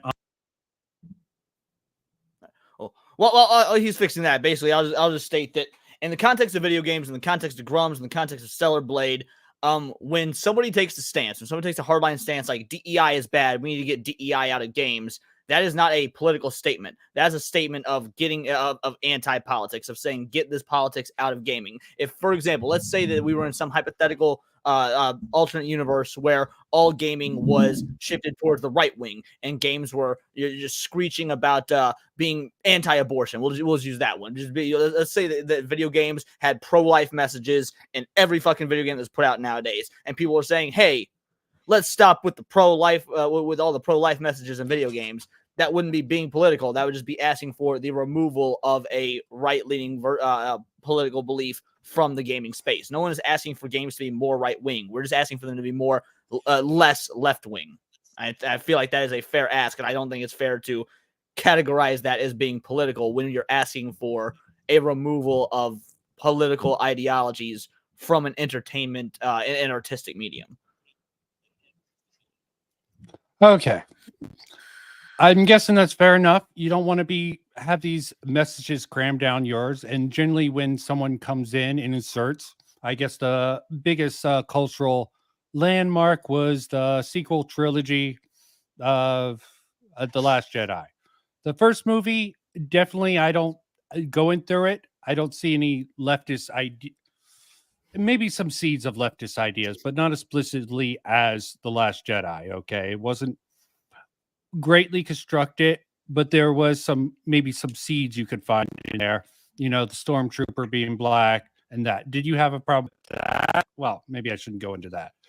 But black people, there's some people pushing any black people, any women, and that's what I sort of want to fight back against, okay? The sort of but hold on. We need to put the brakes on that, though. As somebody that calls that out on my channel when it happens, look, no, you do the anti-woke, the anti-woke side, do they have that problem of becoming the same echo chamber as the left, but for their own ideology? Yes, it does. However, look, when the Furiosa trailer came out and a bunch of anti-woke people were calling it, woke just because it starred a woman, I pushed back on that. I thought that was retarded. That being said, we don't get that. That does not happen near as often. For every 20 hardcore leftist propaganda pieces that come out, you get one, subset of angry anti-wokers that jump the gun on something. And while that is annoying, while it needs to be called out, while it is dangerous to use the Batman quote, while it is you either die a hero or live long enough to see yourself become the villain. And while I do feel like a lot of the anti-woke side are getting to the point where they're seeing themselves become the villain, I still think that is a less pressing issue than our side has not infiltrated an industry, and our side has not been spending the better part of a decade or more, because who knows how long this was going on before we started to finally shed light on the situation in 2014. Our side has not infiltrated many different industries and started to force ideological changes from the top down to the point that where new 18-year-olds coming into the job market in these positions in these companies now just think of these ideologies as normal, not even as ideologies, just this is how the world works. So I get trying to call out both sides, and I think it is important, but let's not pretend our side has near the power they do. So I'm sorry, I would rather. No, but how do we sort of take that power back? What efforts are being made to take that power back? Okay, I don't think we should take power back. I think we should take power away. We should be taking power away, not taking power back. Okay, take power away, making these big corporate interests sort of. I think what Eric July, no matter what you think of the Ripperverse or what he's doing, I think that's probably a good way to put pressure. Competition. Yeah, I love Eric. I'm bummed I missed the stream with him on Saturday. I was damn, I missed it. But well, it is what it is. But I love Eric. Okay, you got to create one a of his separate products. marketplace. I'm not gonna buy one of his products, but I think the dude's a great dude. And as much as people are shitting on Rebel Moon, I don't sort of want to do that. I don't even want to watch it because it sounds pretty bad. First one was fine. Second to one it. sucked. I'm a big Snyder fan. Second one sucked. First one people gave too much shit to. It was the definition of mediocre. And sorry, Tiamat, the G&G and F&T crowd. I mean, yeah, they can influence stuff in that their name carries more cachet than someone like mine, but they do not have near the influence as someone like Alyssa Mercante or people at Sweet Baby Inc. or people at Kotaku, or more than anything, the people at BlackRock and Vanguard and Raytheon who have the ESG money, that have the investment capital, that are funneling into companies like Capcom, like Konami, like Bandai Namco, like Sega, like Square Enix. No, F&T and G&G do not have any sort of influence at all when compared to people like Raytheon, BlackRock, Vanguard, the list goes on. Yeah, I mean, fighting against corporate interests almost seems like a failed project. And trying to get people on board, I really think we are making this push. And I think there's just some bad actors out there who are really just going to hurt, like Ademion. I really don't like what he's doing with him pushing on that particular matter. I even have but Grummz definitely what he's doing with his game is mainly what the stream was about. We got off on the subject matter because I started going off the rails, which all my streams always devolve into going off the rails in one way or another. But yeah, the thing about Grummz though is Grummz has been consistent. I don't know if you followed him before he was booted from old Twitter, well before the Elon buyout years and years ago. I followed him back then. He was saying these same stuff then. Grummz has been nothing if not consistent, and he was consistent on this years before it was a popular thing to talk about. Okay. And he's making the push now.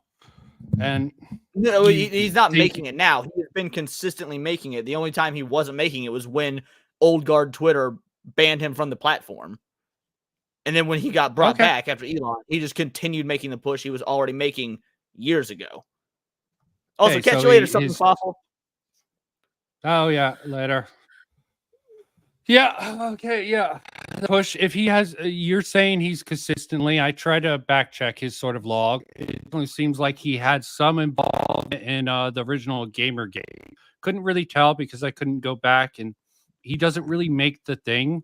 He doesn't really make the marker with the Gamergate. Well, I mean, he was a nobody back then. The original Gamergate, all of us that were around in the original Gamergate, it was a small thing in the grand scheme. The original Gamergate is what kicked off this modern culture war. However, Grummz himself, I mean, at the time, we're talking about 2014. Some dude who was the lead designer or lead director or whatever it was on World of Warcraft from like 97 to 2005 or whatever it was. Yeah, to gamers, he's like a fucking celebrity. But to Fox News and CNN and the people that were reporting on Gamergate, he was a nobody. He was a nothing. He was literally the equivalent of people like us, YouTube channels that have minimal subscribers or whatever. He was a dude who worked on some video games that the mainstream media in 2014 thought was for fat basement dwelling nerds. I mean, Grummz was instrumental to us in 2014, but he wasn't taken seriously by the public in any way, shape, or form because there was nothing to take serious. The public didn't know who he was. Video game developers weren't celebrities back then. Yeah, I mean, even within the Gamergate, going back in the history, you don't see him mentioned very often. So his involvement with the original Gamergate, has he gone over that on these streams? I'm curious. He and I talked about it a little bit, but it was more just about his consistency, about what he was talking about at the time. And when it comes to Gamergate, what was going on in 2014 mostly was it boils down to YouTube beef at the end of the day. Like, it was a lot of mostly it was YouTubers who were talking about Gamergate and YouTubers who were being implicated and attacked. And to be fair, what people seem to forget about Gamergate was that most of the individuals fighting for the anti-woke side of Gamergate were on the left. Chris Raygun was a leftist. A shoe on head, leftist. Some black guy was a centrist, but like had some left-leaning ideologies. Sargon of Akkad, nowadays very much conservative, but at the time, notably classically liberal. So we're talking about, and frankly, people like Chris Raygun doesn't even really make content anymore, at least not in the same anti-woke vein as he used to, because The situations got played out. He got tired of it. There was so much online conflict. And now when you do see him on Twitter, he's usually promoting left-leaning ideology because, as he always said, he leans left. He agrees with left-leaning ideologies. He just wanted people to be able to make jokes and talk about video games and do whatever they were, do whatever they were doing at the time. And he saw this attack on video games, saw this attack on comedy. The original Gamergate was, at the end of the day, it boiled down mostly to YouTubers because there weren't a whole lot of individuals in the actual games industry speaking up about it, because Gamergate was really, it was tied to games journalism, which already is, even back then, even in 2014, wasn't taken seriously anymore. I mean, even Kotaku had a shit reputation even in 2014. And not only that, but it was tied to indie games, which really didn't. Indie games back in 2014 certainly didn't have the accolades that they have now. Yeah, and they sort of lost that culture war, made an impact, got the sort of in the general media. There's the SVU infamous Gamergate, where at least Logan Paul, one of the Paul brothers, got shot at least. So we got something good out of it, like Kevin Bacon being stabbed to the heart in the original Friday the 13th. There's good moments here and there, but overall it was a cultural blow, and we're coming back around to it again. And I don't see the ethics component being involved. That's what has me concerned with this current push. Okay, the ethical component's out the door. I'm assuming you would be on the side that the ethics didn't win, so we shouldn't. What's your stance on the ethical sort of side? I'm just seeing a lot of ethical problems personally. No, it's not the ethics didn't win. It's that, so you got to remember, I don't know what your internet presence was like in 2014, but in 2014, times were very different. Words like racist, sexist, misogynist, all those words still had power. So when you had a bunch of gamers like us who were throwing a fit about women sleeping with dudes to get good video game, to get good reviews on their games, and saying, hey, that's not okay. We want to be able, if we're going to be reading a review on GamePro or Game Informer's website, or opening up a magazine for the people that still had the physical subscriptions like I did back in 2014, like, we wanted to know that these reviews weren't bought and paid for. That was a problem. And then when you were being called a racist or a sexist or a misogynist, back then those words still had power. You got scared. You're like, no, I'm not racist. I'm just trying to. And basically they were able to bully us with words because it took years upon years for them to start overusing terms like racist, overusing terms like misogynist, overusing terms like sexist, to the point where, now those words had no meaning. Now we're like, whatever, you call everyone that. That wasn't the case in 2014. You were called a racist on Twitter or on YouTube or on Facebook or whatever platform you were using to talk about Gamergate. And you're like, no, my whole family is going to see you calling me a racist. I don't want them thinking that I hate black people just because I want to talk about video games. Like, those words had power then. And that's why we lost, because we took those words seriously. But then they made the cancel culture mob, the individuals that kept pushing this left-leaning agenda, not just in gaming, but just in mass media as a whole, especially when the Me Too movement came around, kept using those words over and over, to the point where eventually people just thought, fuck it, go ahead. Me Too was defeated with the Johnny Depp. There's just been taking blow after blow. And this is why we're in a cultural position. Why do some people when was go? Johnny Depp and Amber Heard? When was Johnny Depp and Amber Heard? When was Me Too defeated? I don't know the exact date. It was a couple of years ago. A lot of people. Yes, 2022. Me Too okay. started in 2016. Yeah. So it took 6 years of fighting against it. And in the 6 years of fighting, you got 6 years is a long time. Man, 2 weeks is a long time in internet history. 6 years, that is basically ancient history at this point. So when you have comedians getting canceled for, supposedly sexually harassing people that turned out it was a bad date, when you have actors who are accused of sexual harassment that, turns out nothing ever happened. Like, you saw story after story of these #MeToo moments from these women being debunked left and right. Okay, yeah, we all agree Harvey Weinstein and Bill Cosby did some sick shit. But those are the only two legit stories. Like, you can even get, even Louis C.K., who jerked off on some women, still asked permission. Was it weird? Was it creepy? Yeah, but okay, so the dude had a fetish. We canceling dudes for fetishes now when he asked for, it was a very weird time in the comedy space. I agree with that. In the acting space, and it took 6 years of fighting against the Me Too movement for us to finally get a dub with Johnny Depp. And frankly, that's only because Johnny Depp is such an endearing member of pop culture society. If it weren't for the fact that the dude had been beloved since the 90s, and that's still not accepted by some people on the far left in general. And the freaking Kyle Rittenhouse case is another cultural landmark where there was just so much evidence in his favor, but they still keep up with this narrative. Okay. Correct. Yeah, it's a general problem. Destiny even I'm not saying casting couch culture. Yeah, I'm not saying casting couch culture isn't a thing or wasn't a thing. Yes, obviously it was. That's a dark Hollywood open secret that goes back to the fucking 30s. But what I'm saying is #MeToo, while it definitely had legitimacy when it comes to people like Harvey Weinstein or Bill Cosby, once you start throwing these fake accusations, like I fucking hate Aziz Ansari. I think Aziz Ansari is a blight on stand-up comedy and on Hollywood culture as a whole. I think the dude is a hack. I can't stand him. But when he is being attacked for a bad date and the bitch tries to claim sexual assault when clearly no sexual assault ever happened, okay, stories like that will absolutely remove. It's also like Jonah Hill. Did you remember the Jonah Hill stuff? Yeah. The accusations afterwards, using therapeutic language to sort of shut her, to sort of make an argument that he did something wrong because he broke up with her. Okay. These are the things that definitely need to be highlighted. And within that's the more political space. I keep in tune with the political space just for the more cultural aspect of things, because there is a wide amount of overlap between the two. And yes, that woke virus does need to be fought head on, honestly, I think, by getting to the core facts and not obfuscating off to other issues. And I just hate this trend. Thanks, of, Alex. People playing the victim. Okay. Is Kabrutus a victim? Okay. Do you think he was a victim? Yes. Okay. I mean, maybe I'm biased. I consider Kabrutus a friend. But yeah, when all you do is start a Steam curation page to let people know about, hey, this is what's going on in gaming, and you have no fame whatsoever. You don't expect fame. You're not doing this looking for fame.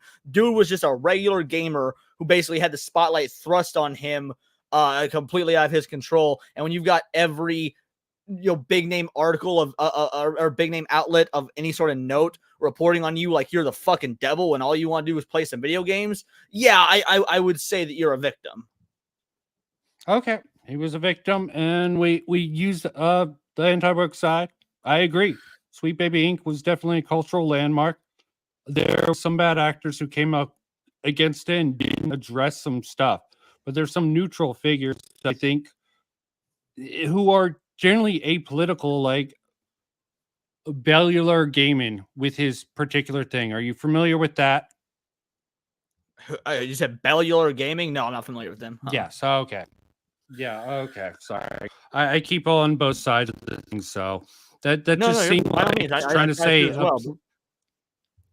Okay.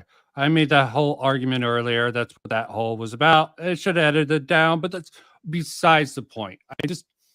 It seems like some people are getting shamed for trying to stay apolitical.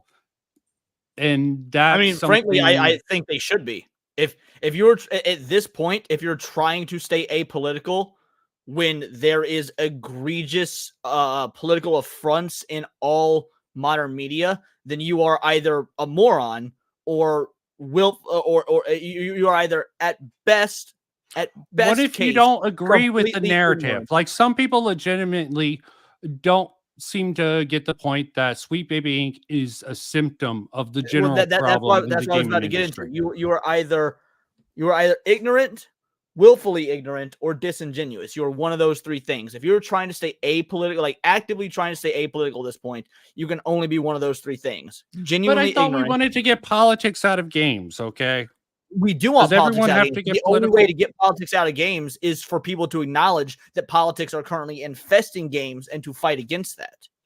And if people are trying to stay apolitical and continuing to give money to these corporations that are putting politics in the games, then nothing gets solved. If they try and use the I'm apolitical argument, okay, that's like saying that you're a pacifist. Like, oh no, I'm not gonna fight. I'm a pacifist. Okay, so to quote Dragon Ball Bridge, so you're a coward that pats himself on the back. Like, sorry, you can abhor violence all you want, but in some circumstances, in some instances, violence is going to be your last recourse. The only, and now obviously I'm not saying we should get violent with fucking video games. That's not the. I'm just saying that if someone were to come into your, I don't care what sort of pacifist you are, how pacifistic you are. If you have a family, a wife, kids, and someone comes in your home with a gun, that pacifism ain't gonna do dick for you. So you have a choice to make: either stand to your moral superiority. Of, Okay, well, so I'm it's, not gonna fight, everyone fighting should get moral. political in this day and age. It's not getting If political. everyone's getting It's political in this day and acknowledging age, if you have a left word and you don't, if you don't know what Sweet Baby I had Inc. earlier when I was messaging you.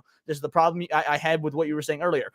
It's not getting political. It is acknowledging the politics and asking them to be removed. That it is not getting political. Okay, to acknowledge if you're the politics. someone who agrees with leftist, more left-leaning politics, like thinking Sweet Baby Inc. was sort of attacked, you have that sort of viewpoint. Should you bring it up if you're a big influential person? Should you take that and take the heat? Okay, if you're on the other side of the aisle and don't know what to make of the mess. So your mic cut out, so let me make sure I understood it right. So you're asking, let's say that you have a more left-leaning belief.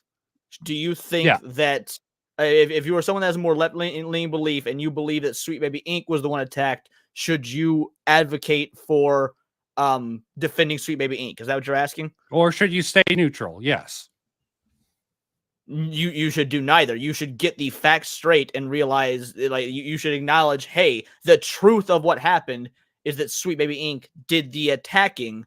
And if you are actually a leftist and you believe in liberal ideas and liberal thought process, liberal beliefs, then you should know that liberal means to be free. That as the root of the word is freedom. So you should believe that people like Kabrutus, people like Grummz should have the freedom to make these arguments, make these criticisms, and not be attacked for it. If you are of a left-leaning persuasion,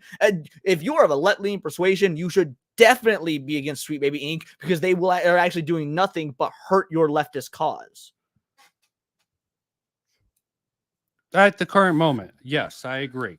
They're definitely just a stain, and it's just an employee who started the attack, a consultant of a consultancy firm, to be correct. Three employees, actually. It started with Chris Kendra, but there were two other Sweet Baby Inc. employees. But anyway. Other people came in to run defense, and some of these outlets, of course, in proper fashion, Short Fat Otaku called it that they would all get their stories straight and do coordinated attacks against Kabrutus, and with a general narrative that's been developed.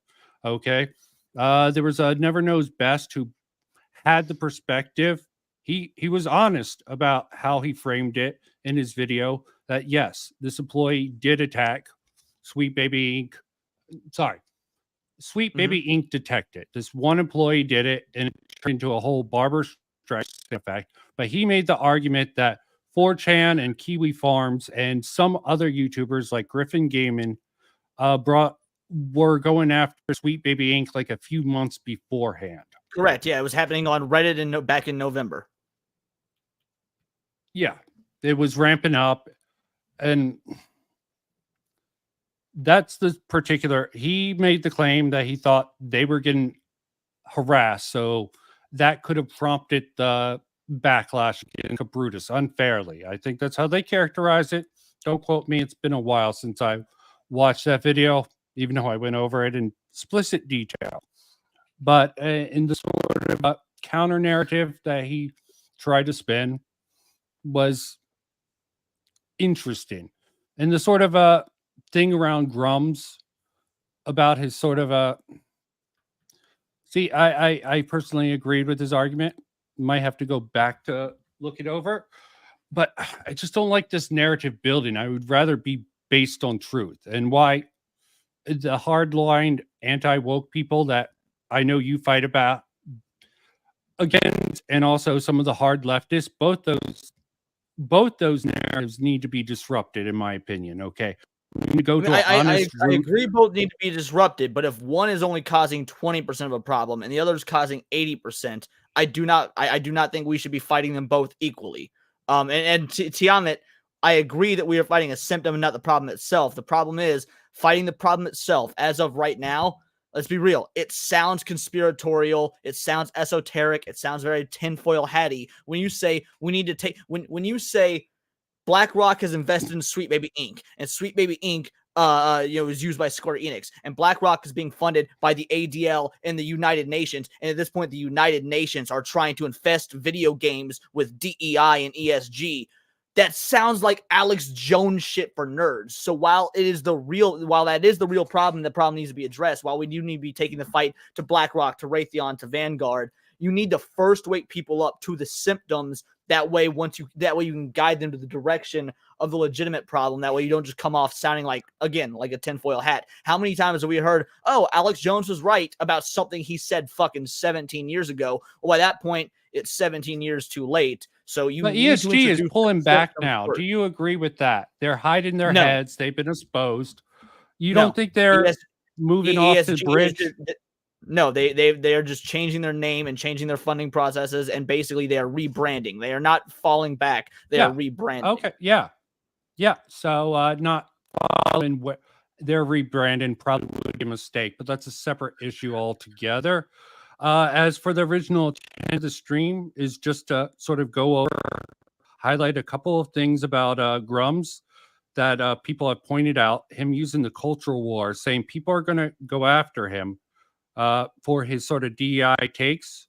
After this one reporter, Nick of Second Wind, started digging into his Ember project. And I don't know what to think about that. I think time will tell with that personal matter, but he definitely has deflected and not dealt with the criticism in a very transparent way. Do you think that's fair of Grummz to do? Because his calls, he greater... gave I don't know. He gave a shit ton of refunds. I feel like you don't get more transparent than giving people their money back. Okay. He gave refunds to everyone. At what point? This was, I could be wrong on this one, but I believe this was like 2 years into the Kickstarter when there was a or whatever platform. I don't remember if it was Kickstarter exactly, but whatever public crowdfunding campaign site he was using. It was a couple years into the development, when the development was slow and when there weren't like consistent updates, and basically when the Ember project was looking like a scam at worst, or a much larger project that he could have handled it, at best, and it could fall anywhere in that range. But okay, I would like to see receipts how of he that. handled it. How he handled it wasn't. I completely think that while he handled it was not good. I also think that giving indie devs, much like I gave Zao, however you say it, much like how I gave them more of a benefit than a doubt, I would do the same for Grummz. When you've got these small indie devs that do not have near the resources as people like Capcom or Square Enix, I personally am more forgiving and just say, hey, that was fucked up, course correct, because I want to see you succeed. So did he give okay, maybe I should look more into the refund ideas. If there's evidence for it, I would like to know. Okay. I mean, is there any hard evidence out there? I'm not seeing any. Okay. I'm just seeing all the sort of other things about that. And I don't know if this is a political attack or not. I'm just following whatever evidence out there. Not if he has evidence, he's posted it. I would like a link. Maybe I should dig deeper into that sort of evidence. There's 3 Kickstarters brought up also that apparently something happened. You might not know about that. I'm definitely going to have to dig into it. I just was going over the evidence, and do know he's sort of. And I'll be the first to admit, I'm not near as well versed on Ember, just because while that game was being kickstarted, crowdfunded, after about 2018, the DEI and the woke agenda and all that, I got so far out of gaming. Unless it was a Resident Evil game or a Nintendo game, I pretty much dipped out of gaming from about 2018 through about 2021. Unless it was a horror game or a Nintendo game, I was out ski. So only in about late 2021, beginning of 2022, did I finally start to get back into gaming. By that point, the Ember stuff had already blown me by. So I'm going off of just the research I've done. I could be totally wrong on the Ember stuff. I'm just going off of what I've seen, what people have been talking about on X, the stuff I've been seeing on Reddit, things that have been Wayback Machine, things like that. So again, I could be wrong. I'm not near as well versed on the Ember project, minus the little bit that he and I talked about, the discourse we've seen on X, and then again using things like the Wayback Machine. And also Alex Moore. It's not we're not talking about Grummz being the bad guy so much. So we're talking about Grummz possibly not being as squeaky clean as the anti-woke side wants him to be. Which, again, I would push back on. I think that the dude just went from working with Blizzard, which is a large corporation with a lot of resources, to thinking he could do the same thing as an indie studio and grossly overestimating his capabilities. Yeah, I also went over his stuff with Firefall. If it's to be believed, if the information out there is to be believed, take everything with a grain of salt. Really hard to work on. He sort of spreads himself out too much. Maybe he's learned from that in the past. A lot of people learn from stuff.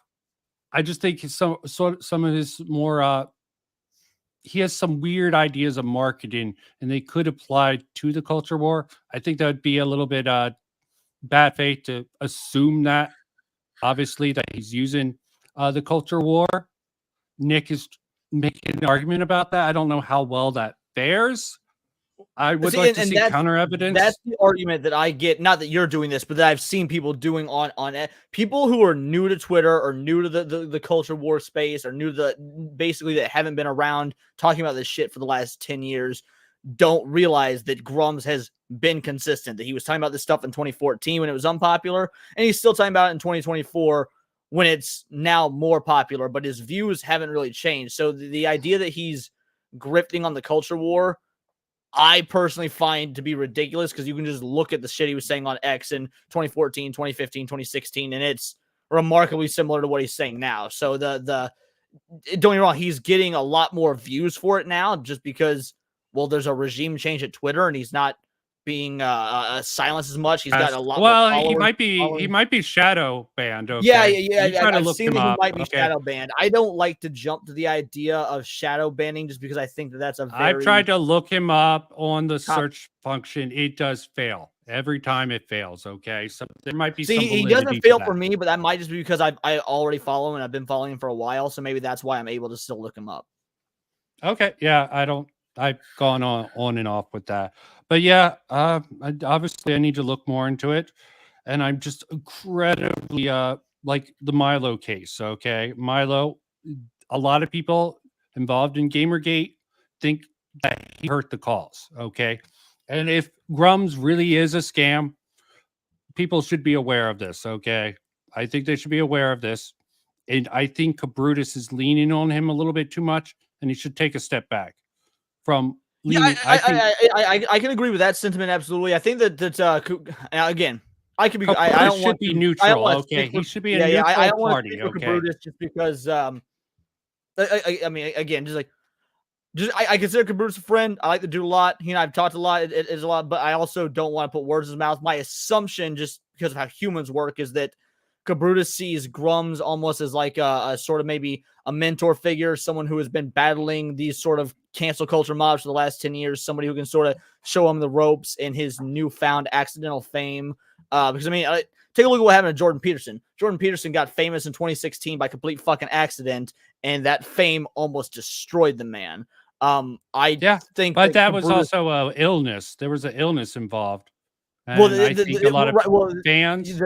The illness came from an unknown drug addiction. He was taking benzodiazepine, or however you say that. He was taking benzos and didn't realize he'd become cripplingly addicted to them. And the illness, because he wasn't necessarily sick. It was his wife got cancer, so he was dealing with that. In dealing with that, he got addicted to medication, and all this while having fame thrust on you in your mid 40s. Like, it was a very rough time for Jordan Peterson. And I think Kabrutus is, I don't know if Kabrutus is familiar with Peterson or not, but I think he's at least a smart enough guy to realize he knows what instant fame can do to a person and doesn't want to fall victim to that. And it's something that we've seen before. But again, I don't know. That's actually not something he and I have talked about. We mostly talk about like fucking music and soccer and shit. We actually rarely talk about culture war video game stuff. We usually talk, when he and I chat, it's about literally normal innocuous shit. Okay, fair enough. I probably am going to look a little bit deeper into this particular matter, see if the refunds, see how he dealt with it in the past. I'm just not seeing any of that. And if you vouch for his previous thing, I mean, did you follow Tim Pool in the beginning? Because I did. Okay, there is a certain sort of. Oh yeah, I've been watching Tim Pool for fucking years. Yeah, I was watching him earlier tonight while I was editing. Okay, and a lot of people are very critical of Tim Pool nowadays for a lot of some bad reasons, some good reasons. I still like his show, but I'm critical of Tim Pool. I mean, I think that Tim is absolutely deserving of all of his criticism. I don't think that diminishes the value of his show. But yeah, absolutely. Not the leftist criticism of him. Some of it's very unfair and unbiased. I mean, very biased towards Tim Pool. But yeah, there's a lot of criticism I see and I agree with. I used to be a big follower. Once he started doing the Civil War and ramping that up, I sort of checked out of that. Okay. I think that with a lot of that stuff, I think he hits the nail on the head. I think that I think that Civil War is doesn't necessarily mean physical conflict. I think that we are absolutely in an ideological civil war. I think that we have two different Americas right now, and that we are in a civil war. And while Tim might think that it's gonna physically escalate, and at least that's the impression he gives. Whether that's what actually happens or not, I don't really think matters. In fact, I almost think that would be better than a cyber civil war, which is what we seem to have going on right now. Yeah, a war of propaganda and ideas. People pushing back with rather narratives. Left has their narrative. The right now has their narrative all set up, and things seem to be a level playing field. And it seems like a lot of the time the truth gets left out of the matter when it comes to this because it's not politically viable, and that very frustrates me. As for the Sweet Baby, not the Sweet Baby Inc. As for just the Grummz thing, I would just say pull back from him. It's just something I'm definitely going to have to look more into. I'm looking at the next stuff. I'm seeing if there's anything out of Grummz, but there's a lot of deflection. Just trying to. I'm just not seeing any good defenses to this, and that's my concern. I'm not making any judgment from his past history. He's used weird marketing tactics. Fair. I mean, I think that criticism over his crowdfunding Ember game and the way he's handled that, I think that all that sort of criticism is totally fair and valid. I just think that that's a separate conversation from. I mean, much like what I just told Tiamat in the chat. I think that's a separate conversation from the problems that we're seeing in gaming right now. I think that you can, you can disagree with one and agree with the other. Yeah, absolutely. And I disagree with the anti-woke on some things when it comes to art. As I said, I would probably have a decent debate about Barbie if it came down to that against anyone on the anti-woke side. Same thing with some other things, but very few things. Barbie's probably where I would be the strongest. I focus on very niche issues and don't. I don't know how I would call Barbie niche. It was the biggest movie of 2023, but go on. No, niche issues. I do hyper-focused content on particular issues instead of talking about everything in the culture war, trying to keep up with every last trend. I don't try to do it. It's not really my particular angle. You tend to do it. A lot of people do that, try to jump on everything. And I think they miss out on a lot of things. Like, I don't think personally, what I've seen, Black gamer girls had that big of an influence on Forspoken. I think they were just a check mark for them. And a lot of people are like, that's the reason that game was bad. No, the game engine was fucking trash. Okay. Working with that, most likely case for Forspoken is they brought in Black gamer girls, probably did a story to use DI as a defense for their crappy game. That's my thought process around Forspoken. Well, I mean, but again, when it comes to Forspoken, both are true. The game itself was a bad game, and it was bad. It was bad on a gameplay technical level. It was also bad on a identity politics level because of Black girl gamers' involvement. Everybody that was talking mad shit about Forspoken back in the day, myself included, because I made some videos on Forspoken when it first dropped and didn't mention Black girl gamers because, like most people, we didn't even know about them. And I talked ridiculous shit on the actual game, not just the identity politics side of the game. I think that both are worth merit. Like, and I would say that every single person I've talked to on the quote unquote anti-woke side of things, all share the same sentiment as me, which is not being woke is not a prerequisite for something being good. Just because something doesn't have woke shit in it doesn't mean it's automatically. Godzilla Kong doesn't have any woke shit. The movie's still dumb. I love it to death. I want it to be dumb. I'm a massive Godzilla fan. Godzilla movies have been dumb for 60 fucking years. But technically it's a dumb movie. And I get why general audiences or film reviewers or whatever are going to attack the movie on the merits of it being a film, regardless of it not being woke or anything to that effect.